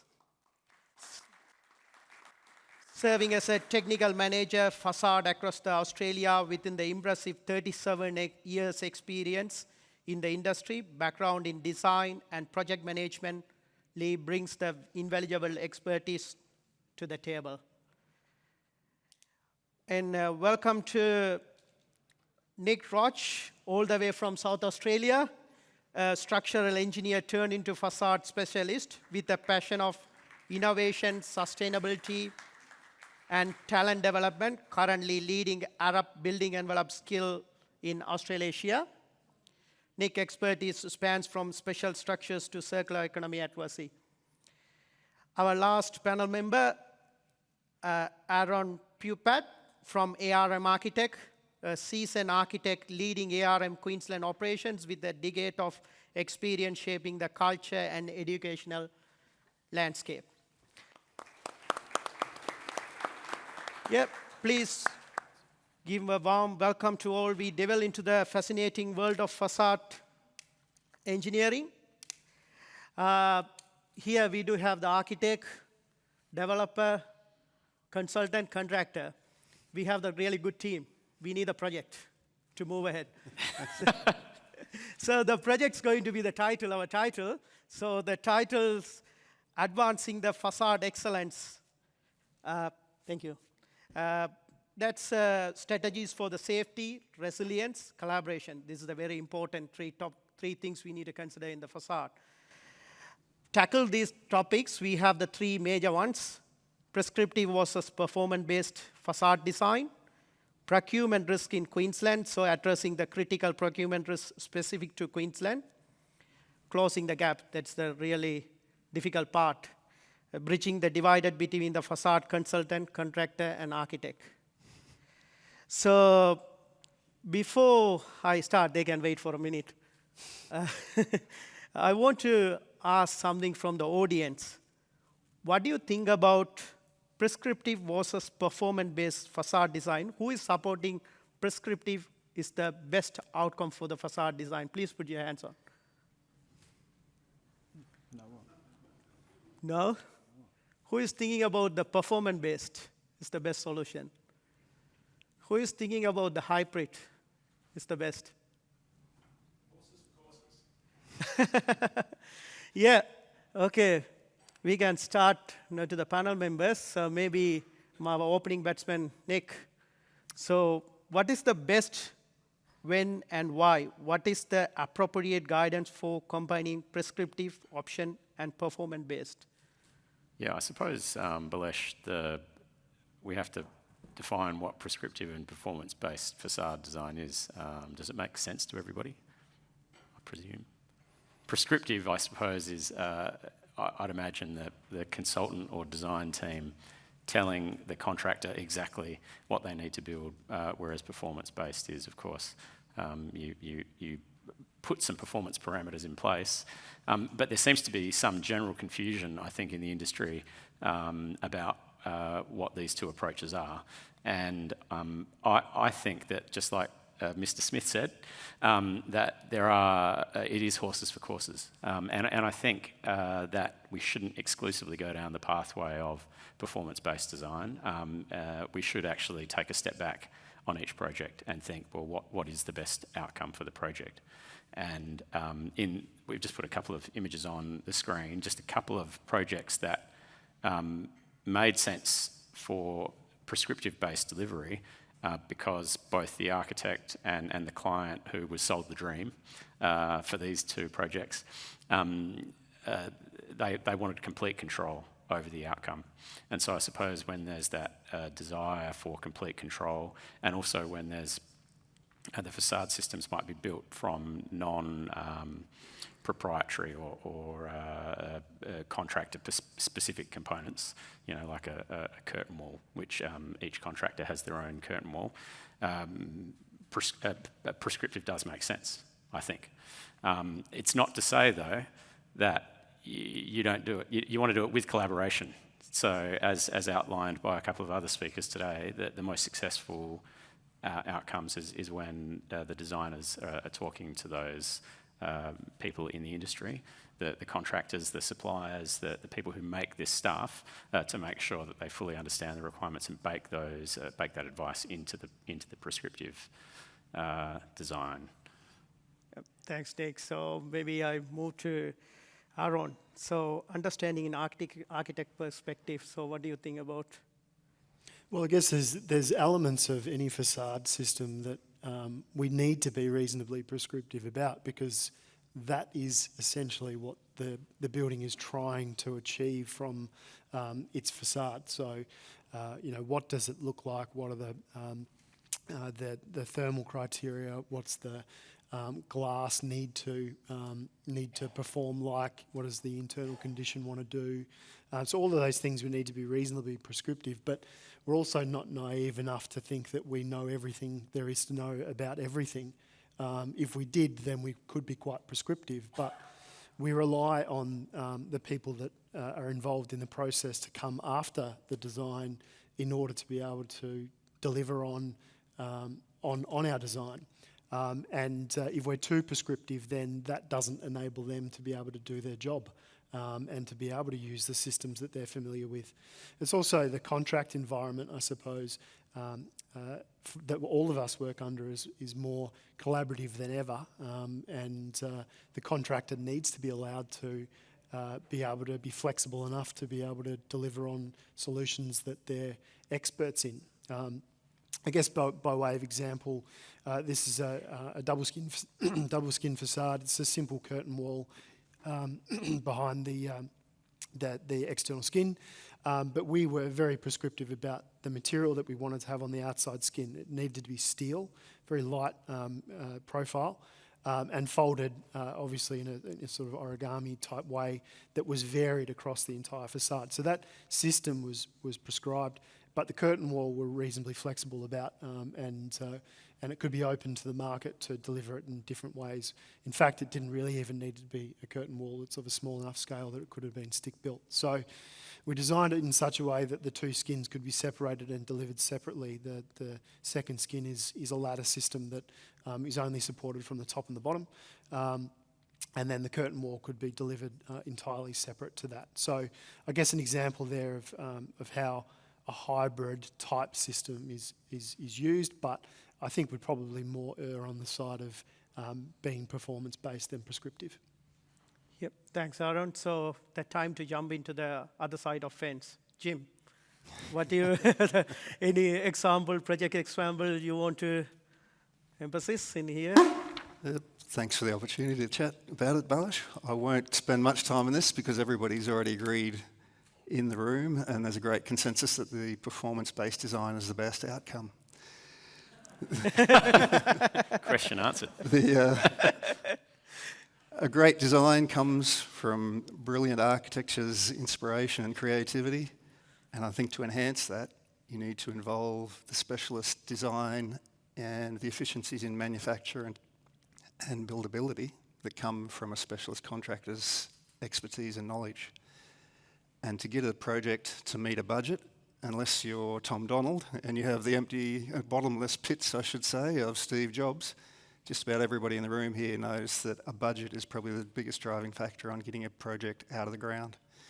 So to bring in the expert knowledge to improve the budget and help out the architect to compromise his initial design to achieve the same final intent, but at a cheaper budget, is definitely the way to go by introducing a performance-based design. There's only one true prescriptive design contract that G. James has undertaken in the thousands of projects that we've ever done. It was a highly sensitive government building. I won't talk about it, but the outcome wasn't good. Half of a facade fell off the building and it's been left with monolithic toughened glass on sheer walls of the building, which have been a bit of a bane and a liability to the client throughout the life of the building, with toughened glass falling off the building and causing safety issues, which I'm sure you've run into yourself too, Lee. Coming in, sorry, just back one slide, Balish. Coming in late in the day is a disadvantage. Sean's already stole my thunder and spoken about the central building, so we won't go on that, but I will show a picture of what I'm guessing Aaron would be worried about as a performance-based solution in the next slide. Thanks, Balish. Now, I don't know whether this performance-based solution would be a true candidate or whether it's more a candidate for the Darwin Award in stupidity. That's an interesting image, though, because I think I don't think we do many prescriptive designs, but one thing that we do seem to do a little bit prescriptively is balustrades. There have been some prescriptive balustrades. Yeah, as Jim mentioned, so that's everyone agreed the performance-based is the major and influential in the facade design. But at the same time, as the relationship forms between the architect and the facade consultant, getting the trust, it's something it's when you go into that way, always you're pointing out. So back to the performance-based solution is the major influence. So another topics we want to cover is the procurement risk. That is the real important, especially in facade industry in Queensland. I want to ask the questions to Lee Yates. So probably Lee can put into the more things. I'm waiting for you, our last batsman, so you can hit the sixers. So considering the different materials, such as terracotta and stone, building geometry, and customize the facade elements, how is the complexity of the building geometry and facade element increasing? Especially, we can see a lot of happening in here. Also, how does this complexity impact the relationship between the architect, main contractors, consultant, and some subcontractors? A very simple answer, everything got harder. Everything got a lot harder. I think building geometry is getting more complex. You know, it wasn't that long ago we didn't have, I don't have any pictures, by the way, I'm a dumb builder. Building complexity is getting harder. We're getting twisting buildings, we're getting building materials that are more complex. Since some buildings caught fire in the UK, we've got fire provisions that are much more difficult to deal with. Supply chain is very, very complicated and is diminishing. The number of players in the market, particularly in Queensland, is diminishing. Add that to the complexity, and projects are getting harder to build. They're getting harder to procure. The relationship between the architect, the facade consultant, the builder and the contractor is getting more complicated because the head contracts are getting more complicated. The only thing that hasn't changed, by the way, is time, right? So a fund has some money, a developer says, I'm going to build something, and it's all driven by return on investment. It's all driven from the day I do my first drawing to the day that the tenant starts paying rent. And that's the driver. So none of us in this room are getting the benefit of extended programs. Now, we used to have normal programs. Now we've got early delivery programs. We've got all sorts of words around them. Programs just got crunched and the buildings are getting harder. Aaron, what do you think about Lee's comments? I completely agree. I don't necessarily think that it's just the geometries or the design that makes buildings more complex. I think buildings, and in particular facades, are one of the most complex areas to deliver on a building, even before you've decided what it looks like. It has to perform in so many different ways, and putting aside, an aesthetic choice or even form making, it needs to do so much. I think there's still a pretty limited palette of materials that we can use for facades. There's still going to be concrete and glass and a bit of metal, and that's not changing anytime soon. Obviously, we've seen some really great presentations today about stone masonry facades as well, and I think that's obviously a really positive step for us all too. But it doesn't take away the fact that they're just bloody complex things to put together, and even when you've put it together, you've got to make sure it doesn't leak. So I think that the pressure is building, and continually so. The more expensive, and the timeline hasn't changed to do them. So I guess the ways in which we're trying to innovate is look at materials that have been around for a long time, like GRC or GRP in some instances, and repurposing them into facade treatments that enable us to achieve a lot more complex geometries, utilising skills like boat builders and old crafts like that to make our facade systems. But they still need to do all of the same things that any other facade needs to do. It's just that there's some elements to the geometry that tends to be a little bit more complex. But of course, like Sean was talking about earlier, we still need to be efficient in the ways in which we're doing it, and we need to refine the design further and further to make it possible to achieve. So it doesn't necessarily mean that we get away with more for having complex facade systems or more budget. We don't have any more budget, but trying to stretch that envelope as much as we can, whilst also still satisfying all of the other requirements. It's a tricky business. I don't think I could be in the facade contractor game. It must be frustrating though as an architect, because I feel like now more than ever there are all of these amazing computational tools at your disposal. So no longer are you limited to drawing on two-dimensional paper space, but then we're constrained by time and cost and technical issues. And things like thermal performance, acoustic performance, structural performance. All the physical stuff that separates the inside from the outside. Then we just give it to this guy and complain when he doesn't do it. Well, I suppose in the old days when the programs were longer and the buildings were rectangular, the performance requirements were probably more of a hunch than anything else. So we've got, just like you're saying, more complicated technical requirements. The ability to, and the desire to have more complex geometry, but less time to do it, and potentially less money and less skill. It's really quite hard. Yeah, spot on, guys. So, Jim, so you can more elaborate on what kind of risk and the problems do you observe in there, especially the contractor point of view in here? Risks. It's just a piece of glass and a bit of aluminium, isn't it? That's what everybody thinks. But I'm sure the people who are here in the industry will realise that the facade industry in Australia is quite a mature industry. There's a lot of knowledgeable people here, and there's a hell of a lot of technology that goes into the components and the supply chain in making a good facade. Design itself and product selection is probably one of the key criterias and risks. We haven't got all afternoon because you want to go and have beers. I could talk all afternoon about the multitudes of risks. It's a very complex minefield of problems that you can have with a facade. So I'll just breeze over some of the more topical and poignant risks that are in the market today. And all of these risks can be overcome by knowledge.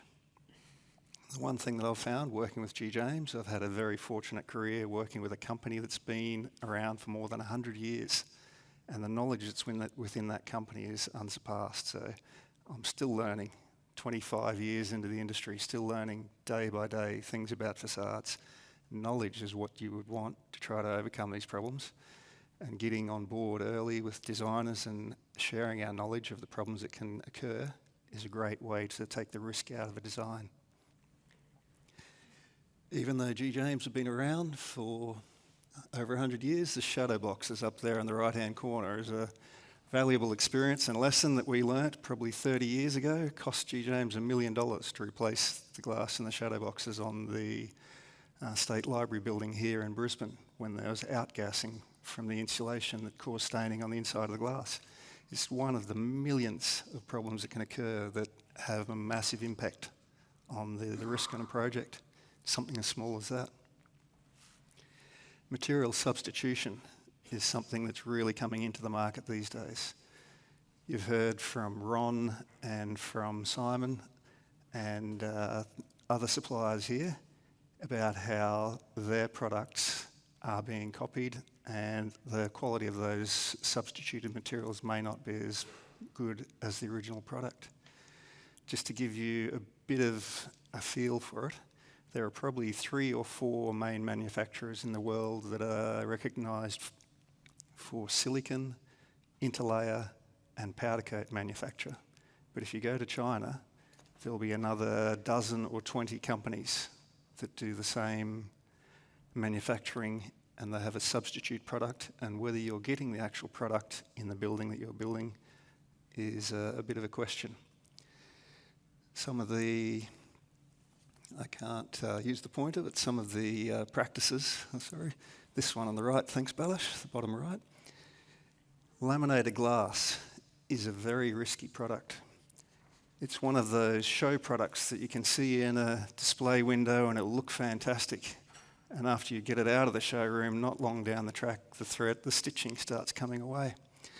A laminated product can be quite easily repaired and patched to make it look good for the short term. It might even last the short 5-year warranty that laminated products require.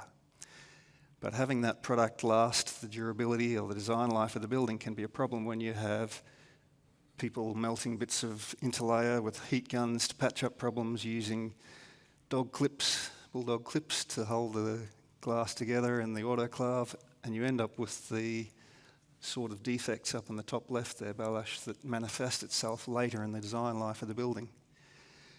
So material substitution is a hidden problem in the market that you really need to keep on top of.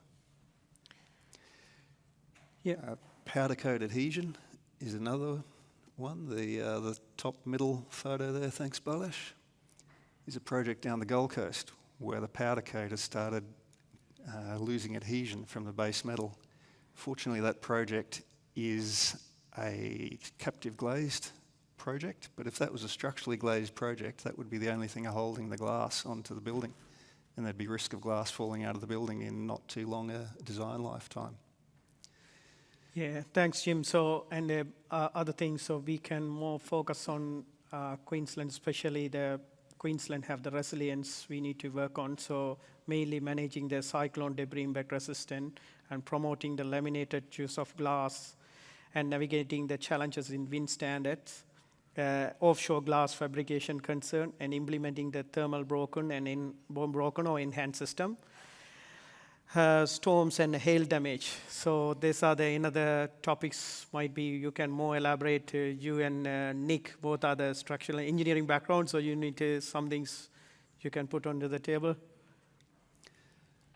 Absolutely. My friends here at Curraray and myself have been trying to advertise to the industry here in Australia that the debris impact resistance criteria that our regulations currently have stipulated are over and above what we think is realistic. And I'm worried that this is the sort of outcome that you see behind us that's going to start happening here in Australia. Australia led the market and they were the first country in the world to develop a debris impact resistant testing method after Cyclone Tracy. USA followed our lead and they developed an impact testing regime similar to Australia, with a 4 kilogram piece of timber impacting at 15 metres a second. In 2011 in Australia, based on some PhD research, our Wind Code Committee increased our projectile velocities from the 15 metre a second to, in North Queensland, around 30 metres a second, depending on the importance level of the building. That increase of double of the velocity of the projectile is 4 times the energy that needs to be resisted by the glazing system. What has happened these days is that the cost of putting in a debris impact resistant glazing system has just become astronomical, and it's not practical. So instead of using a fairly economical glazing product to resist this style of damage, using a fairly inexpensive laminated glass product, which was what we did in North Queensland very extensively, it's now being ignored. The clients in North Queensland are predominantly saying it's too expensive and we will just put in the minimal glass we require, toughen glass, deal with the consequences and design the building for higher internal pressures. This isn't the sort of resilience that we want in buildings in Queensland. The last thing you want is for a major building in Queensland to be completely gutted and the building to lose its function for months, if not years, after the events happened. That's one of the regulation issues that I think needs to be addressed. Another one is that there are rumours that the Section J requirements for Canberra are planning to be rolled out to the rest of Australia. Can you imagine a building in Cairns having the same emphasis on insulation, U value? Cairns is a very hot environment. It should be looking at shading of the facades. It should be looking at solar heat gain coefficients to reduce the amount of energy that comes into the building. If we start driving very high insulation values, we're going to need thermally broken glazing systems, which are weaker again to try to resist the wind loads and the debris impact. And we're creating a huge liability in the whole market if that comes to fruition. So we've got to try to see whether we can influence the NCC in seeing some realistic results. A lot of the discussions today and topics were talking about carbon emissions and trying to reduce them. There's nothing in Australia at the moment mandated. There's no requirement for any building to have a carbon emissions emphasis. Instead of focusing on trying to drive down the U value of buildings, we should be looking at introducing some sort of credible system in Australia, following the rest of the world, to look at carbon footprints. I think it's coming. Thanks, Jim. This is a lot of info for the eye open for the audience and the facade expertise. A lot of scary stuff, isn't it? Yeah, exactly. There's a lot of. It sounds like there's a lot of work to do. Jim. Oh, yeah. Nick, do you experience in South Australia this type of things? No, we don't have cyclones in South Australia. But the fascinating thing to me in hearing Jim talk about this, it's clearly a problem. Like, as you say, it's much better to have some degree of resistance than none. So, yeah, I'm hoping that there's a sensible outcome to all of that. We'll leave it to you Queenslanders to deal with that. But it's interesting because down in the south, where I come from, thermally broken facades, as you talked about with the Canberra example, Adelaide and Melbourne aren't the same climate zone as Canberra, so not quite as cold, but still where we've become U-value driven geographies, if you like. And so it's business as usual now for us to have thermally broken suites.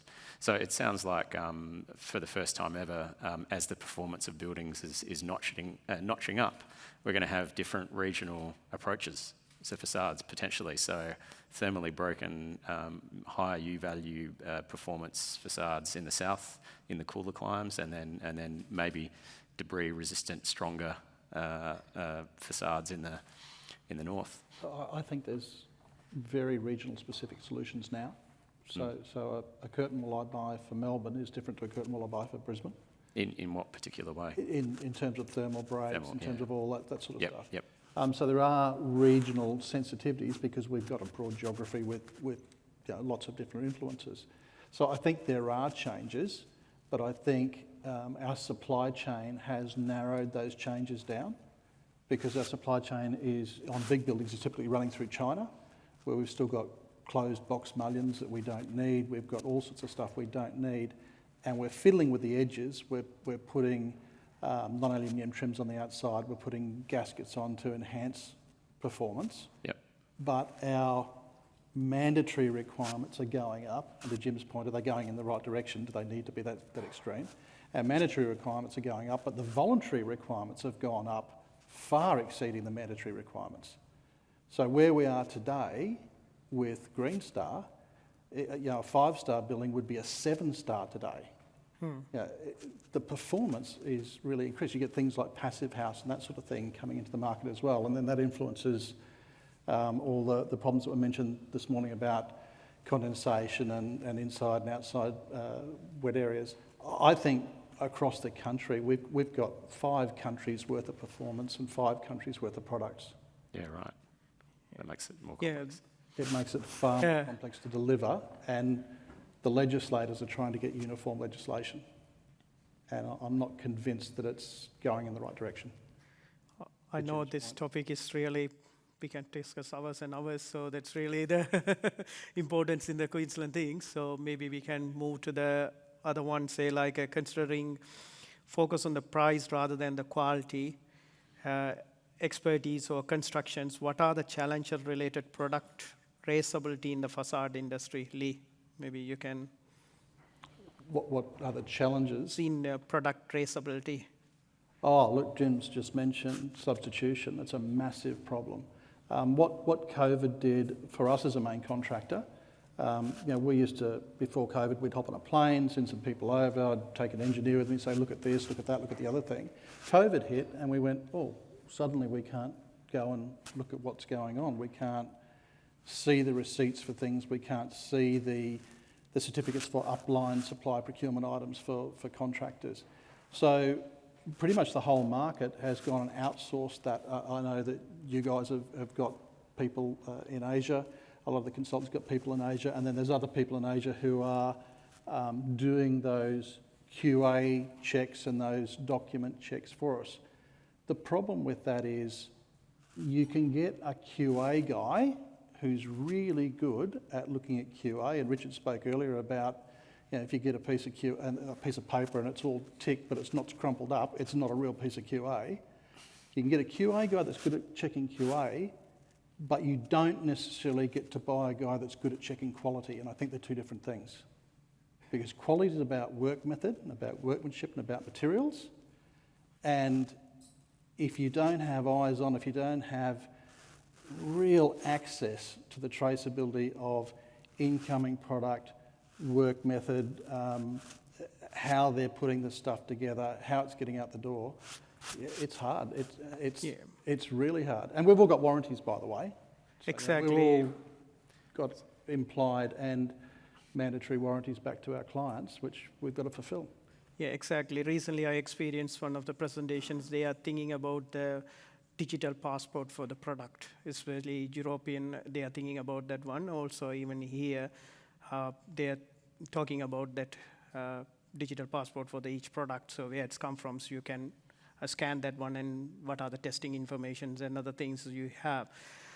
So yeah, that's a bit of challenge in the facade industry. So, but what is your open question for you again, Lee? So what are your thoughts, changes in overseas product facade panels? So you are the developer, so you can tell about the more things on this stuff. So if I do a 5-year look ahead, what do I think our industry needs in the glass and aluminium space in 5 years? We're going to see a lot more performance, a lot more thermal performance drivers, which we've spoken about. But the other thing that's I think has come up in a couple of occasions today is low embodied carbon materials.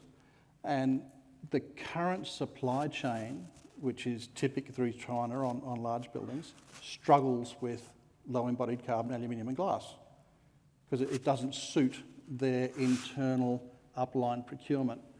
So I suspect we're seeing a change in the Chinese economy and the Chinese construction market more broadly, as is evidenced by some recent bankruptcies.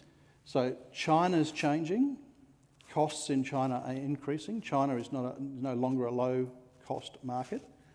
We see product coming in from Thailand, some stuff from Malaysia. We haven't seen a big explosion of those producers, so I don't think that's going to change very much.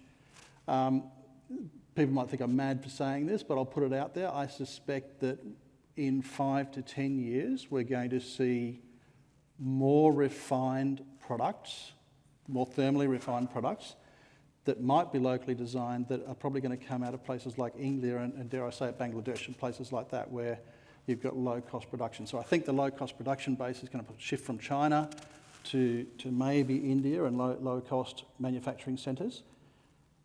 I think that the one interrupter that might change that is the performance of our product is going to increase, and I think that's a good opportunity for local designers to come up with solutions that I don't think it's too late to procure and fabricate locally.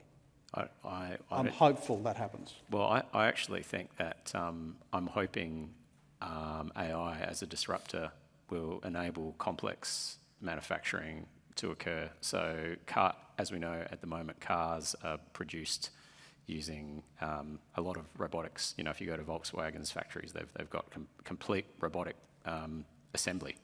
But each car is the same. You know, well, they've got 10 different cars. Those machines are programmed to develop or build that car.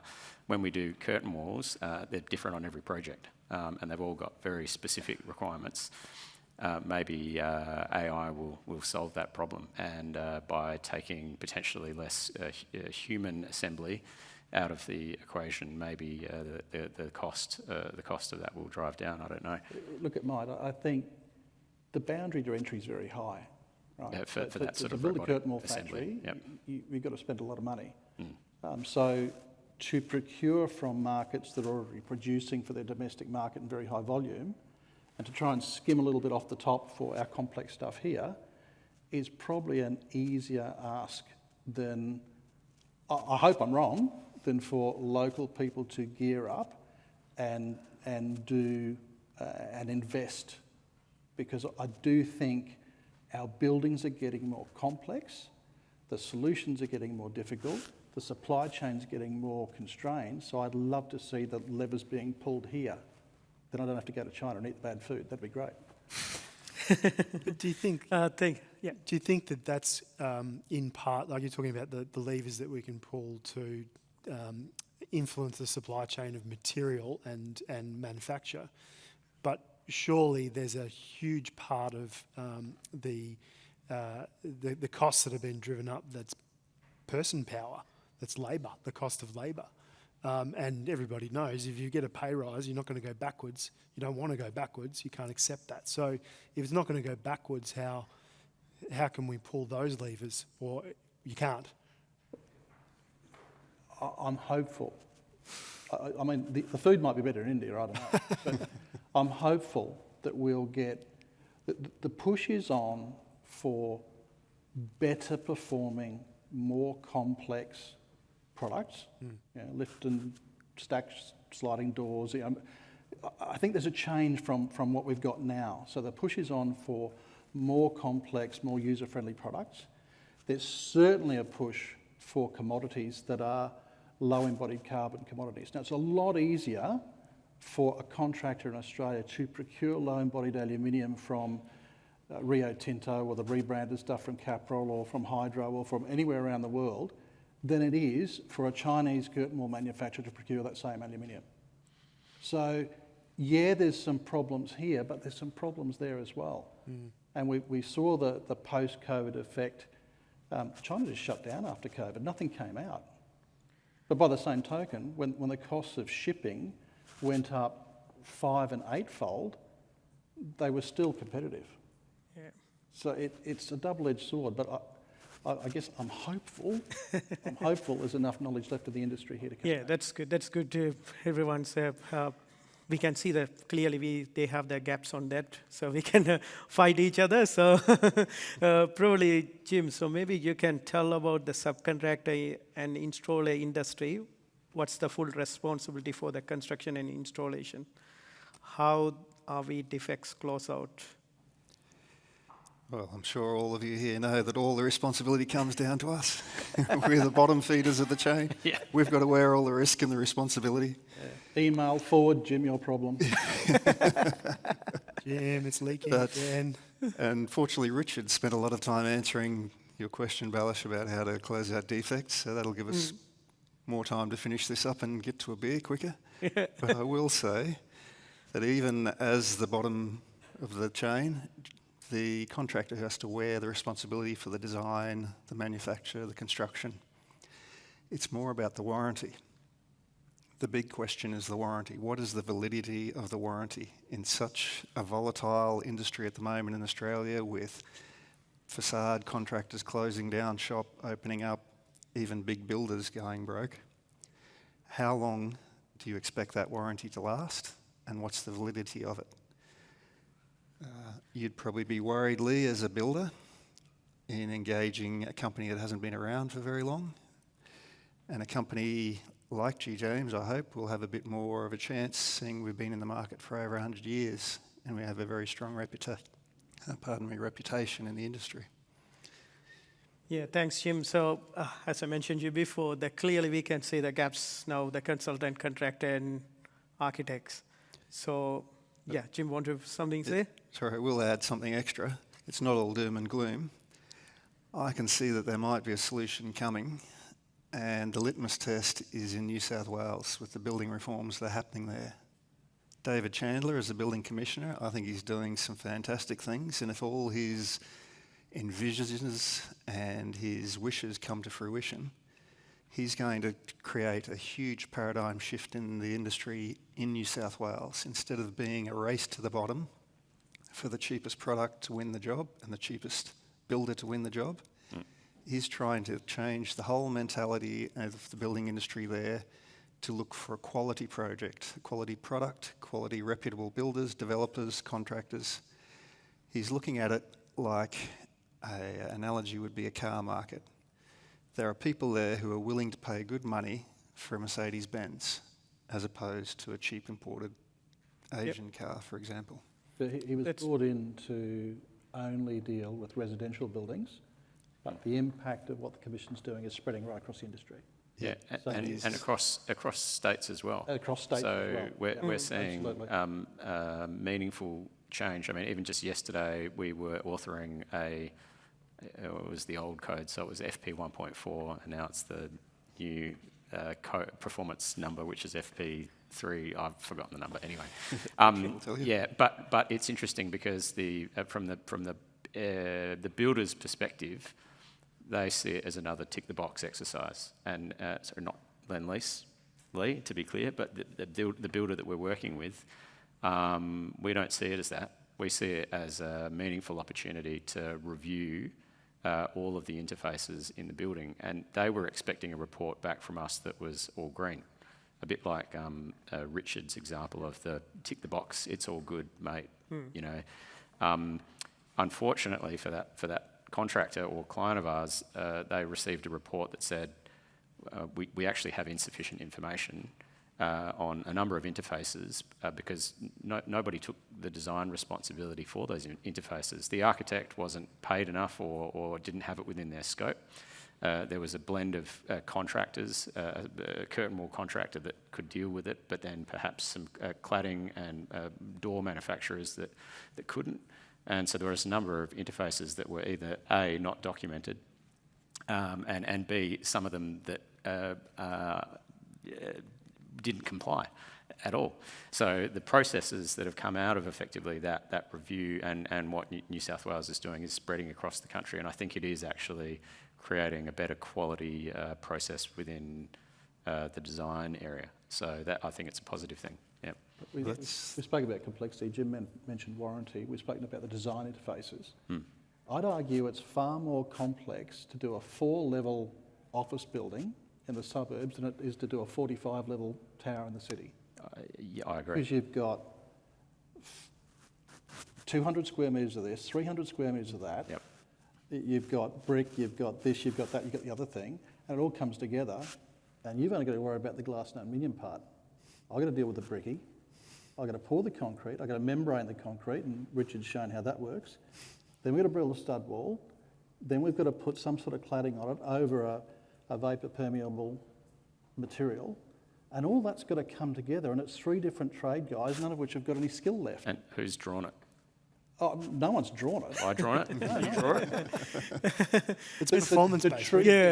The truth is, the architect is opening a catalogue and he's got something from James Hardie, which looks great, right? And so you've got that catalogue design there. You've got a D&C design for the curtain wall, for the window component that comes with it. The guy that's designing it is the foreman on site that morning. Yep. And I think Richard spoke about the importance of prototyping. Yeah. Absolutely. Absolutely. Well, Prototyping, get everyone involved. I expect that, and do it 200 times. Yeah, that's good. It's maybe time constraints. We can move to the gap, how we can closing the gap, so pretty much. Mainly, I want to ask you to Aaron, so how do you prescriptive this gap, how the architectural affected by heat, and how can bridge the gap between architect, facade consultant, and contractors? Yeah, look, I think in most of our work, we're pretty fortunate in that we've got the access to the most important subcontractors that can help us to resolve the most complex bits fairly early on in the piece. Of course, there's always going to be an issue with the interplay between competitive tension in the market versus getting the information out of the market early enough. And of course, the issue a lot of the time is that if you engage with the market early, but then there's no real guarantee for them to be engaged to actually build it, then they're not going to tell you anything. Why would they? Why would they give you all their IP for free or with no guarantee of being able to win the job? So, well, we shouldn't ask them to either. And of course, you shouldn't ask them to. Yeah. It should be paid like anybody else should. There's no doubt about that. But fortunately, we've been able to work with great people early on in the process. Of course, Lendlease have mastered the kind of ECI or even the VECI arrangement now, and we've been able to get access to their subcontractor pool early enough to really influence the process too. This is a project that Jim and I worked on together, which in terms of the scale of issues for G. James, this was a pretty small one, but reasonably complex. And one of those really great interface issues here was not only the aluminium versus glazed facade systems, but the glass types. There's 2 different sorts of glass in there. And there was a real translational issue between what was in the design documentation and described by the facade engineer, and then that being communicated across to the contractor. So Jim, I'm sure you could talk a bit more about it, but we searched the globe to get 2 different sorts of glass, 2 different blue colours that would meet the design intent. And it was super important to the design, but until Jim was actually told, no, this is what we're looking for, we just want glass that looks blue from the outside, not from the inside, that it all sort of clicked and made sense. But obviously, if we had have had even earlier access to Jim, we would have resolved that a lot quicker. Yeah, that's a good point. Aaron, so you mentioned about the terminology, early contractor involvement. So Lee, how is the market driven by the consumer, and what are roles does that early ECI process playing in bridging the contractors on board and working with the consultants team? I think getting contractors on board early is very important. I'm sure Nick would agree. Getting contractors on board as early as you possibly can is very important. It depends on the complexity of the project. Do I think we do ECI well? No, I don't think the building industry does. The civil industry does it as good as anyone, and they still end up in litigation. We kind of do it with a handshake and a wink and say, you're now an ECI contractor, and then some builders then go and put that to competitive tender, which is not how an ECI works. But all the acronyms, ECI and VECI and all those sorts of things, that just means it's an accelerated program. They're just words that mean what was a 20-month program 5 years ago is now an 18-month program. So that just keeps getting pushed down. I think if you pick the right partner and you've there's a genuine exchange of trust and there's a genuine exchange of knowledge and there's genuine will to get the right solutions, it works really well. It falls apart if the budgets don't add up or the program's wrong or you can't get that particular material that you want. That's where it comes unstuck. I think it really comes down to a quite simple concept, and that is that, of course, people can get along. Our whole industry is based around people getting along. Sometimes to your advantage you don't get along, but mostly we're all here to get along. So if you can impart on as many people in the process as you can the importance of various things, and that goes down all the way down the line from design to the person that's putting in the final screw, then you can sort of negotiate your way through it a lot easier. And so long as people understand really what's critical about it, and whether that's you have to get this waterproofing detail right, or in 5 years' time we're going to be pulling the whole thing back off again, or as this example, the glass colour is really important.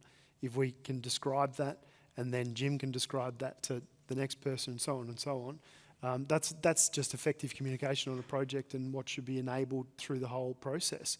I think that the processes where people are kind of kept away from each other for some unknown reason just doesn't get anyone anywhere.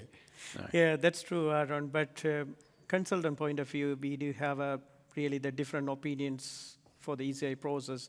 Nick, do you want to elaborate further? No, the only thing I want to say is that some contractors that aren't as good as Lendlease, when they're brought on a little bit too early, there is a rush towards dumbing down solutions to what we did before, and sometimes that leads to poor design outcomes and very frustrated architects. So I think it is important still. I mean, to achieve the Hote is a really good example. To achieve something that's like a really unique design solution, you need to let the creative team let them loose. Let them wild for a little bit before the sensible people come into the room, So I think it's, but I strongly believe that we can't build in isolation. We have to. All the best projects are delivered when the contractors come in early and provide their advice, and they're paid to do so. That's a good point. And before we wrap up the things, I want to give to the audience and the facade experts some strong message to the audience. So especially how we can bring into the facade engineering field.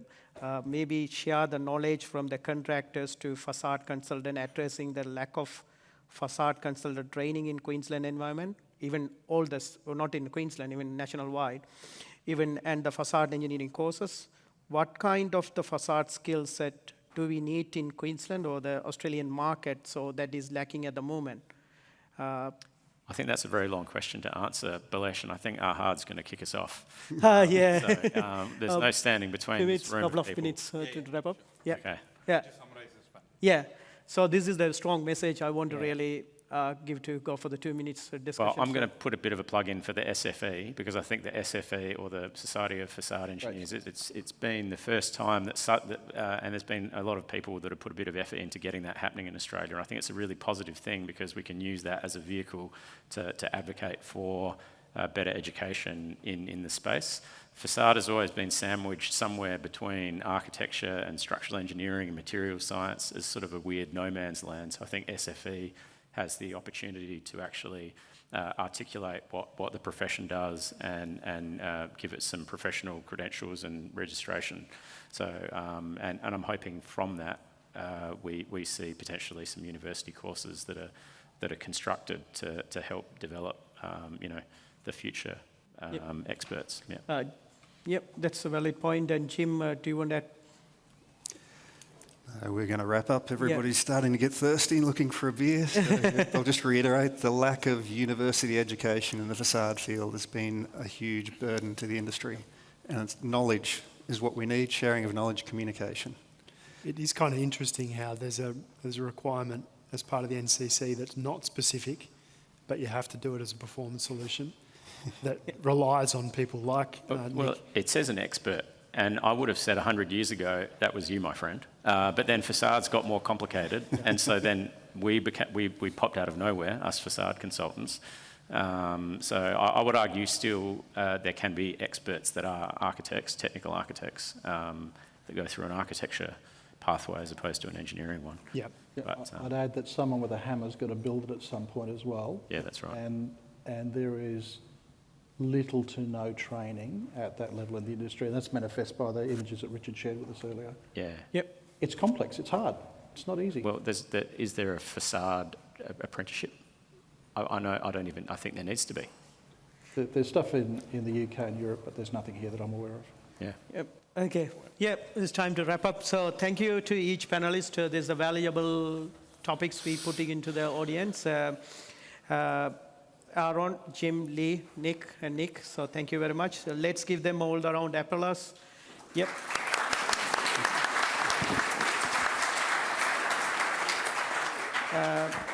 A special thanks to the organizers, Zak World of Façades, and sponsors who made this event possible. Thank you.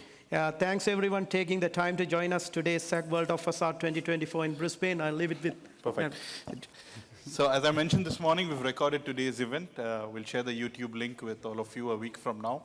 And until we meet next time, I hope you enjoyed today's event. Our storytellers spoke of different topics. I hope you enjoyed it, and we look forward to hosting you next time soon. Thank you so much.